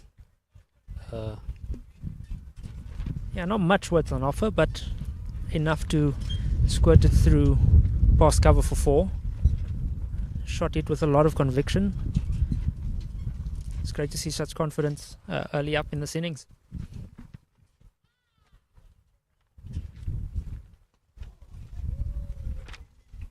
Yeah, you'll definitely see. I think the boys from Eastern Province boys will definitely be testing the batter's defence there. Looking to bowl a lot fuller than what we've seen this morning.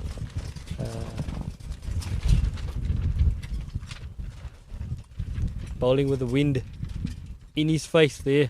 It's going to be a quite tough ask for the young boy, but I'm sure the guys from PE Khaya might be used to this wind.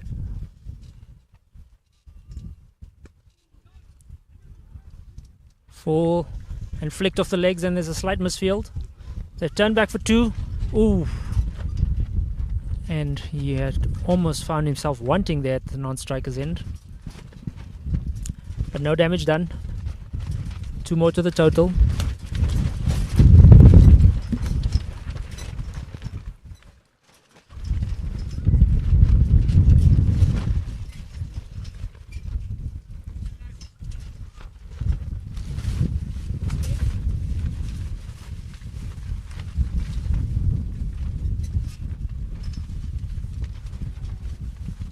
driven handsomely again, but straight to cover. As we come to the end of the second over, the Lions boys are 8 for no loss. And most noticeably so far, the ball's been pitched up a lot more so than what the Lions did with the new ball. They were slightly on the shorter side, and again only sort of bringing one dismissal into play, which was caught behind. The boys from Eastern Province they've done their best so far to pitch the ball up and bring all dismissals into play, bowled LBW and caught behind.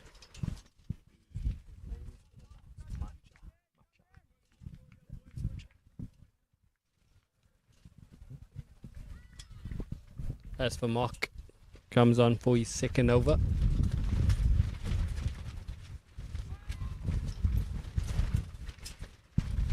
Yeah, the lengths have been very impressive so far from Eastern Province.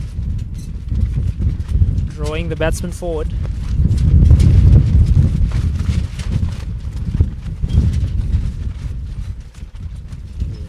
For all the viewers and listeners at home, we do apologize for the audio. It is quite windy where we are sitting, so there is a bit of feedback in the microphone, unfortunately, as we're not sat in studio.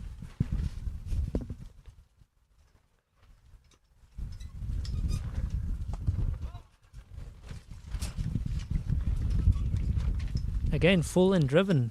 Yeah. It's definitely a ploy from Eastern Province here that they're trying to get that ball pitched up and try to see if they can get that ball to talk. I mean, they've got 2 slips in place. A very conventional and traditional 50 over field. 2 slips, third man, fine leg, and 3 men in the covers. Yes, for Mark comes to Bafana. It cuts him in half and there's the edge, and it goes down and it runs away for 4 runs. Great bowling but for Mark there. Cut the batter in half, created a chance, and goes down. 4 runs. Great bowling there from Mark, getting the ball to move lateral there. Yeah, just a bit of sea movement back in it. The right-hander there. Bit of an inside edge and unfortunately not taken by the keeper. Would have been a great catch. Diving to his Very right. good catch. A lot of ground to be made there.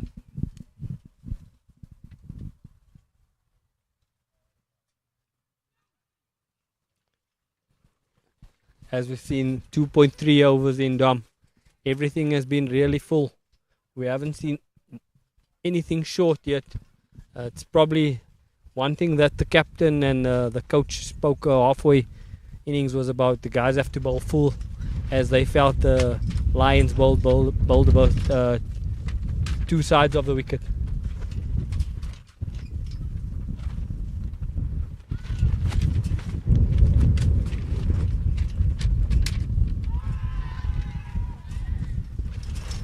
A shot from Mark.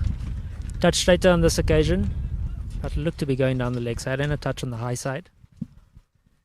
Yeah, definitely a tactic from Eastern Province. Set a bit of a straighter field. Got their mid-off and mid-on pretty straight, and even their covers on the straighter side. Looking to bowl full and looking to attack the stumps.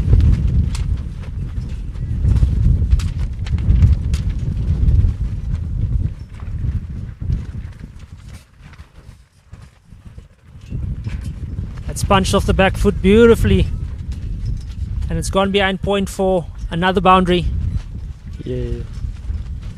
The guy in the third man region didn't pick that one up. Moved late there, but a great shot there by Fana to end the third over as the Lions move on to 16 without losing any wickets. And if you've joined us today for the first time, all matches at the Cricket South Africa Youth Weeks are being streamed using Pitch Vision Pro, a professional 4K streaming service designed for schools and club cricket. It delivers crystal clear live coverage with a simple one cable setup, built-in commentary support, and seamless sponsor integration. So if your club would like to get involved, please do get in touch with Pitch Vision. They are providing fantastic facilities or fantastic viewing for everybody at the junior weeks.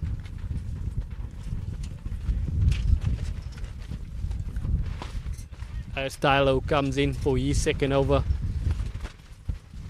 looking to build pressure here as the Lions boys are in pursuit of 254, finding themselves 16 without loss. And there's already been a change in the field. One of the slips been taken out and reinforcing the covers. It's full again, squeezed out, and they scamper through for a single. Yeah, that could have been a good shout there if he didn't get any bat on there. But well dug out there from Macha as he gets one more in the vacant square leg.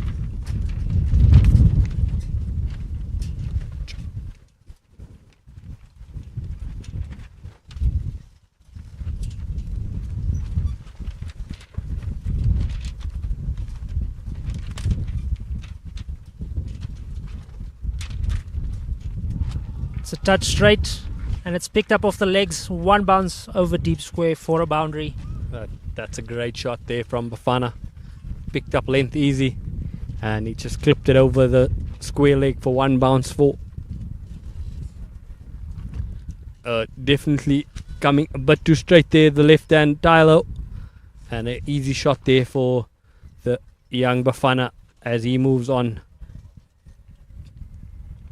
He's got 13 of 8 balls. He's definitely shown a bit more intent, as we've seen a fielding change here as third man comes up and deep square drops.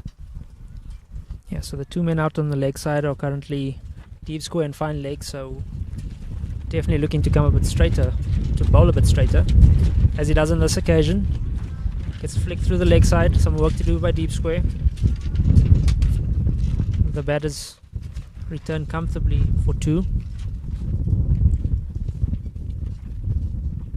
Yeah, Mtunzi's shown some great balance so far this over.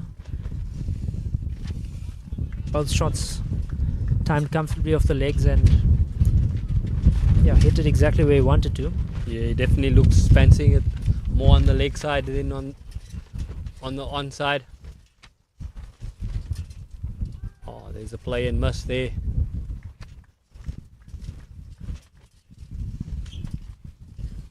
I think we're in for a great game here, Dom. As we've seen, the Lions are easy scoring at 5 runs plus here, and we're into the 4th over.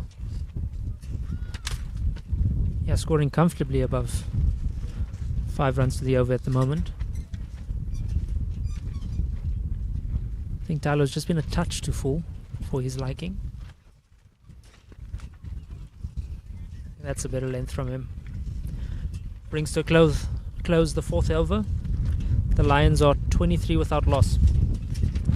Yeah, I think the main bowler, David Vermaak, will be quite important for the Eastern Province boys, as he's created a chance in the previous over and looking to create more chances in the next couple of overs, as he needs to defend 255.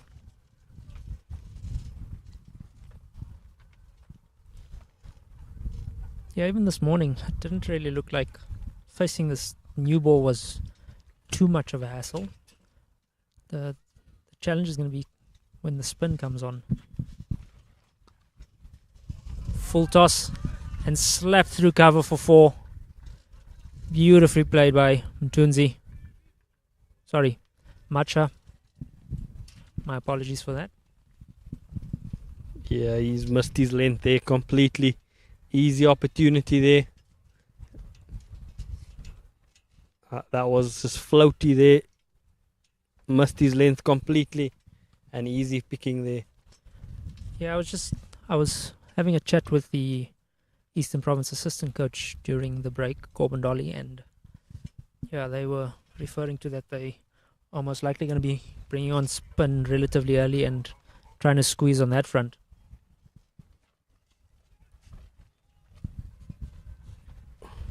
And a play there, and it's gone just as they take the second slip out. It goes straight past second slip.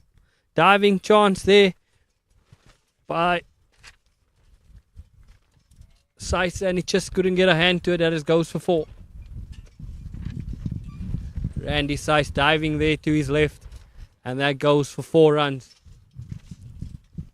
Yeah, it looks like Macha played that like he wasn't expecting it to bounce as much if you just look at the replay here quickly. Yeah, a bit of extra bounce and seamed away a generous amount.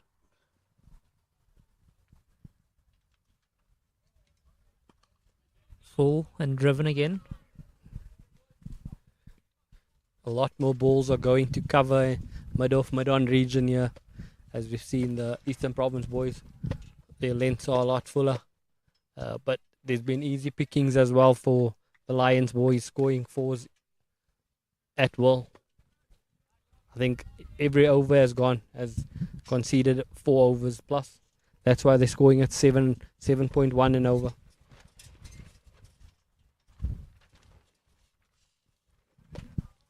Yeah, it's been pretty much the story of the day. Guys will set up a really good over, and then there'll be a soft boundary where long half volley is being bowled, or even a full toss, and sort of undo all the hard work. So I think the Eastern Province bowling attack is very wary of that, and I'm sure they're going to be looking to make amends. Yeah, I think in the course of the day, I think ball number 1 and ball number 6 has always been the ball that's gone for the boundary and cost the team them just building that pressure with the 6 ball going for a boundary. Every coach nightmare.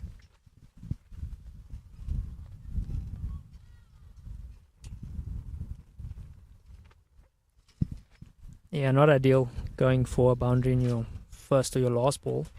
You either putting yourself under pressure for the rest of the over, or undoing all the hard work that you've done throughout the over.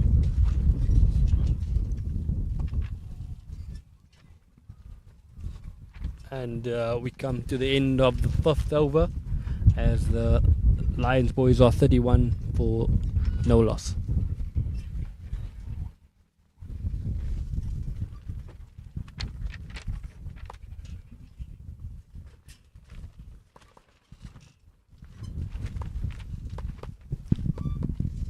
So, Aubrey, if you were in the captain's shoes here, what would your sort of chat be with the bowlers? There's not much swing on offer, not much lateral movement.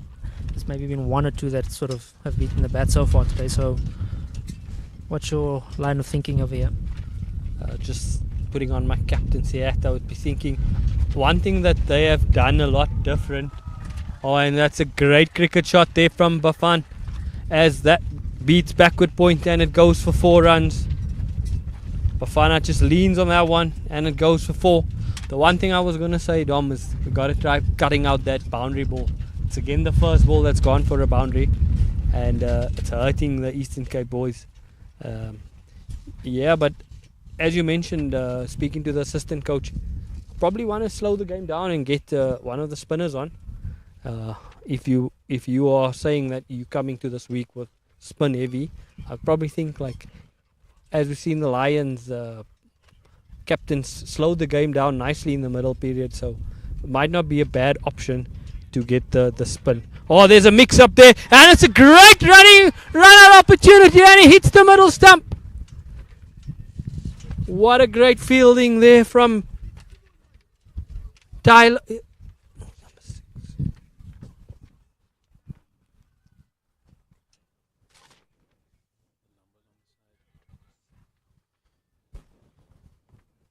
And there was a mix up there. Great fielding there from the young boy.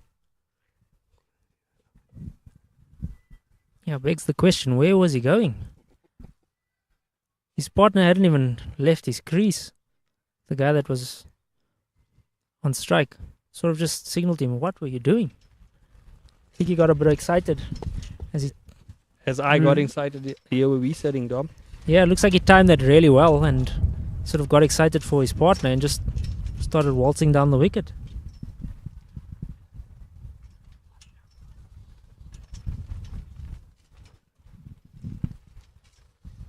Yeah, great piece of fielding over there. As the new batter approaches the crease.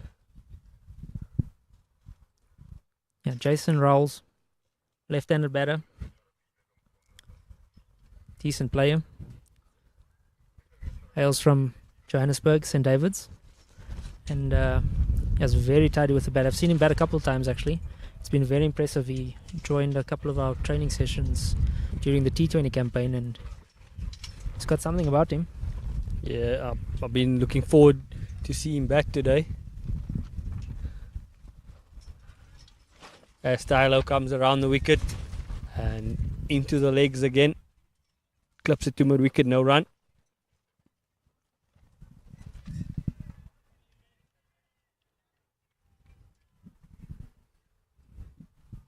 Yeah, it just begs the question, was it necessary to try and actually get one there? I mean, they're going so comfortably at over 6 runs to the over, making it look quite easy with this new ball. Full straight, and it's flicked. It's got a leading edge and it's gone over third man for a couple of bounces to the boundary. A bit streaky from Ntunzi, but 4 nonetheless. I remember earlier this morning myself and Eugene spoke about that or the field setting here, and as Eugene spoke about, he'd rather have third man back than fine leg. Yeah. Unfortunately on that occasion, trying to hit it through the leg side and somehow got it over third man for a boundary.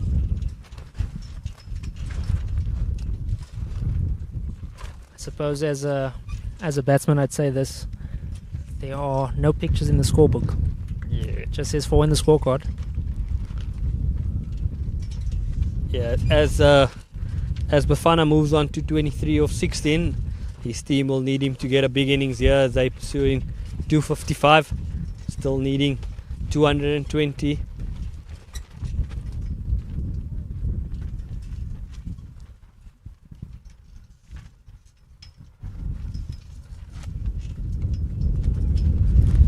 Yeah, I like the look of Bafana Mtunzi.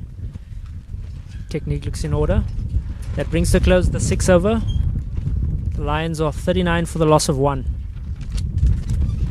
Requiring another 216 runs, and that brings to a close Aubrey's tenure. And Big Eugene joins me. He can gladly have another tenure if he wanted to, just apply. Oh, well, what a time for a run out. And this ball was hit straight to point. Subfielder on. 3 stumps to aim at. Oh, I'll go for the middle one. But again, a good start here by the Lions, and Bafana and Rolls have got to go and set about it. This is the key wicket for me. Jason Rolls. Yeah, good player. Let's see if he can get going today. Straight and on the legs and flicked past fine leg for a boundary. Off the mark straight away. A nice freebie to get yourself going. Yeah, and again we can see just the inconsistency. Down the leg side, field set on the offside predominantly. And you don't want to give good players a start. That's a gift. That's a freebie on the legs. Papers all the way. And I was about to ask you, with the way the field's set, I mean, there's gaps all aplenty on the leg side. On the offside, there's a gap just square of the wicket, so you can see that they are going to be a lot fuller. I'm not sure what the... Oh, the side screen.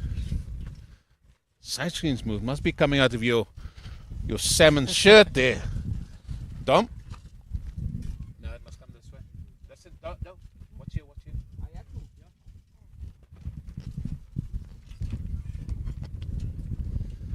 Yeah, just a slight break in play here at the moment. Jason Roll's not quite happy with where the side screen is positioned. Hopefully it doesn't disadvantage our view too much. The box.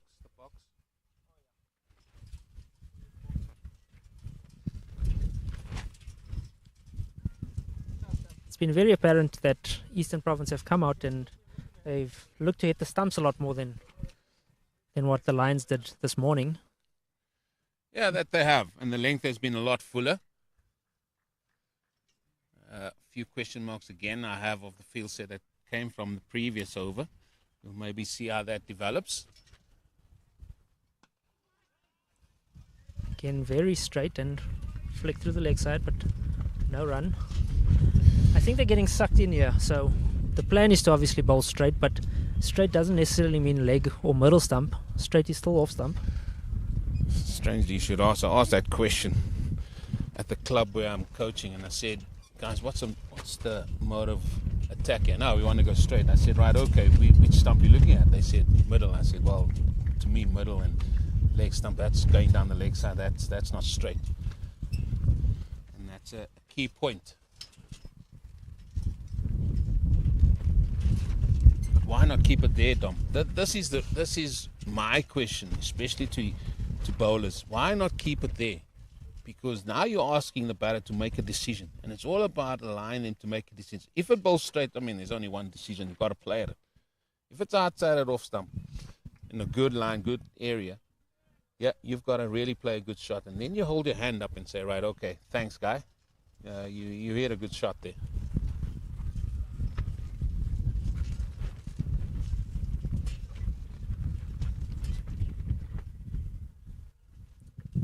That's the length that you spoke about, and the line. Left alone by Jason. Yeah, not much on off with this new ball today so far. Yeah, strangely enough, there hasn't been on both sides.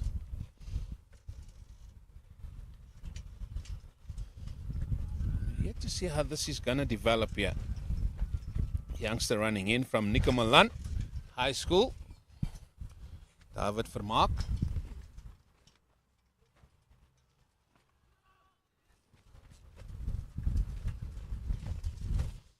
This is what made Fern Philander very good. He could bowl that probing line and just sort of challenging both. Yes, I know the ball's not shaping, but challenge the outside and the inside edge of the bat. But he was so consistent. That's what made him so good. Some bowler he was. It was a nightmare to face at the Wonders.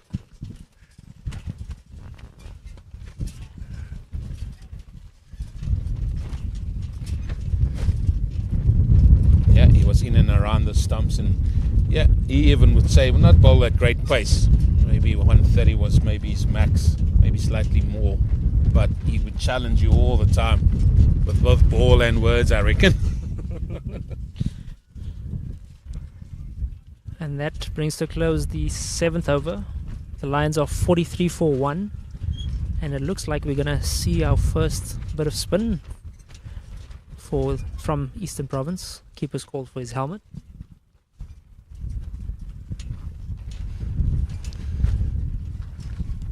I think that's Schechter coming on.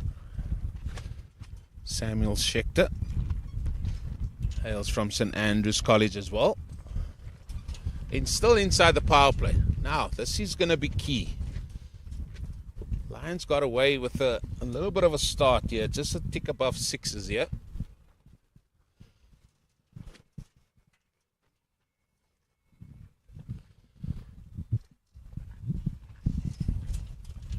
Well, I got Schechter down as a right-arm fast bowler, but maybe it will just be a little bit of medium. Keeper standing up. And we saw how effective the Lions bowlers were with the field up, or with the keeper up, but he's going to bowl some spin. Yeah, some off break. In fact, it's not. It's actually the captain himself, Caden Wilson, that's on. And now he does bowl orthodox spin. But you can't give width like that. You cannot give width like that. That has gone all the way for horns. Bafana latches onto that one. Yeah, not shy to toss it up there, Caden Wilson. And met handsomely by Bafana's bat there. Hit it beautifully over mid-off for 6. I think it's just because there's width on offer. mid-off and mid-on up in the ring. And most importantly, downwind too. Half a hit and it's 6. Batters know which way the wind's blowing for sure. They just know. I can just tap it over here, it will go.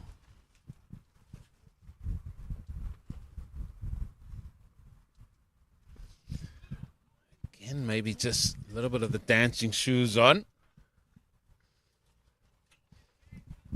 Bafana looks like he wants to get on with it, yeah. Yep, he's here to play today.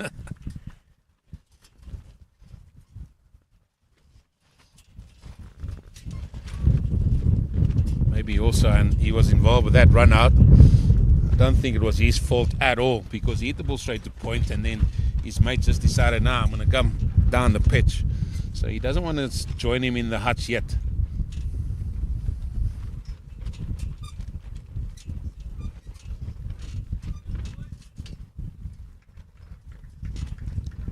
Yeah, looks really technically sound.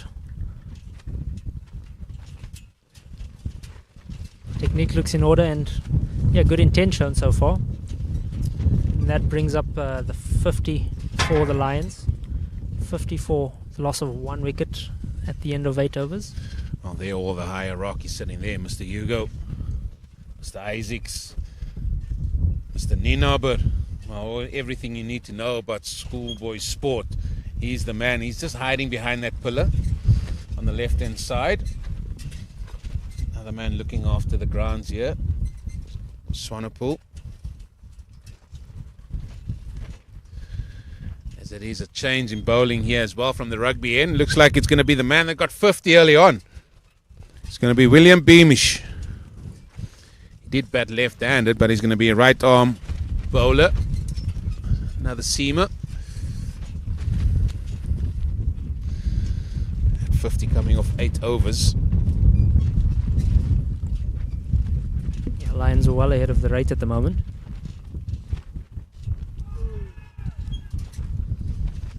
Stifled appeal. Maybe there was a little bit of bat on it. Oh no, there wasn't. There's the old flamingo from the umpire. Leg by. He did move across here. Not a bad looking shot, that. I mean, I know a few bowlers that would have been up there, both arms up. The old Vern would have ran down the wicket. Don't look back. And the question, why was it not that?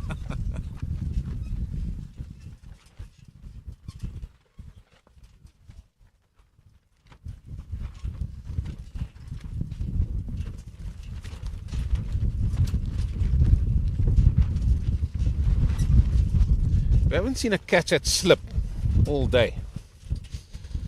There was one put down. There was one put down. Just thinking where best to utilize that fielder. The gaping gap between keeper and slipper is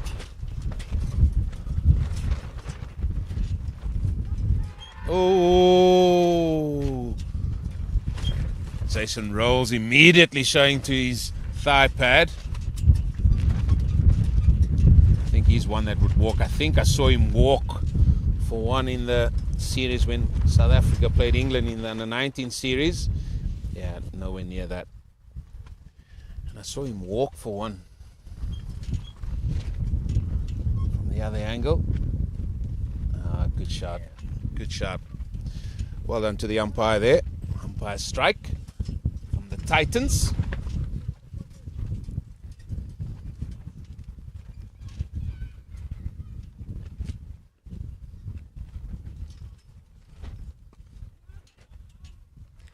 Well, you were asking about it earlier, where to put the fielder. So my guess would be slip out into probably mid-wicket, deep square leg back, and probably bring up the fine leg if you're looking to bowl sort of hit middle to off stump, especially considering that a lot of the balls have missed sort of down the leg side. So as we saw rolls there a couple of balls ago, looking to shape up to hit it over deep square leg. Might be a better shot with the field.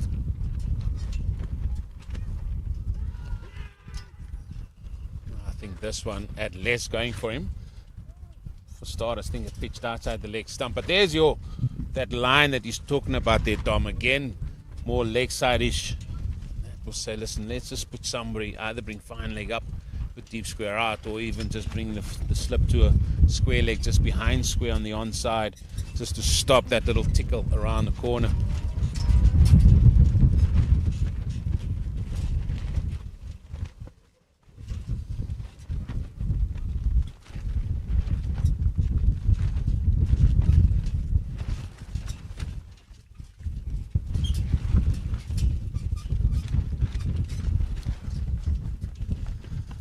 Well, the plan is simple. From Beamish, just bowl it straight, no real pace behind it. 9 gone, 51 for 1. Just a single, which was a leg by.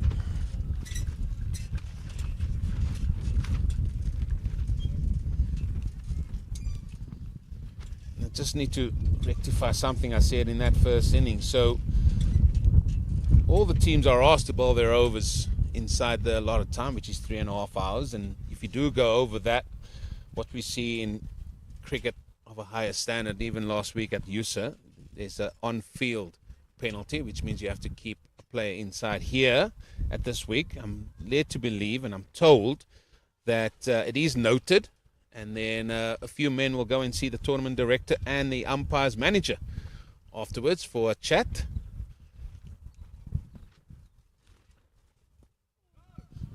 I'm guessing most likely a warning first up, with repeat offence to be harshly dealt with in future. I think so, especially at this level. But yeah, umpires, they don't deal with warnings anymore.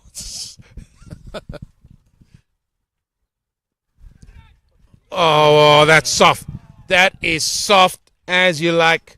Bafana looking really set, looking to get going. Maybe so he could latch onto this one, but he's only managed to cloth that straight to square leg. That's a second wicket gone for the Lions.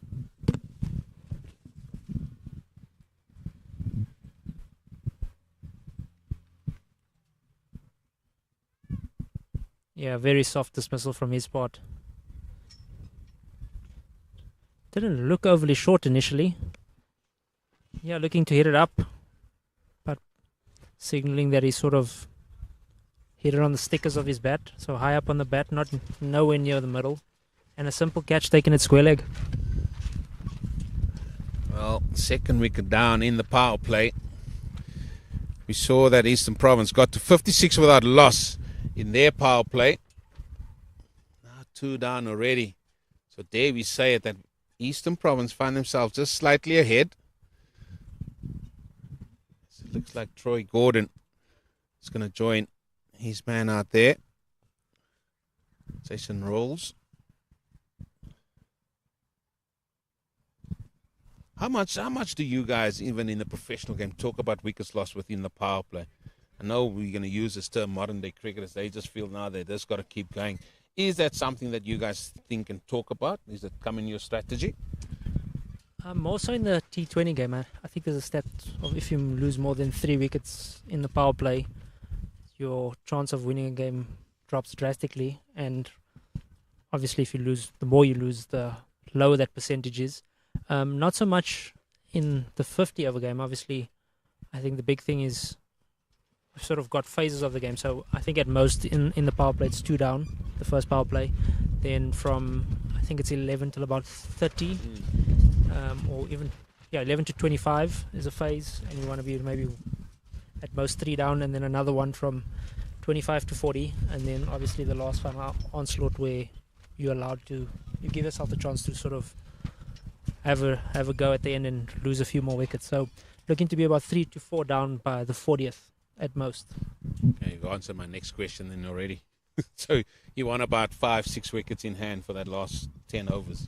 Yeah, and hopefully one of the top 4 or 5 to be batting in that last 10.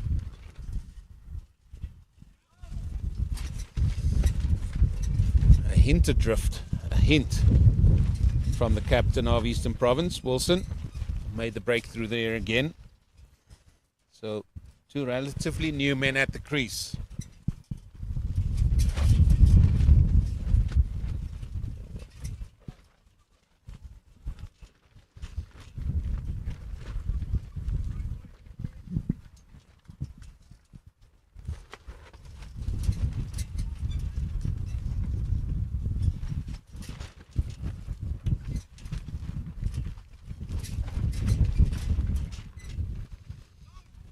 with an offer.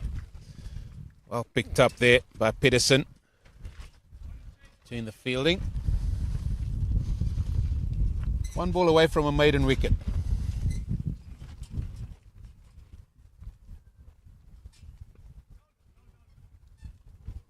Oh, now it's my turn. It's that misfield. It just allows them to come through just for that single. 52 for 2.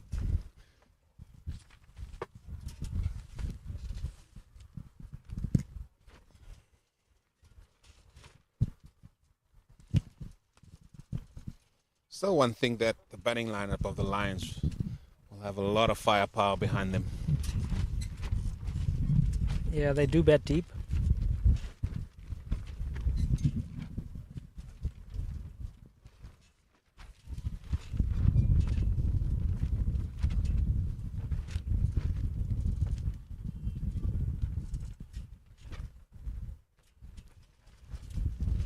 So the power play is over, and interested to see if there's a change in the field from Eastern Province. Oh, you're going to get me going here again. You are going to get me going, because now we see 2 slips, ring of 3 on the off, 2 men on the onside. And what is the reluctance to, right, just get maybe a sweep or some protection out? Not the modern day youngster.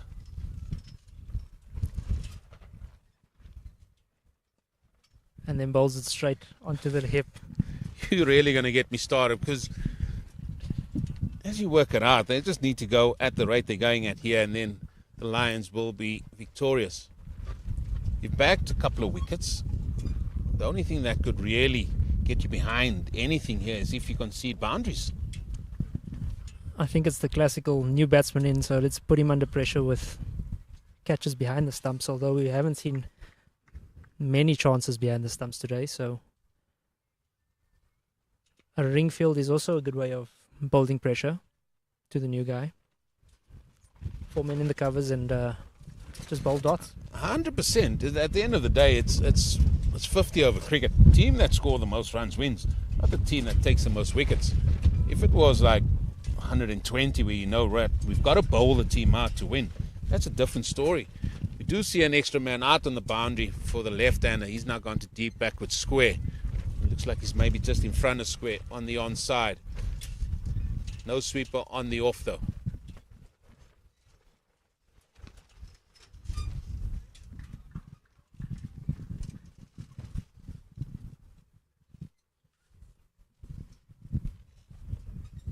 Captain's hat, please, Tom. Yeah, not happy about that. Just a touch too straight. But I suppose with the field that said he's forced to bowl relatively straight.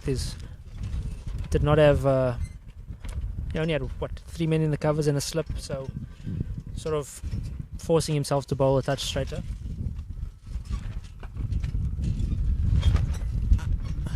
Don't you feel that you've got control of the field if you have protection in certain areas, knowing that your bowler is going to bowl a little bit fuller?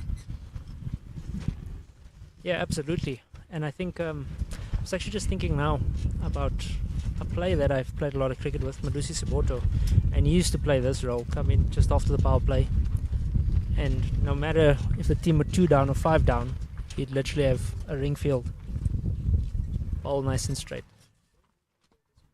Really simple, much like that, just with obviously the noticeable change in field more than anything. The next question is, will any of those 2 slips get involved? As you see, 1 is moving now into cover. Still going to carry 1. I think with them winning the over, they could have afforded to put him back on the cover boundary. But I guess that is possibly some old-fashioned thinking from my part. No, I think that should be the thinking. Because you give a boundary away, and then all of a sudden that momentum just gets away from you again. Well, that's good line and length. And if he hits that through that cover area, at least you have some protection. But good steady over yet again, William Beamish. He's bowled 2 overs for just 2 runs.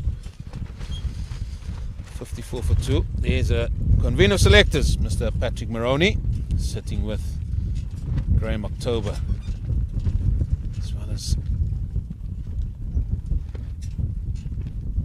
other sitting up there. Deep discussion. And the thing is as well, your field will dictate where you're going to bowl or how you're going to bowl. I always say the brain is such a smart muscle that if you look around, you got an emphasis of saying, okay, I can't go there. It will tell you, and then you won't go there, but you might just offer some other scoring opportunity. So your field that you set will definitely dictate or should dictate where you bowl.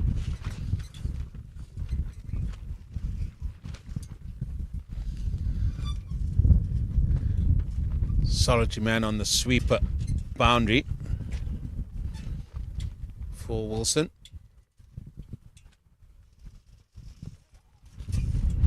What he has is good feet. Jason rolls. And he will play the sweep shot. He will also play the reverse.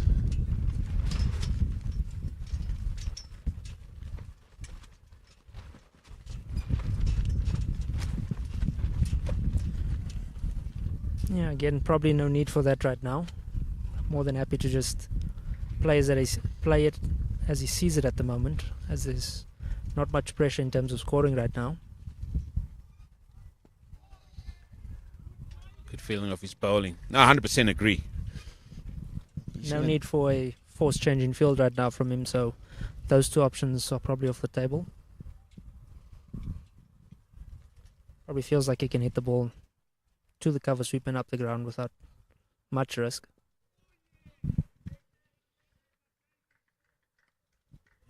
Interesting field set on the offside. I say interesting. They've got a backward point, they've got a sweep on the boundary, then they've got a cover and sort of an extra fairly close by. And if the angles is not right there, that could present scoring opportunities as well. Over the top.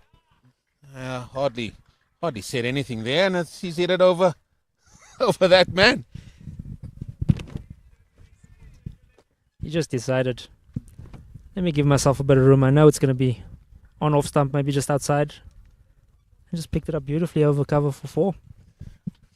And that is why I said it's interesting. Normally you see 2 men behind point and the sweeper on more squarer or just round a bit more.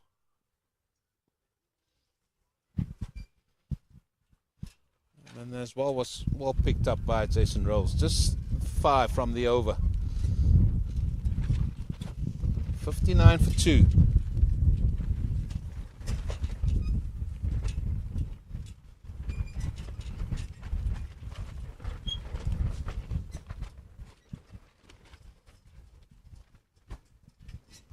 Yeah, just some highlights from the foul play over here.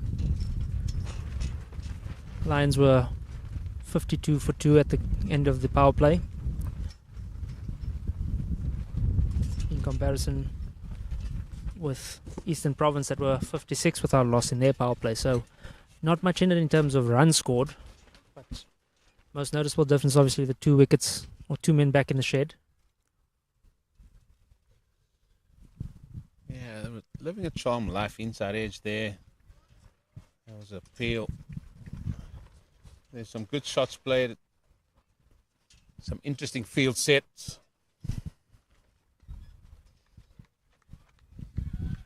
Now there's no slip. A ring on the offside. Hit through that offside if you want. That's what Eastern Province are saying. Yeah, this is a better field. If he wants to bowl a couple of dots and put some pressure back on the Lions. Men from the Highveld don't like dots. I'm telling you that now. They like to play their shots. And especially man from King Edward. That is where Troy Gordon is from. Beautifully hit. Straight down the ground. Pass Maron for 4. In terms of batting, that's as good as it gets. Beautiful straight drive. Shown the maker's name. And beautifully timed for 4. Juicy full toss. That's a gift. I know we're in festive season here, but that is an absolute gift.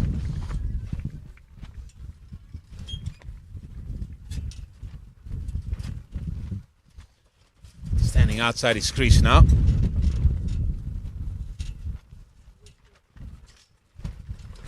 This is where, as a batsman, you just got to capitalize on that. You got to forward the second ball. Yes, you don't need to take any risk.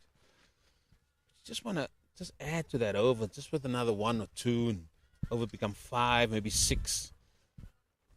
Put pressure back onto the bowler, then a left-hander on strike.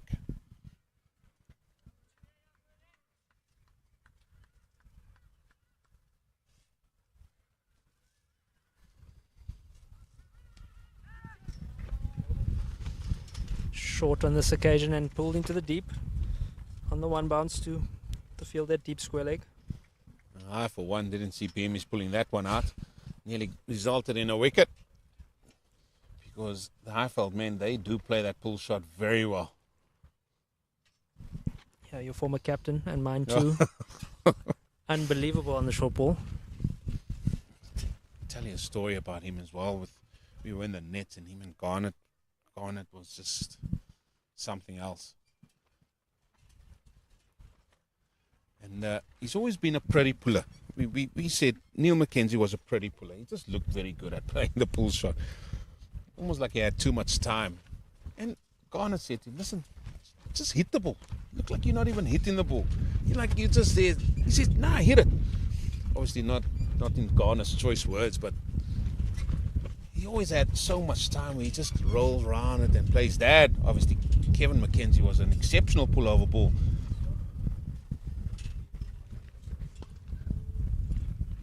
Oh, missed out.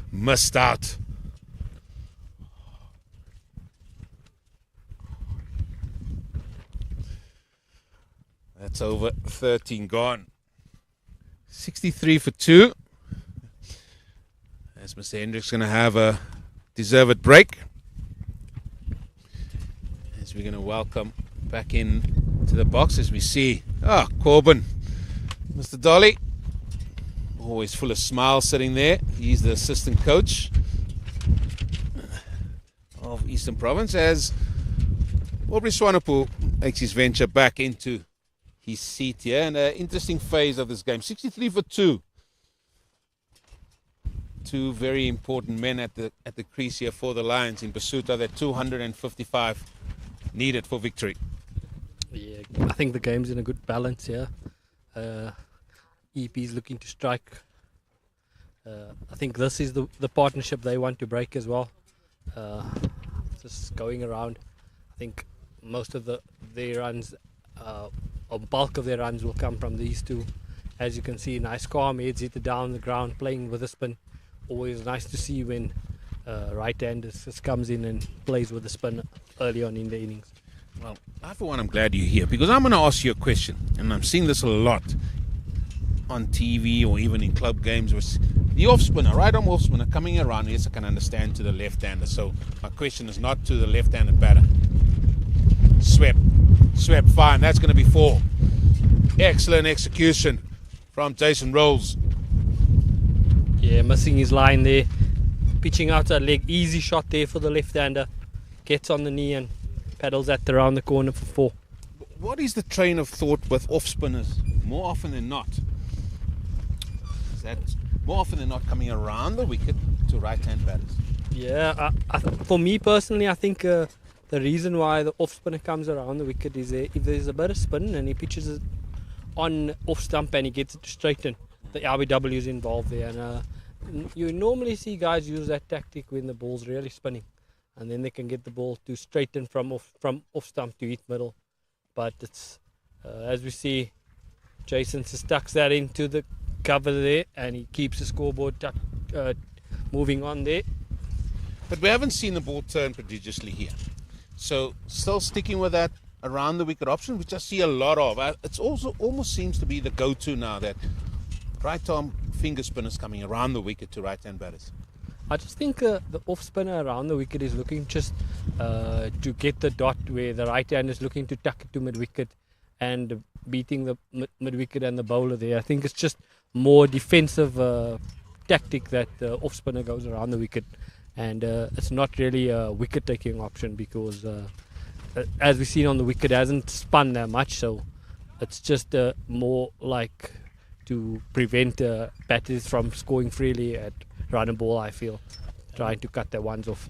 And is your margin of error bigger or smaller around the wicket?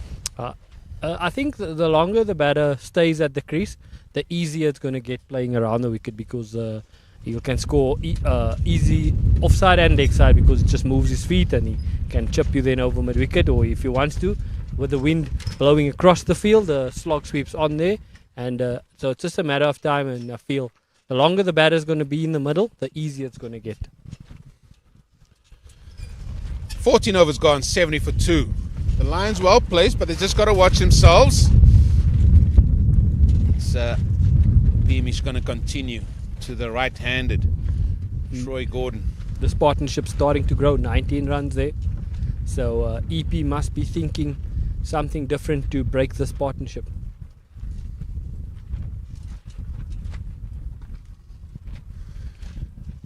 And that has been the plan from Eastern Province. Gun barrel straight. You probably know they don't have the bowlers of the pace that the Lions have, so they have to be very accurate with the line, the lengths. Yeah, I think as we've seen from the opening bowlers as well as William coming in here, the tactics has been simple. They bowled a lot fuller than what the Lions guys have bowled, and they bowled wicket to wicket. As you can see, they play most of their cricket on the coast, where you rather want to bowl straighter lines and look for LB wickets and court cover.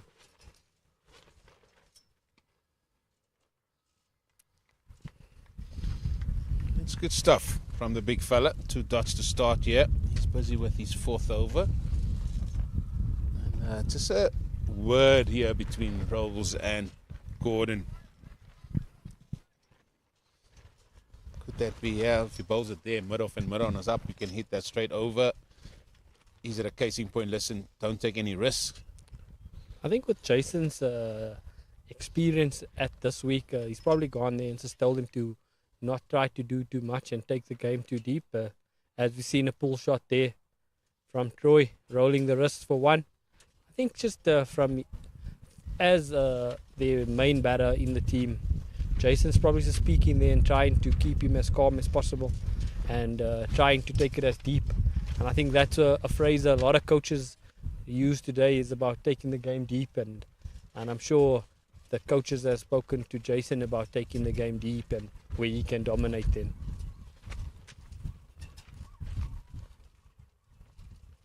Oh, that's down the leg side. Was it pad? Was it bat? And even the football skills can't stop that one's gone for papers. 4 more. Yeah, I think it's just getting, it's just that consistency again that we spoke about earlier. Bowling to left and right and just keep switching there, and that would have been an ideal ball for a right-hander. But switching his length is and his line has not been great there. And that's what I said in the previous over. Once you got that 4, look for 1, because then he's got to bowl to the other-handed batsman. Again down the leg side. And, well, we see now 4 overs, and this is the other thing as well. We know that seam bowlers can only bowl 6 over spells. And bowling fit is a thing. You can see now maybe getting a little bit tired. He did score 50 opening the batting. But there is also that creeping in, especially once you get here to overs 3, 4. See how they really bowl here. Are they still consistent with their lines and length? And he goes again into the legs there. Jason tucks it just behind square. Good running between the wicket there. 2 runs. Yeah, I think as we've seen whole day today, I think both teams always had right and left-handers at the crease. And it just showed how bowlers didn't quickly adjust their lengths and lines when the singles were taken in the middle of the over. Yeah, but if you were to look at Beamish's wagon wheel in terms of where he conceded runs, it will be predominantly on the leg side, and not many balls there in that corridor. 15 gone, 78 for 2, up with the rate, still 177 needed, still a way off. However, 8 wickets in hand. I just feel it's tricky time now. We've seen a bit of partnership grow. Drinks around the corner as we see Eastern Province boys having a bowling change from the Unisi end.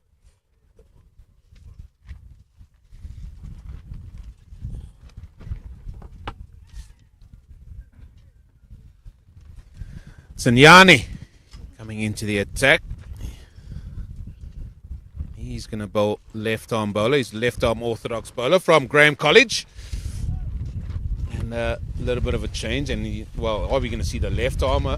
Yeah, we probably will, because he's going to bowl to the right-hander. So he's probably going to come around the wicket to the right-hander. And that's sort of the norm. Yeah, we've seen in the early innings there when Sipho, the captain from the Lions, bowled in the middle there.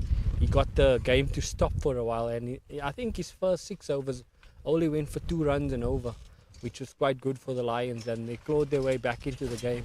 So Eastern Province boys need someone to do their job for them. Well, you are going to like this. Is this going to be spin here now? Maybe another spinner is going to come on after Beamish. But he looks like somebody that tosses this up. Yeah.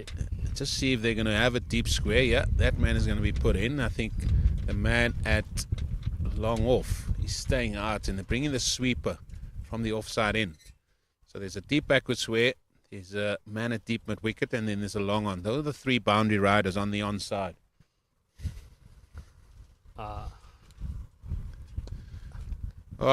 Glorious. Glorious shot. In fact, it's gone for horns. It's gone for 6. What a great cricket shot. Running down the wicket, chipping it over, extra cover for 6 against the spin.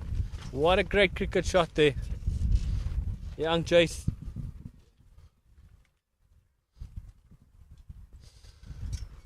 Well, he just read the game. I said this fella, Zinziani, tosses it up. And he can't just sort of just toss it up. You need to have energy on the ball. And Jason Rolls have read that nicely. He knows that there's no great turn out there all day. And he has just simply, it's a little bit of a shuffle down the pitch. Good quick feet movement. Yeah, that was a great cricket shot. I think my all-time favourite today, shot of the day. Running down to the left arm spin, hitting it inside out over extra cover. Great cricket shot there from the young boy. As he comes back with 2 dot balls. He can bowl anything now. He's got 7 off the over. This is how good Rolls is. Understands what's needed.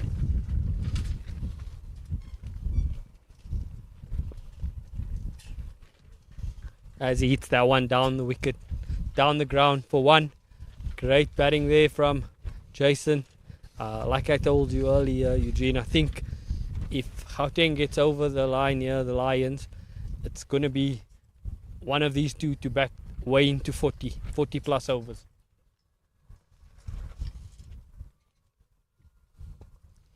Driven. Work for the sweep on the offside. Puts in a dive, puts in a stop. 2 runs added. And as you rightly said, Aubrey, this partnership is forever growing. And we'll have a break in play as the Lions boys move to 82 for 2. After 16, we'll have drinks.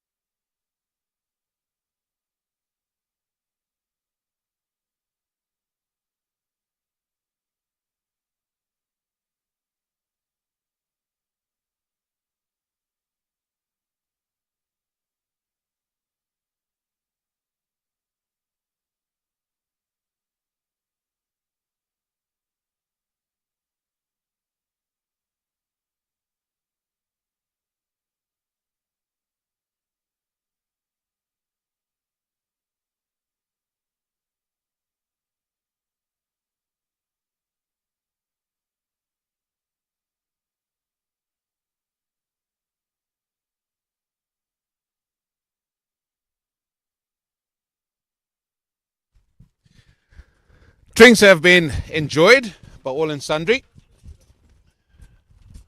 Lions in a very, very good position, chasing 255 for victory on day one. You have the Khaya Majola week here in Bloemfontein, held in and around this lovely college of Grey College here. And the game in front of you is at the Johan Volstead Oval. And that is the match situation so far.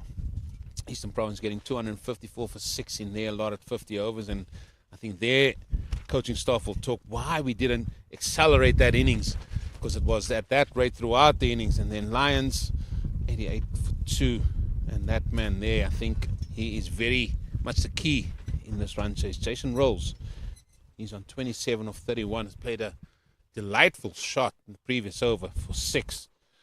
That is all just sitting on the edge of our seats thinking, wow, is he really a schoolboy? Well, he definitely is. Samuel Schechter. Oh, there is that shot. And everybody, even the fielder, even the umpire was in awe. There's that fella there. But Samuel Schechter, right arm bowler, comes from St Andrews College as well. Quite a few from St Andrews College in this lineup for Eastern Province.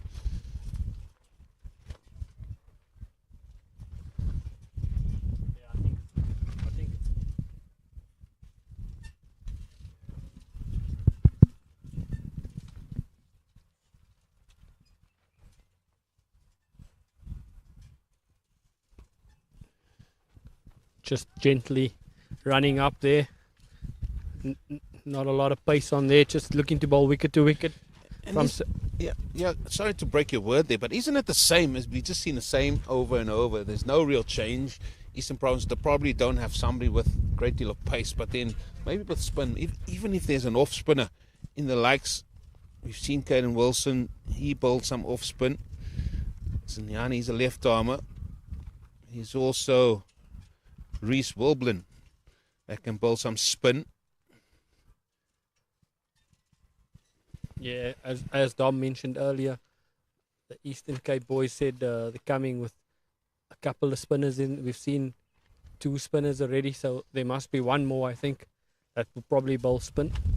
But I think just from watching from the side, I think Eastern Province boys have just done the same thing for the last 8 overs from the one side and trying off spinners bowling, and the run rate has keep increasing, and it hasn't made the batter look to do something different because everything has been the same, wicket to wicket bowling. Oh, well, all of a sudden the ball just jagging away off the seam there. Haven't seen that. Yeah, it's like you mentioned when Dom said something earlier, and then just commentators curse there. We haven't seen the ball move anything like this for the whole day, and Samuel just comes up and he gets one to pitch on off stump and leave the left-hander Jason play and miss there. Well, I know Coach Chat would have said you need to just bowl the ball into the surface. Got to bowl and hit the deck, even if you are a medium pacer. See what you can get out of it. That's a floaty delivery full. Yeah, I think whole day that's been the problem from the young boys. We've got the batter playing and missing, and then the next ball was a gentle half volley, and unlucky there. Samuel didn't get punished as Jason normally puts the bad ball away. Still no sweeper, only 3 men out still.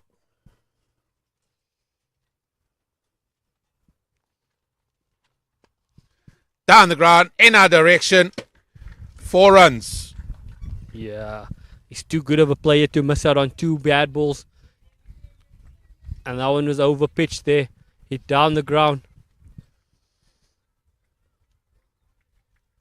Oh, that's easy. Easy as you like. Yeah. They're just capitalizing on the bad balls here. 94 for 2. Yeah, Eastern Province boys going to have to find a way to break this partnership.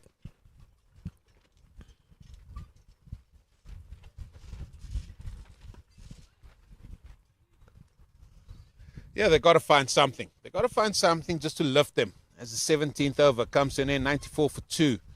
See the required rate has now gone below 5 and over. Yeah, the Lions boys are batting easy here at 6 runs and over, making this chase look easy. But we've watched enough cricket to know that a wicket here could mean a lot of change. Quick things can happen. Our wickets can create pressure. So I think the Eastern Province boys should stay in the game. Look to just dry up the boundary counts and get some dot balls. Might be gold for them. Well, they need a few red buses to come along. That's what they need. A few of the crowd enjoying themselves. A few of the parents have made the trek here to Bloemfontein, enjoying the shade because it's quite warm. There's a breeze blowing across this ground, but still very nice. Yeah, as we see a changing bowl, yeah, it looks like, from the Unisi end.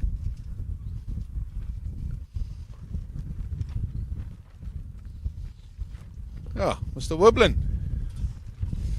He's again coming from just replacing a spinner. Maybe we'll see the left arm spinner from this end. Who knows? But a leg spin. Oh. But a leg spin, sir. Yeah, we haven't seen a leg spin for the day. First time we're seeing leg spin. Reese coming from the Unisi end with some leg spin. Looking forward to see. There's always a good trade to seeing good leg spin ball. Hopefully Cricket South Africa can find one decent leg spin. They always have a knack of getting wickets. Whether it's a good ball or a bad ball, they always find a way. Leg spinners. 45 being moved into place now. Just want to stop him from just dabbling it down on that onside. Just a quick question for you, Eugene. When is the last leg spinner to play South Africa? Who was? Wasn't it? I want to say Tahir. In ODIs? Yeah, I think Tahir rings a bell to me as well. I think he's the last leg spinner to play for South Africa. After that, we've just seen left arm spin and off spin. Oh, glorious! Through the covers. And I mean, we were talking about the field placing before you came on with Dom, and we said, why don't we see people, the reluctance of teams to put sweepers out? And there you can see a ball that pierces the offside field, and then it's just a matter of racing to the boundary for 4. Yeah, I'm not too impressed with this field. I think it's just easy shot there for the left-hander just to rock back, beat cover, and it's 4. It's going to ask the leg spinner to bowl on leg stump here, as most of his fielders is on the leg side. Well, I think we both need to be wrapped on our knuckles because Brevis bowls leg spin.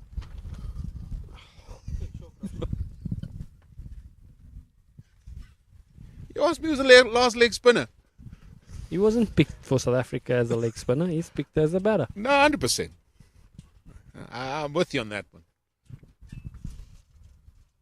I'm still going to stick to your original question, said leg spin bowler. Because I knew there was one of the batters bowled leg spin. I was just trying to work out which one.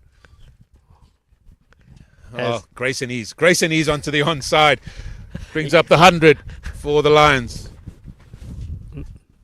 That's the end of that over, as the Lions tickles on to 100 after 18 overs. They're making this chase look very easy. Don't you dare. Dom's telling you, don't you dare say anything like that. Leave the boys alone and just let them go on their merry way. 18 overs it is. Rate has even decreased a bit more. That's required, that is. And it's going to be an interesting week. If this is what we can see on this pitch here at the Johan Volstead Oval, where the ball is not really doing anything off the surface, you get through those first initial 5 overs, it just seems like it's very, very nice to bat.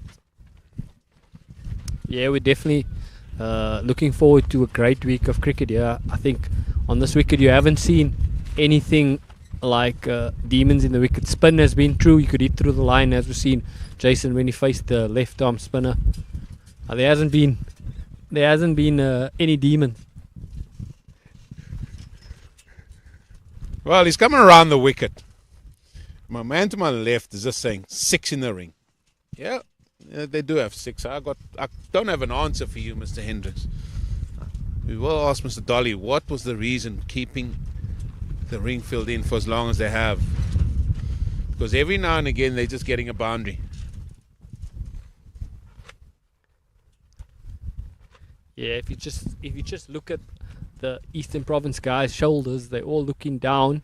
Not a lot of encouragement as we've seen like early on when the ball was when they just started there.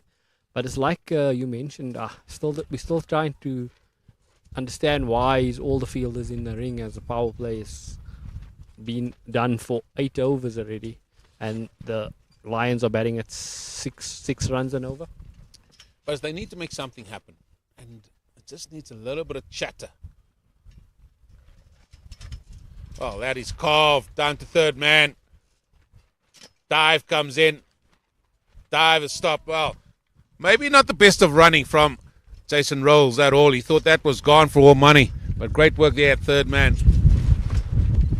Yeah, I think we mentioned earlier when young Seisty came to the crease, he kept putting the bowlers under pressure and the fielders, and that wasn't great running there from Jason. Who was the man in your team? If you were a little bit under the pump, every team had one. Just try and lift the troops. Just a little bit of chatter, hand clapping, talking absolute nonsense, which helps.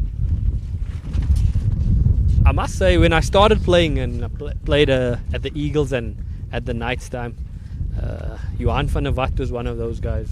When it got tough outside, that guy knew how to show character and belief in everybody, and he was a true fighter. And when chips was down, he believed and could do anything, and he was quite a good cricketer, I believe.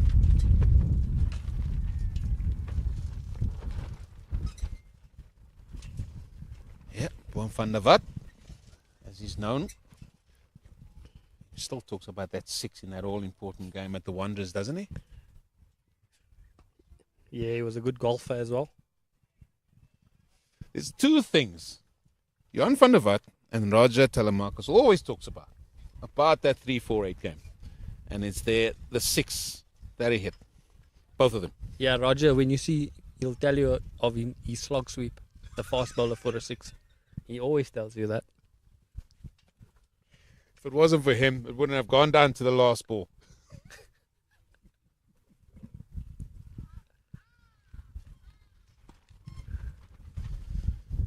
Well, there's no real pace in the keeper's back. Maybe get the keeper coming up, get the batsman to go back in his crease, bowl wicket to wicket. Maybe it's just a drop in concentration, perhaps on the pad, big appeal, who knows. They need something.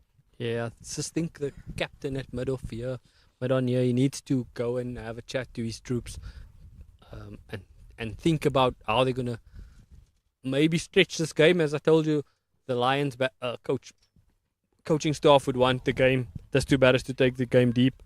But I think the Eastern Province boys would want to stretch the game as well. And hopefully, as the rate's going on now, is to create a chance, because this is the most important wickets, I think, in the Lions' batting attack. Yeah, good over. Just the wide and the single from that over. Much better. But it's much the same. And it's very quiet out there. You can't just be reliant on a wicket to sort of just raise the noise levels. And you've got to be up for it. And that's one of the things Anton Ferreira spoke about in his speech he made yesterday to the boys, in that word about attitude. And you can't just be looking at the scoreboard. I mean, again, I'm going to say Neil McKenzie, but he just said, listen, add 2 wickets onto that there, then we more than back into it. Yeah, I think that's a better line from the leg spinner there. But I do feel that we're the Eastern Province boys, they need a sweeper here on the offside, just allowing the leg spinner to bowl a bit wider, hopefully getting the ball to straighten, or as I mentioned, he just bowls the ball outside off, looking to spin the ball back into the left-hander. Well, he hits the ball downtown. He has played a couple of sweep shots again. The bat twirls are getting more excessive, so that means something's going to happen here from Jason Rolls.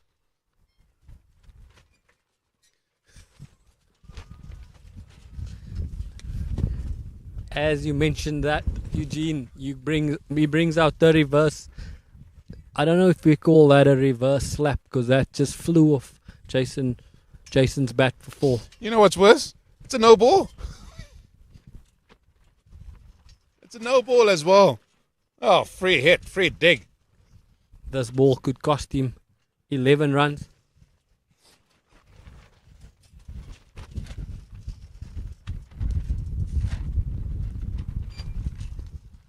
All over extra again. Glorious, just stands and deliver.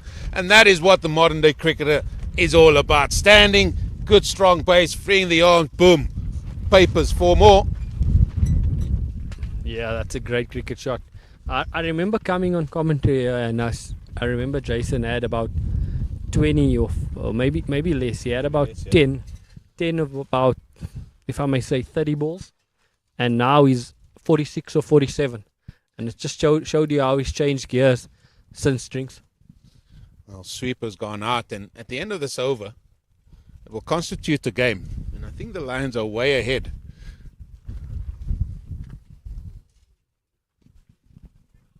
It's just a bit of cloud cover behind us, as we've seen.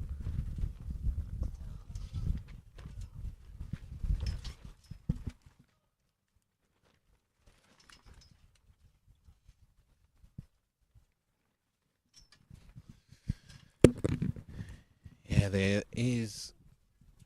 there are regulations in place here in Bloem. Might seem sunny and pictures might look great for you, but there are clouds building up.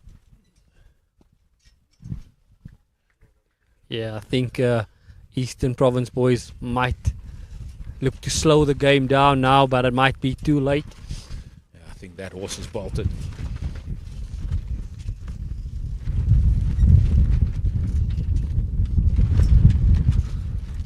Yeah, as you can feel that the breeze has picked up as well. But as you joined us, we did mention this morning that there is a bit of rain forecast for late in the day. And we have Dom joining us, back from his break now. At least you left and no wickets fell, Dom.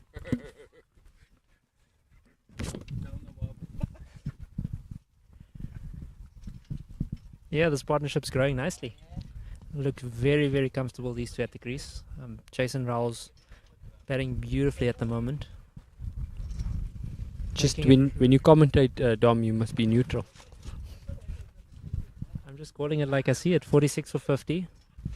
Hasn't looked out of place. And some beautiful cricket shots played so far. As I mentioned, this partnership's already 60.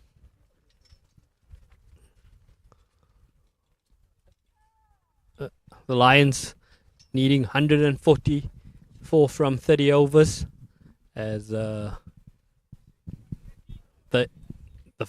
Samuel starts his over with a wide. I must say, Dom, the extra counts in both teams has been really high today. Yeah, not a great showing in terms of discipline today. And Eastern Province, yeah, they're looking a bit deflated at the moment. Desperately in need of a wicket in some way. Just a quick one for you, Dom. I remember Eugene speaking about earlier that most of these boys, school cricket-wise, play with Kuka match. So this is the first time they're probably playing with a reg this year. Do you think it can be an adjustment, bowling with a match to a reg? Yeah, massive adjustment. For one, the Kookaburra match gets pretty soft after about 10 to 15 overs. So sort of in this phase of the game, it's quite difficult to hit from a batting front. The regulation, a little bit of a firmer ball.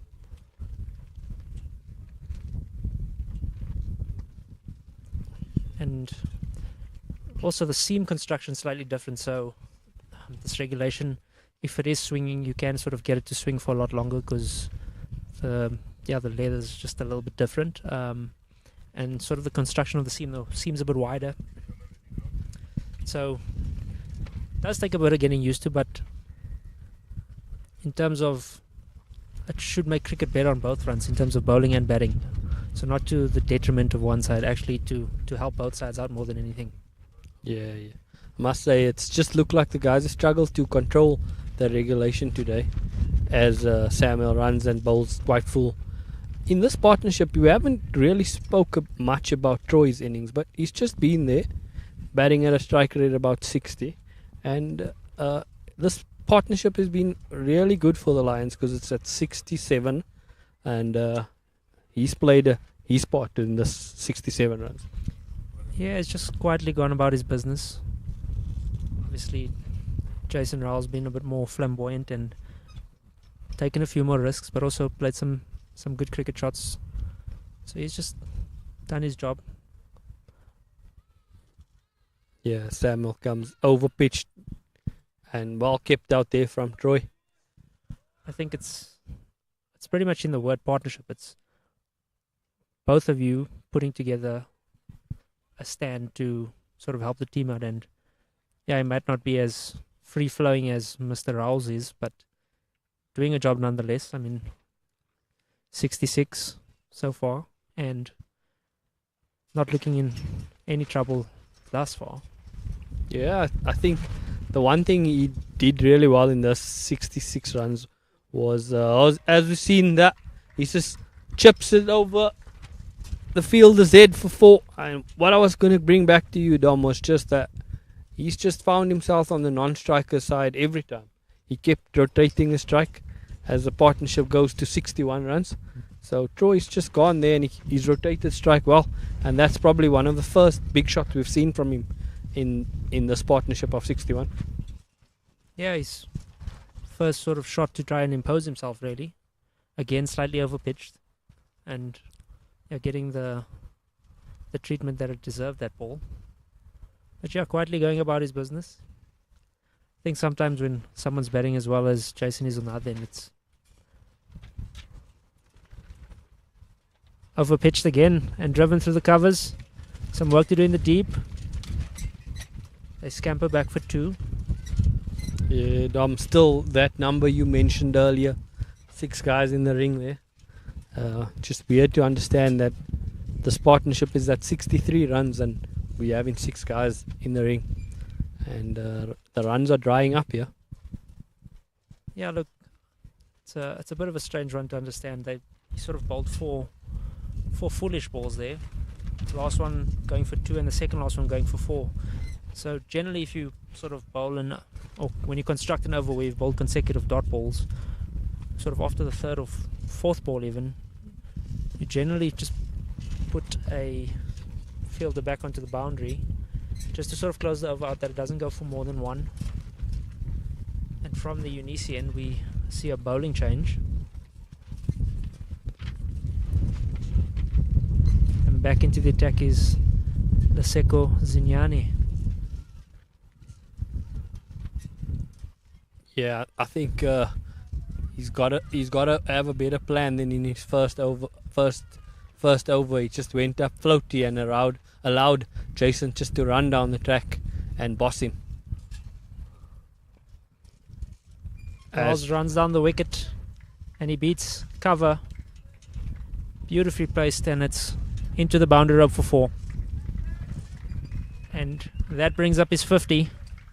A well played 50 of just 51 balls. He's made that 50 runs look really easy.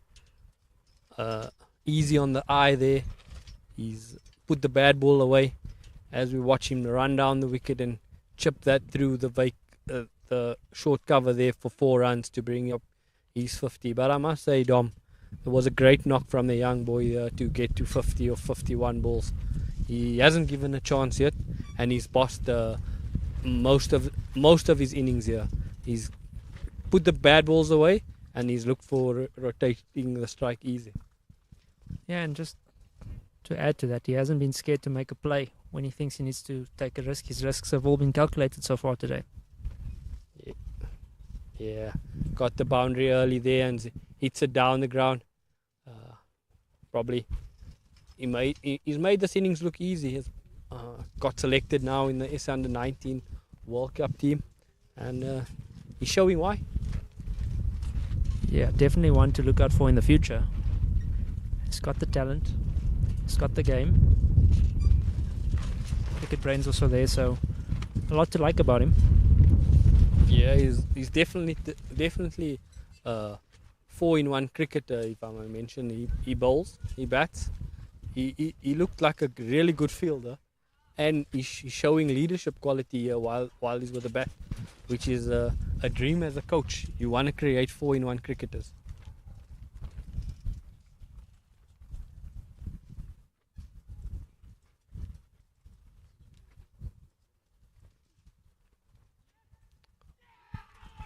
And as we say that, he's given himself a bit of room and cut it straight to backward point. You can see the disappointment on his face. And that we would say is a very, very soft dismissal. Yeah, it's a well played 50 there from the young boy. Just not what we were looking forward. We wanted to see him longer at the crease. As we watch the highlight, tries to beat short point and cuts it straight to backward point. And that's the end of Jason.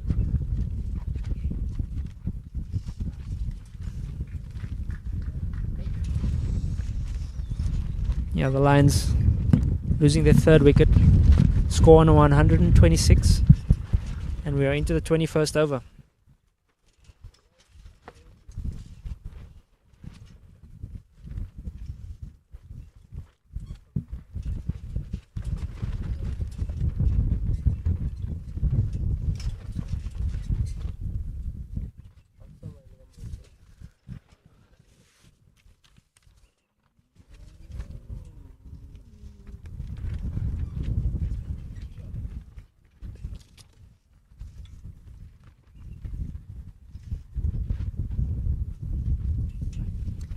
And the new man to the crease is the wicket keeper, Kamagelo Piri.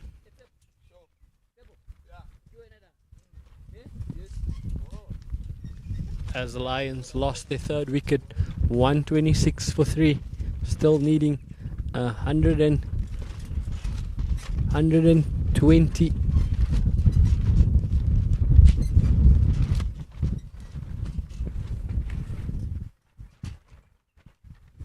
Yeah, very disappointing to see that from Jason though. Like, really batted really well, and then just to give it away like that. He was really setting himself up to score a big one there today. Definitely say that he's left some runs out there today. Sorry, Dom, just to break you there. I must say that Lateco's bowled. He's bowled really well because in his first over he went for that massive 6-over extra cover, and he came back in his second spell to pick up the big wicket of Jason there, as he continues his over here to the new batter Piri.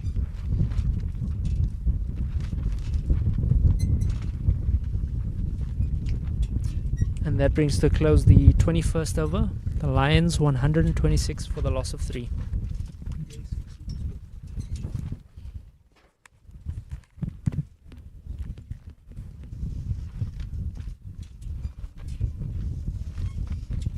Yeah, as we see in a bowling change from the main rugby field end, it looks like it's the fast bowler, the opener,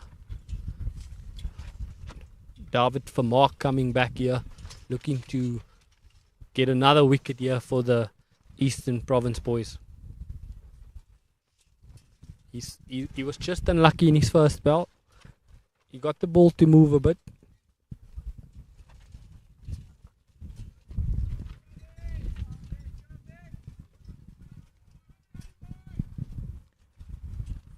Yeah, noticeably with the fall of that wicket, there's a bit more chat out there from the boys in red.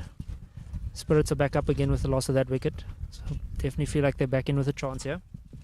Yeah, we've played this game, Dom, and I remember telling Eugene earlier about heads are down, what a wicket can do to the fielding team, and as you mentioned now, just getting that wicket, there's a better more belief than what they had about 2 to 3 balls ago when shoulders were down and energies were low. You can just hear them a bit more now in the field.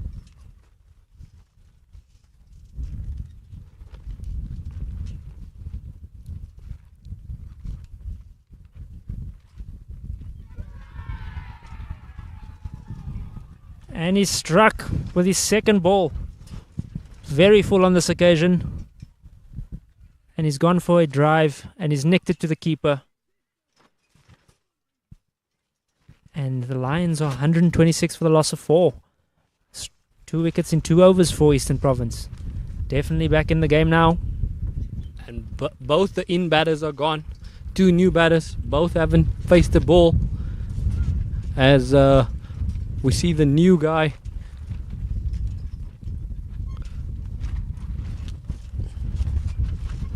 Hanslow up walking to the wicket to join Piri at the crease. Both still on 0. As we watch the highlight again, we'll see that ball just doing a little, leaving the right-hander there. And it's a great ball. Yeah, pitched up, inviting him to drive, and comfortably taken by the keeper. I remember speaking early to you, Dom, about the Eastern Province boys. They bowled a lot fuller line, and that's given for Mark now his reward of his earlier spell where he bowled really full. Yeah, great length, especially with this older ball, giving it a chance to do something off the surface. And just like that, Eastern Province are back in the game. Game was sort of looking dead and buried 2 overs ago, and a double strike has got their energies up again. Yeah, I'm seeing a field change as slip moves in there now. Eastern Province boys feel a bit more energy. How close is he to the side crease for being a no ball? What must be field touching? Yes. Okay.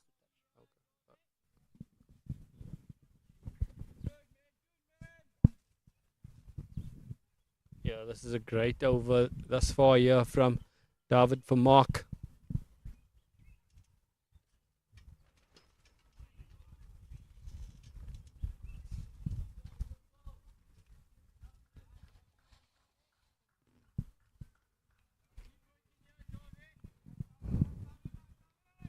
Yeah, you can just hear there's a bit more vocals now from the fielders. But we watched it and something was brewing, and the Eastern Province boys got 2 wickets there now in 2 overs, as the Lions find themselves at 126 for the loss of 4 wickets, 22 overs bowled. Yeah, still a lot of time in this game. Jason Rowell's obviously batting very quickly, going at a runner ball, but sort of gave them a bit of a buffer for the new guys to find their feet.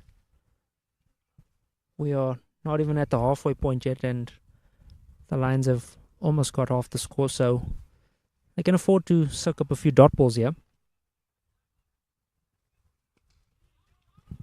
Yeah, I think it just shows the quality player Jason was, because he came in and he busted there, so it's going to take a bit of rebuilding phase here from Hanslow and Piri, as they both are newly at the wicket, only faced 6 balls between the 2 of them, so it's going to be a rebuilding phase for the 2 of them.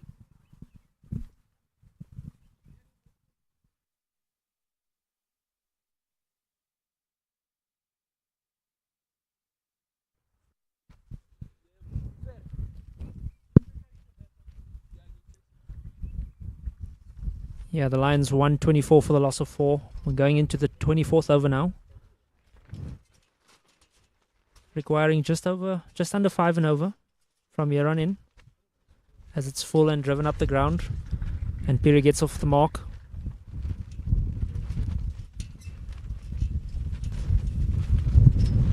You can see there's a bit of buzz there. Even we spoke about having 6 fielders in the ring. They have 7 now.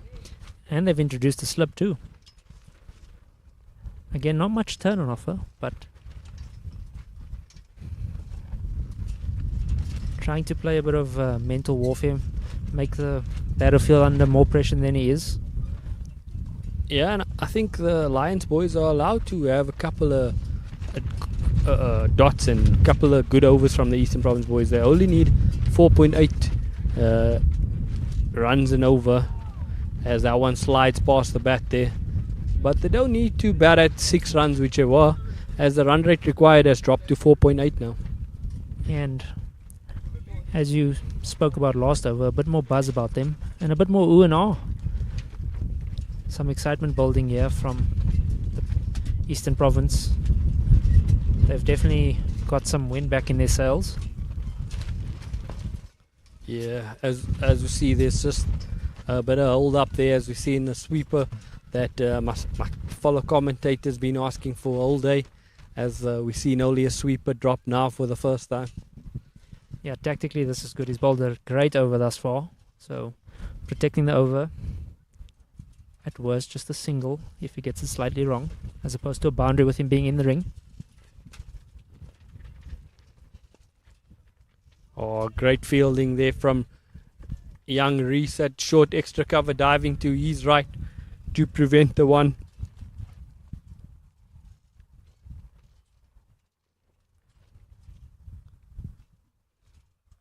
Everything's just going for the Eastern Province boys. The last couple of overs we've seen dives to the right and left, stopping, getting 2 wickets there in the last 3 overs. It's just put momentum a bit on their side. Yeah, and a great over bowled to follow up the one that he bowled 2 overs ago, Leseko Zinyani. That one only going for 3. The Lions at the end of the 24th over, 127 for the loss of 4. Yeah, we've seen Vermaak came on now. Previous over got the big wicket there, and his captain's given him a talk here, probably looking for 1 more wicket.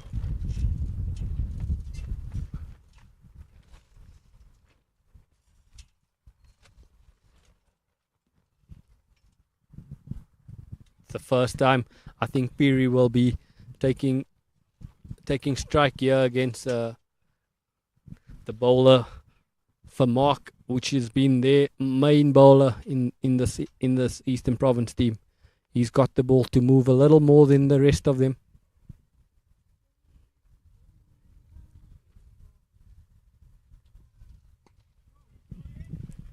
And I think the reasons for that is he's found the correct length to bowl here today. It's been slightly on the fuller side, as we spoke about earlier, but not as full as the rest of the seamers have been. His length sort of been hitting the top of the stumps or towards the top of the stumps, giving it enough time to move. And as we saw with the dismissal of Troy last over,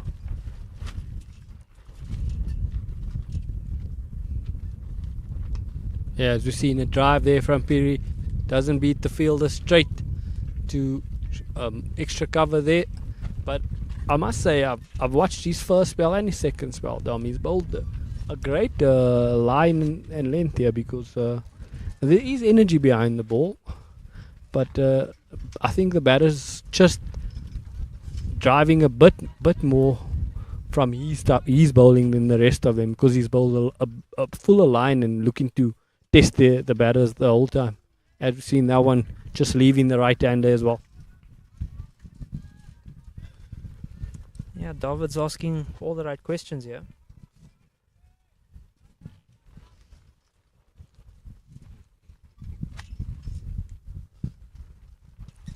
Bowling that fuller length as we spoke about, and pitching it in and around off stump, touch sometimes outside off stump, so slips in play, bowled LBW, all in play.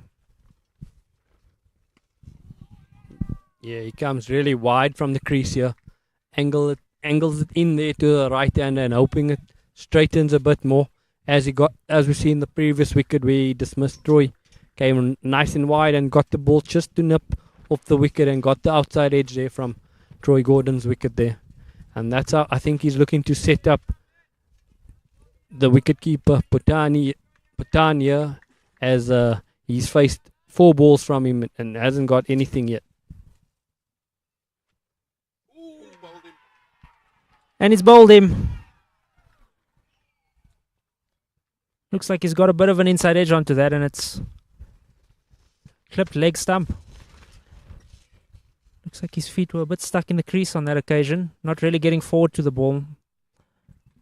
And he's managed to chop on. Lions in a bit of trouble here, 5 down. 127 on the board. They've lost 3 wickets now for only 3 runs, Dom. 3 wickets in 3 for only 3 runs. You can just see there's a bit more buzz now. EP boys have a bit more belief. They've had 3 overs, 3 wickets. As we watched it again, wide of the crease, angling it in. Definitely inside edge there, chopped onto leg stump.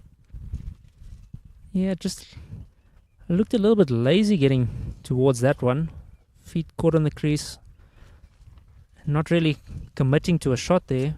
Just a bit of a prod and yeah, big inside edge and onto leg stump. And the new man to the crease is Wade McQuinn. Yeah, definitely the Lions boys are feeling a bit pressure here as they have lost now their 5th wicket, 127 for 5, 24.5 overs. Not only reaching halfway, Dom. There's still loads of overs in the bank, and the run rate is only at 4.8 for the 128 they need. Yeah, and it actually just shows you. You add 2 wickets to the score, 3 in this instance, and the game looks completely different. 127 for 2. Lions looked like they were walking this game. And now all of a sudden 3 wickets on the scoreboard, 127 for 5, and all the pressure back on them. Yeah, I remember when you came on here, you spoke about 2 wickets and everything's changed and scoreboard pressure, and that's what happened here. There's just bit more buzz, but a bit more energy from the boys from Khaya, as we mentioned. But great over there from David for Mark, maiden wicket, picking up the wicket keeper of the Lions as they are 127 in 25 overs. And I think the disappointing thing is that it's been a nice 60-run stand before the loss of these 3 wickets, and one player getting to 50 in Jason Rolls. The disappointing thing is he's got to 50 and then got out straight away after that. So a big thing is to get to a milestone and make sure you bat a bit longer and lengthen out the partnership as best you can. Yeah, good batting there from Hanslow. He needs to take this one definitely deep there as he hits that one down the wicket. I remember Eugene said the left arm spinner gave it a little bit more air than the rest of the spinners, and we've seen that flight there now in his first over as Leteko starts it there.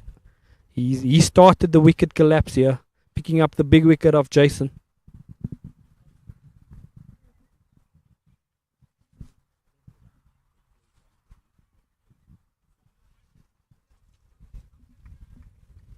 Yeah, and the Lions, they just need a partnership to get growing here.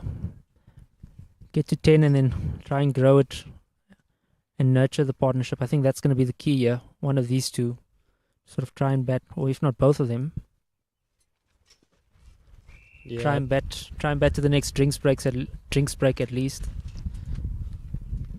Definitely not look to play fire with fire here. Just look to stretch the game all the way.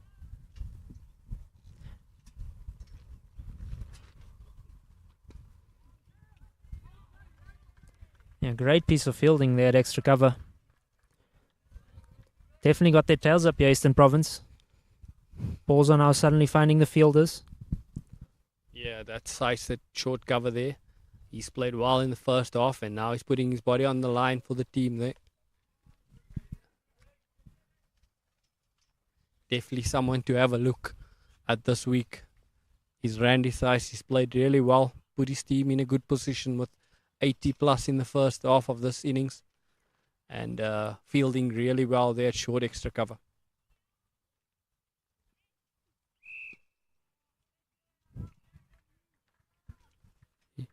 Yeah, first 2 balls going for ones and then bringing back the dots, which is what the Eastern Province boys are looking to do. Yeah, Kiani closes this over out. Been a beautiful one thus far.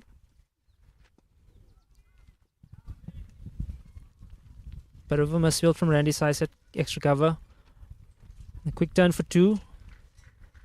Tashin Hanslow comfortably back. And that brings a close to the 26th over. The Lions 131 for 5. And that has brought an end to Aubrey's stint. And back in the box, we have Mr. Eugene Molian. Can't leave you for half an hour, Dom, and then it's all sorts of things happening here. 3 quick wickets. Game on its head. Exactly what Eastern Province needed, though, Eugene.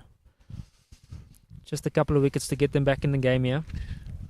I mean, I was sitting just to your left there, and I was like thinking about when it was 2 down, there wasn't a word spoken, there was nothing in the field, and then all of a sudden they got the big fish chasing rolls, more chatter, then they got Troy Gordon caught behind. Now it's almost like this Eastern Province team has just flown back from Kabeja and then decided to play some cricket. Yeah, they're back. They're back in it. But it's amazing what a couple of wickets does to the morale in the team. And then all of a sudden they believe again. And that's a point you made with Aubrey as well. And that's a point I said, you just got to stay in it. Stay in the fight. You never know what's going to happen. All of a sudden, 3 quick wickets. But there's a couple of things that the Lions need to be very aware of.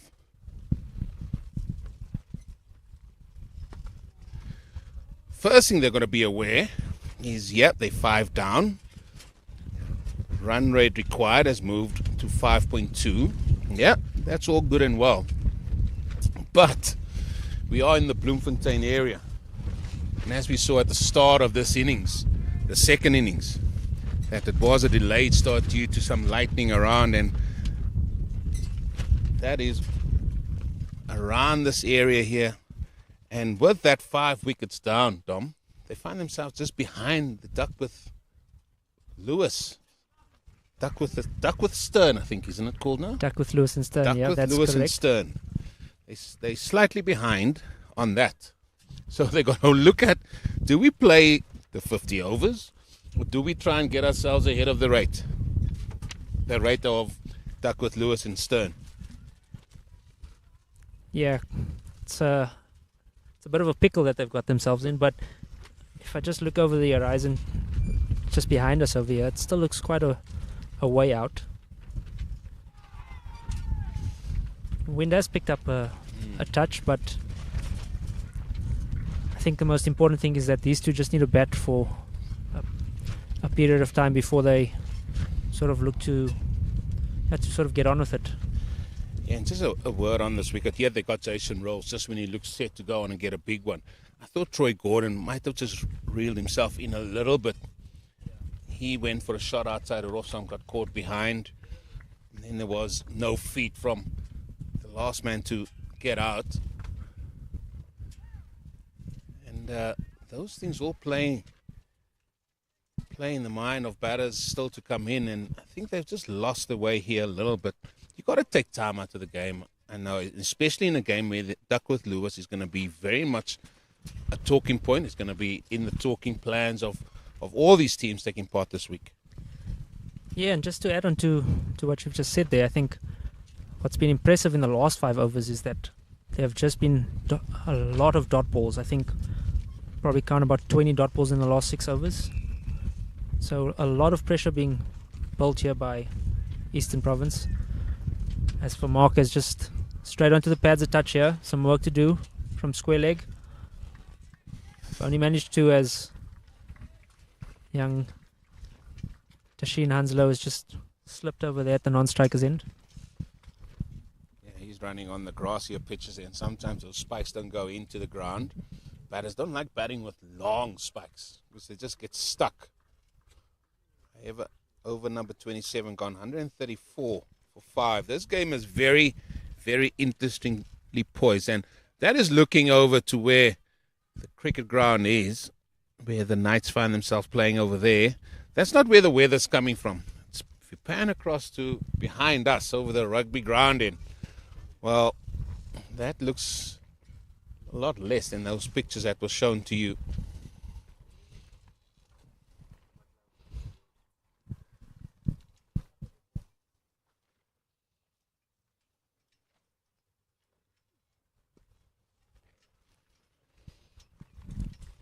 He's stuck with it, this fella. He's stuck with it. Just tosses it up outside that off stump.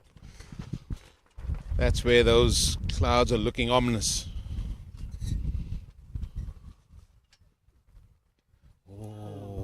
Bit of a heave from Hanslow. Fancied it there. It's one of the few that he's actually bowled on the straighter side in the spell thus far from Zinyani. There's no deep square. There's no deep mid wicket, I should say, and Hanslow wanted to take it on. Just palms it, but they're going to come through for one.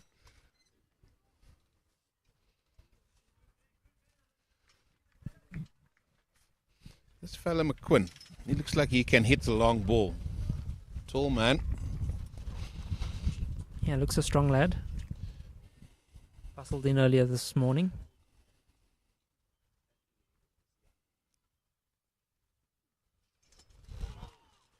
Beats the bat, and there's more oohs and ahs, and they just feel the momentum is with them here. Yeah, weren't many of those 7 overs ago. Oh. It just shows you what momentum does. When one team has it in their hands, you've got to run with it and take it away from the other team. Shows you what cricket's all about. If you stay in the fight, you never know. Sometimes you can just drop your head, you can just sort of be sleeping and caught napping. It just takes a wicket, but I think it happens before that. You just got to stay in the fight.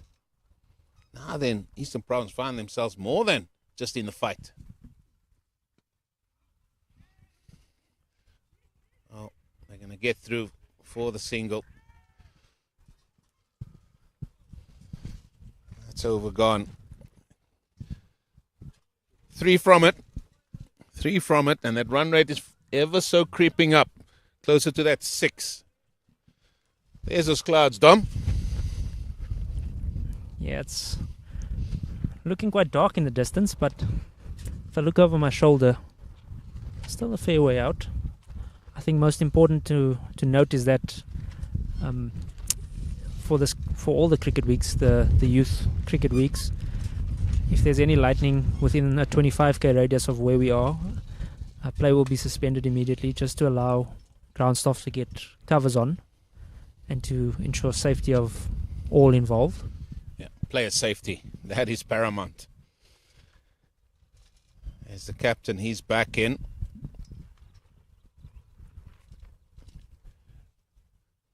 Caden Wilson.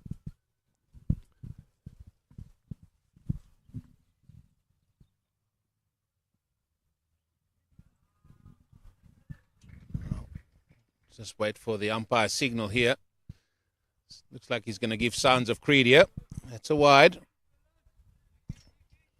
Not the best start, that, for the captain.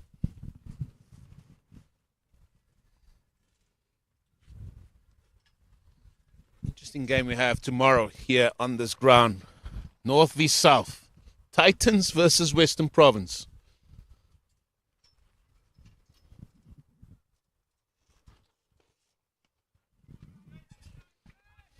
Beautifully bowled by Caden Wilson.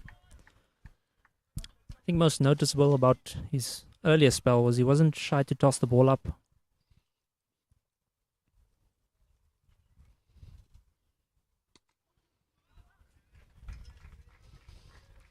No, and why not? Toss it up there. Telling the batter, you got to smash it. Put all the pace on. Caden Wilson, he'll be smart about it. There you see the pass score.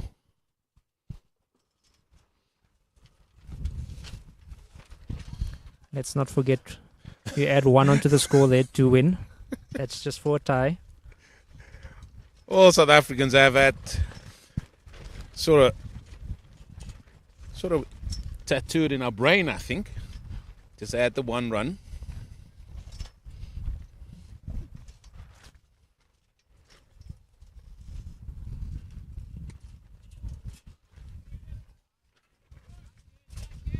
Changed his angle here for the last couple. He's come around the wicket, just try to tuck Wade McQuinn up. He's preferred this to the right-hander.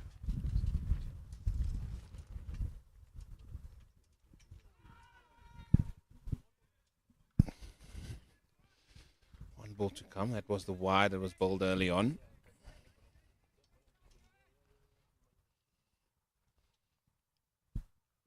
This is an interesting game ahead of us here, folks. Just using the pace nicely. Just for one, though. 29 gone. 142 for 5. Lions in pursuit of 255 for victory here on day one.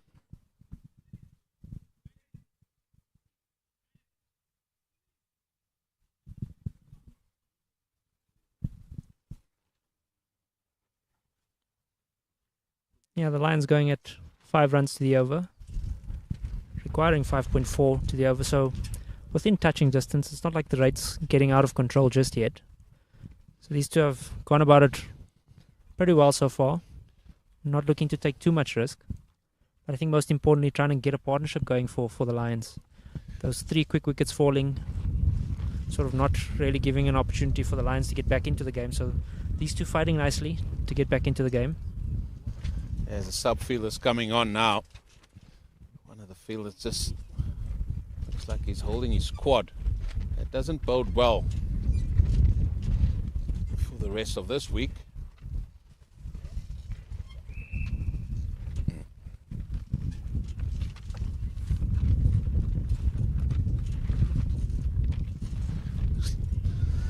Oh, that is going to race to the boundary. The chase is on, but it's going to be in vain.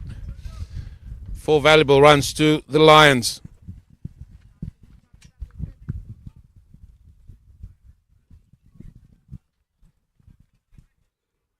Yeah, slightly short, slightly wide, and punched beautifully past point for a boundary. And with that, we see a change in the field.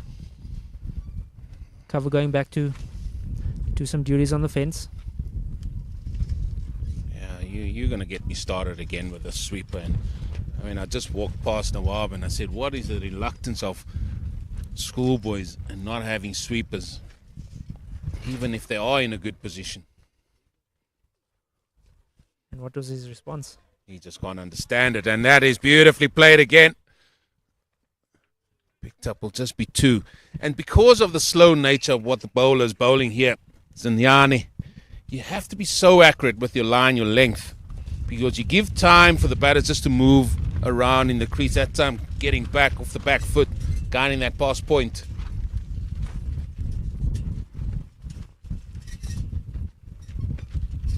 Yeah, again, no real... I understand taking pace off, but there's nothing on it.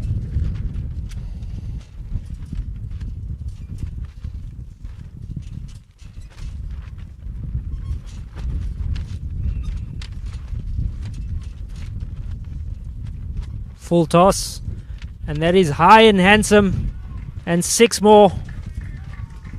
Looks like that one's out the ground. Oh, got to get a new ball or ask somebody just to throw that ball back in, because that has gone all the way for horns. And I wanted to say it earlier. I'm going to say it now while we have some time. This Wade McQuinn, he's got the look about him like an Evan Jones for me at the crease. And Evan Jones smashes the ball a long, long way. And that ball now, with the help of the breeze, has gone a long way. And that's going to make it interesting when we see the DLS again.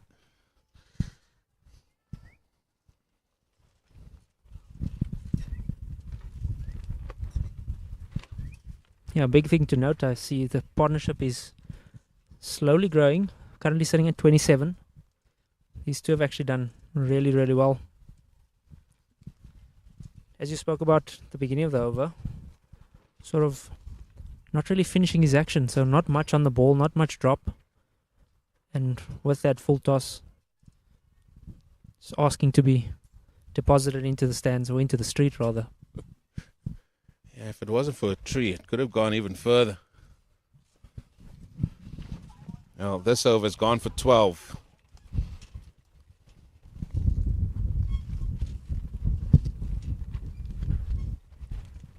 This over tossed up yet again, driven to the sweeper. Now we hear the clapping from the Lions. This game has gone one way, then the other. The ebbs and flows of 50 over cricket. I like it when Justin Rose said it. Peaks and troughs. Peaks and troughs. 30 overs gone. 155 now for 5.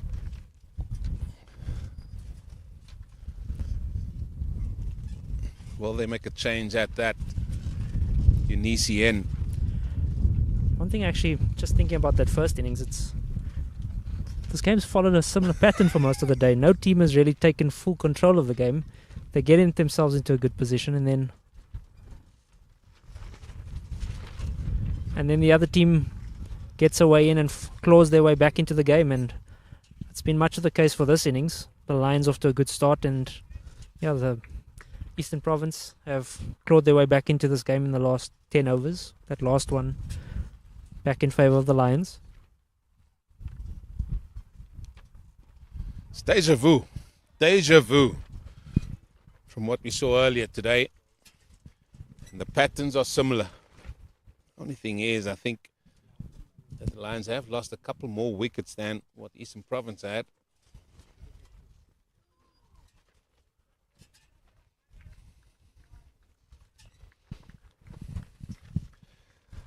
Still 99 left for victory for the Lions.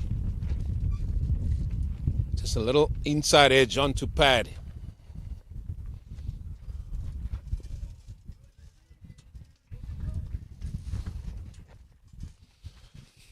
You tend to know where you are with cricketers, isn't it? If things are going badly, you don't hear them. If things are going well, everybody's clapping and cheering.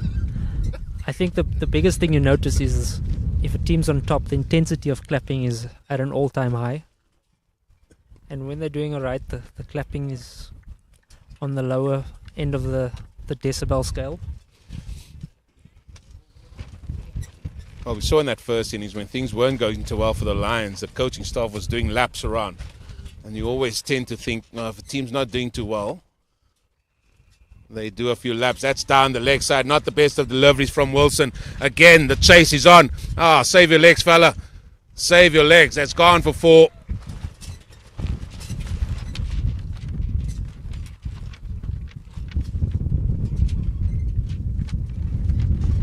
Yeah, slightly straight on this occasion.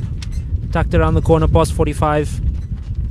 And a well-deserved boundary for Wade McQuinn. Well, that's going to be drinks now. 31 overs gone. 161 for 5. Still work to be done here for the Lions. They've got 5 wickets in hand. And with that drinks break, we're going to have a short break as well. So join us in a few moments.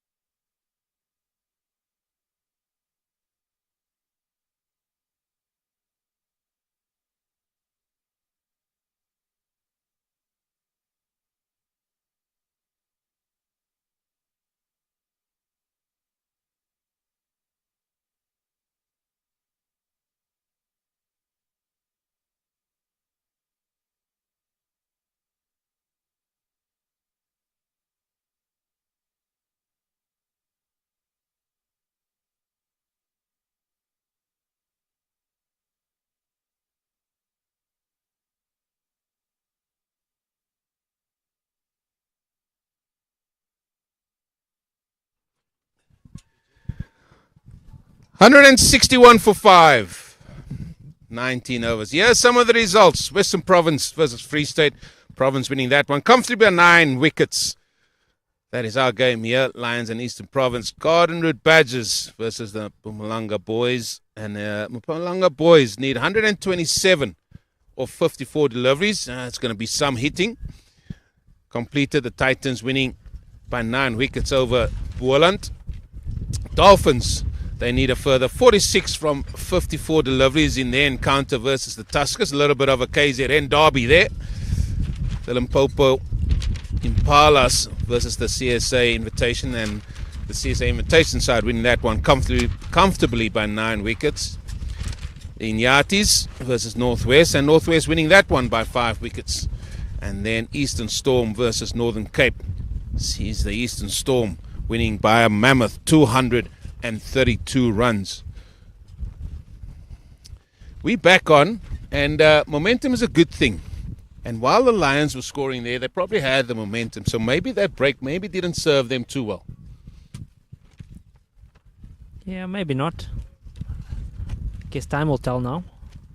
We've got a change from the Unisi end. Tylo Maleba is back into the attack. Left arm seamer. And his preferred choices around the wicket, so looking to attack the stumps.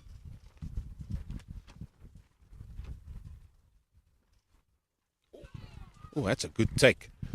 That's a good take. And there we see the ball just going away. And now are we talking about reverse?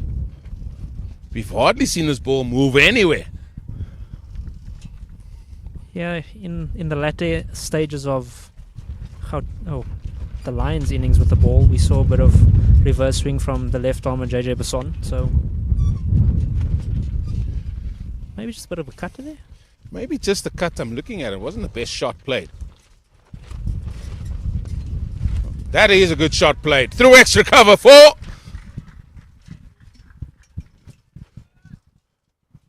Just when you get excited, full toss. Absolute gift of a delivery.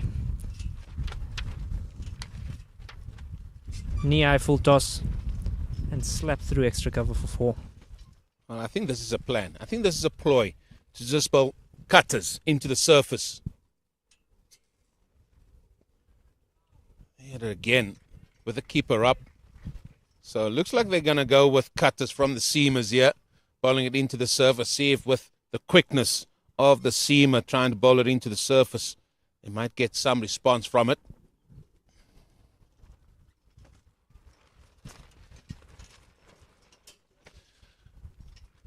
Tylo coming from Daniel Pinar.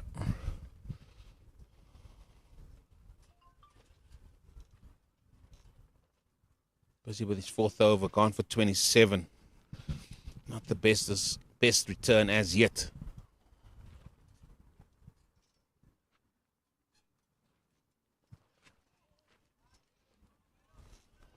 Again, outside that off stump. And with this line, Mr. Dom, he's got long on out. Maybe a question would be if he's going to stick it out that side, why not mid off going to long off? Well, especially with him running his fingers down the side of the ball, should be going most likely to the offside.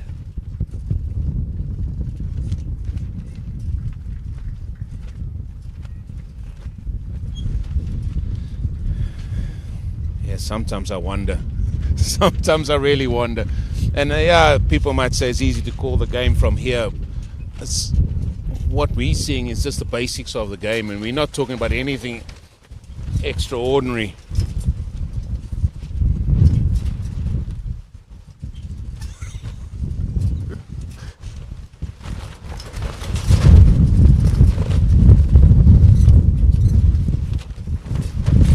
Well, something else I've picked up here, and that is the breeze as over number 32 comes to an end. 168 for 5. Still feel this game is evenly poised.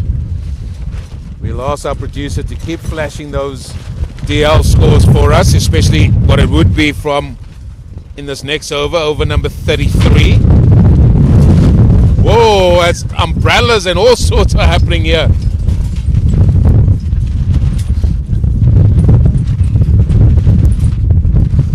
Storm talking to us that it's on the way.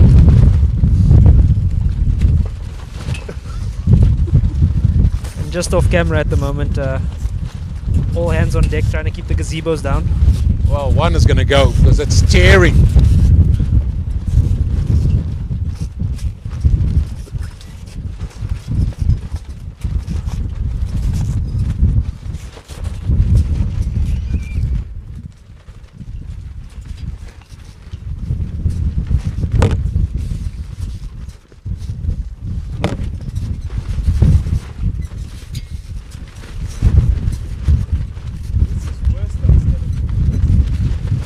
The boys from the Eastern Cape don't look too phased by this wind. Obviously a bit more of a norm in Khaya. This is just a light breeze for them. I reckon what's the big fuss about?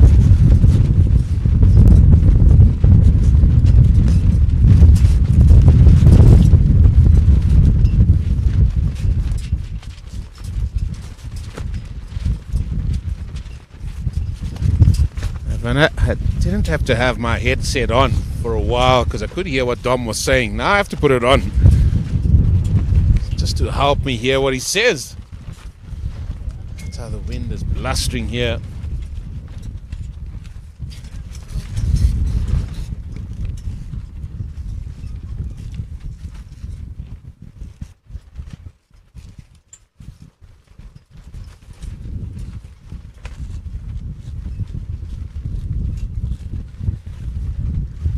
Change from the rugby end of the ground. Samuel Schechter is into the attack. Yeah, he'll have the breeze sort of helping him, assisting him to just get this ball moving away because it is blowing across the ground, so to speak. Still no sweep on the offside, Dom. In a game that's going to be very close.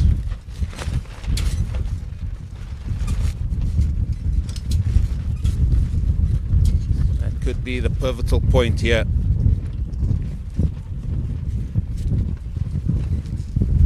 Yeah, just 87 more to get for Gauteng, for the Lions, excuse me. So going just above the required rate at the moment. Going at 5.2, just needing 4.9 to the over. And this partnership is growing handsomely, sitting currently at 41 runs.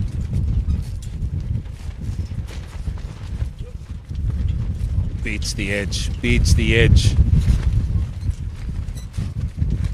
If you put something into the surface, you will get out of it, even at this late stage.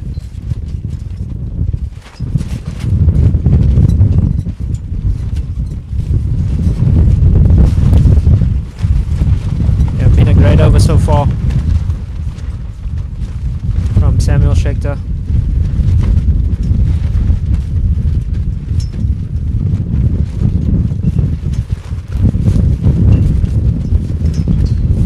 And driven, but tidying up, done by extra cover, no run. Yeah, keeper's not happy. No one was backing up that throw. And he's one ball away from a maiden over here, Schechter. Put the cover sweeper back, protect the over. Called a great one thus far. Not watch the game this far yet, Dom. We don't see things like that.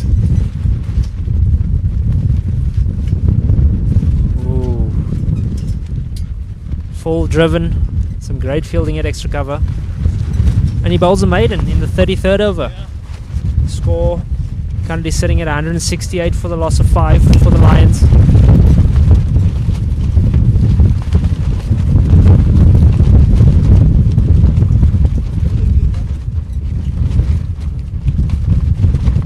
Don't know if you guys can see on screen, but the wind has picked up drastically here. Literally Eugene's having to hold the mic in one hand and keep the monitor in his other, while our producers and Aubrey, who's currently off mic, is holding down the gazebos for us.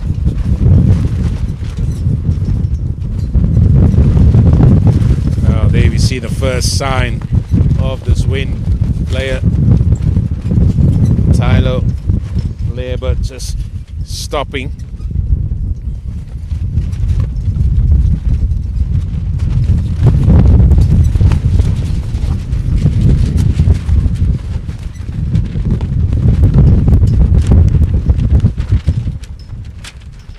driven through the offside.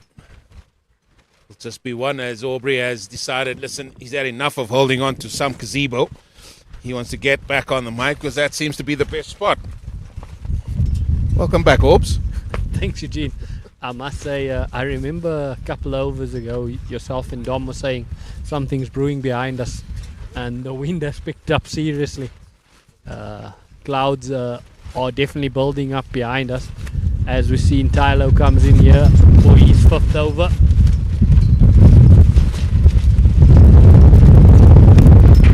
Definitely struggling to run up into this wind here. I think he's pulled up about 2 or 3 times already, struggling to get to the crease.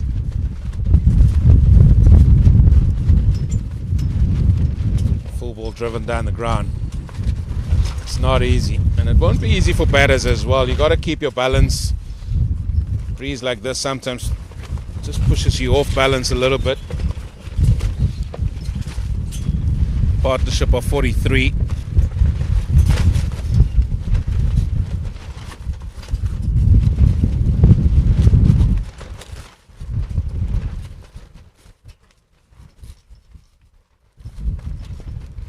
Driven again. How's the running? How's the running between the wickets? Misfield's going to allow them to come back for 2. Great running from the 2 of them. This partnership's moved on quickly there to 45. I remember when I left here, the partnership was still on 2 runs.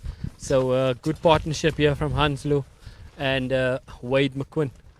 2 of them are putting really a big fight here for the Lions boys.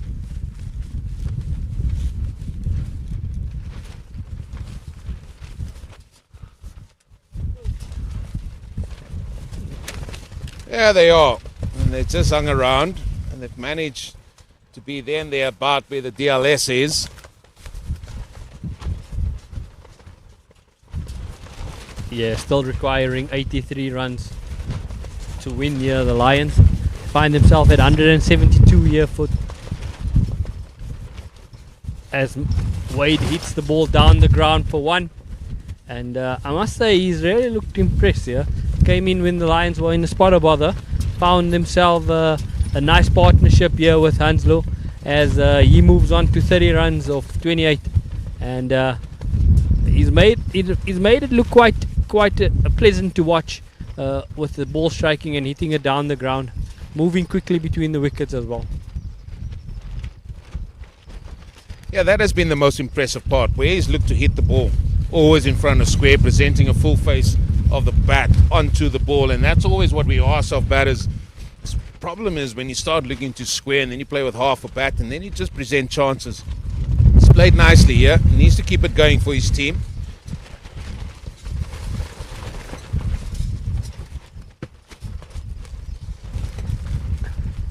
As we come to the end of Tylo's 5th over, 34 runs, and the Lions are finding themselves 173 after 34 overs, 14 overs remaining, needing 82 runs to win with 5 wickets in hand. I feel this game is going to go down to the wire as the Lions finds themselves 173 for 5. DLS is saying 179 is the par score at the end of this over. And that is what we're just going to be constantly look at. And that is what the Lions constantly need to be aware of. Yeah, definitely a couple of clouds behind us here, Eugene. And it's coming in quick and fast here as the wind picks up as well. It's not just the game that's happening on your screen, folks. It's a game about knowing where you are with DLS. Are you going to play it out as a 50 over, or will the powers that be say, no, listen, weather's going to intervene here. The rate has gone now to 5.2. Yeah, Samuel's bowled really well for the Eastern Province boys. 4 overs, only going for 15 runs. He's fought hard here to get just wicket, kept bowling wicket to wicket, couple of dots as McQuinn hit that one straight down the ground. Good fielding there from the mid-wicket fielder coming across there. Yeah, they all love throwing the ball at stumps, don't they? Just got to be careful. There's no one or someone is backing up. That time it was the mid-wicket that had to just move round. So one of the first two balls.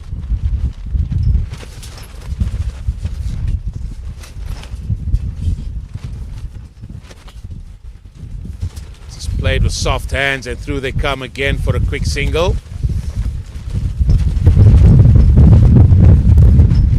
How much do you reckon they'll be aware of what's happening out there? It's the batsman I'm talking about. I must say, the previous over, watching Wade, he kept looking to the dugout, and I think there's been some signals coming from the dugout. As I seen just at the end of that over, he kept looking to the dugout, and there was some message. So I'm sure there is a bit of communication between the batters and the coach.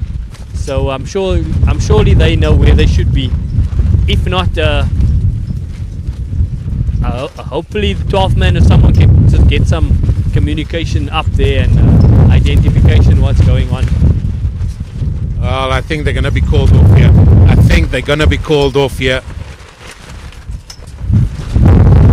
I just took a sneak peek to my right, and they are going to be called off. I think it's within the 25-kilometer radius here, and with that, they're immediately going to get the boys off.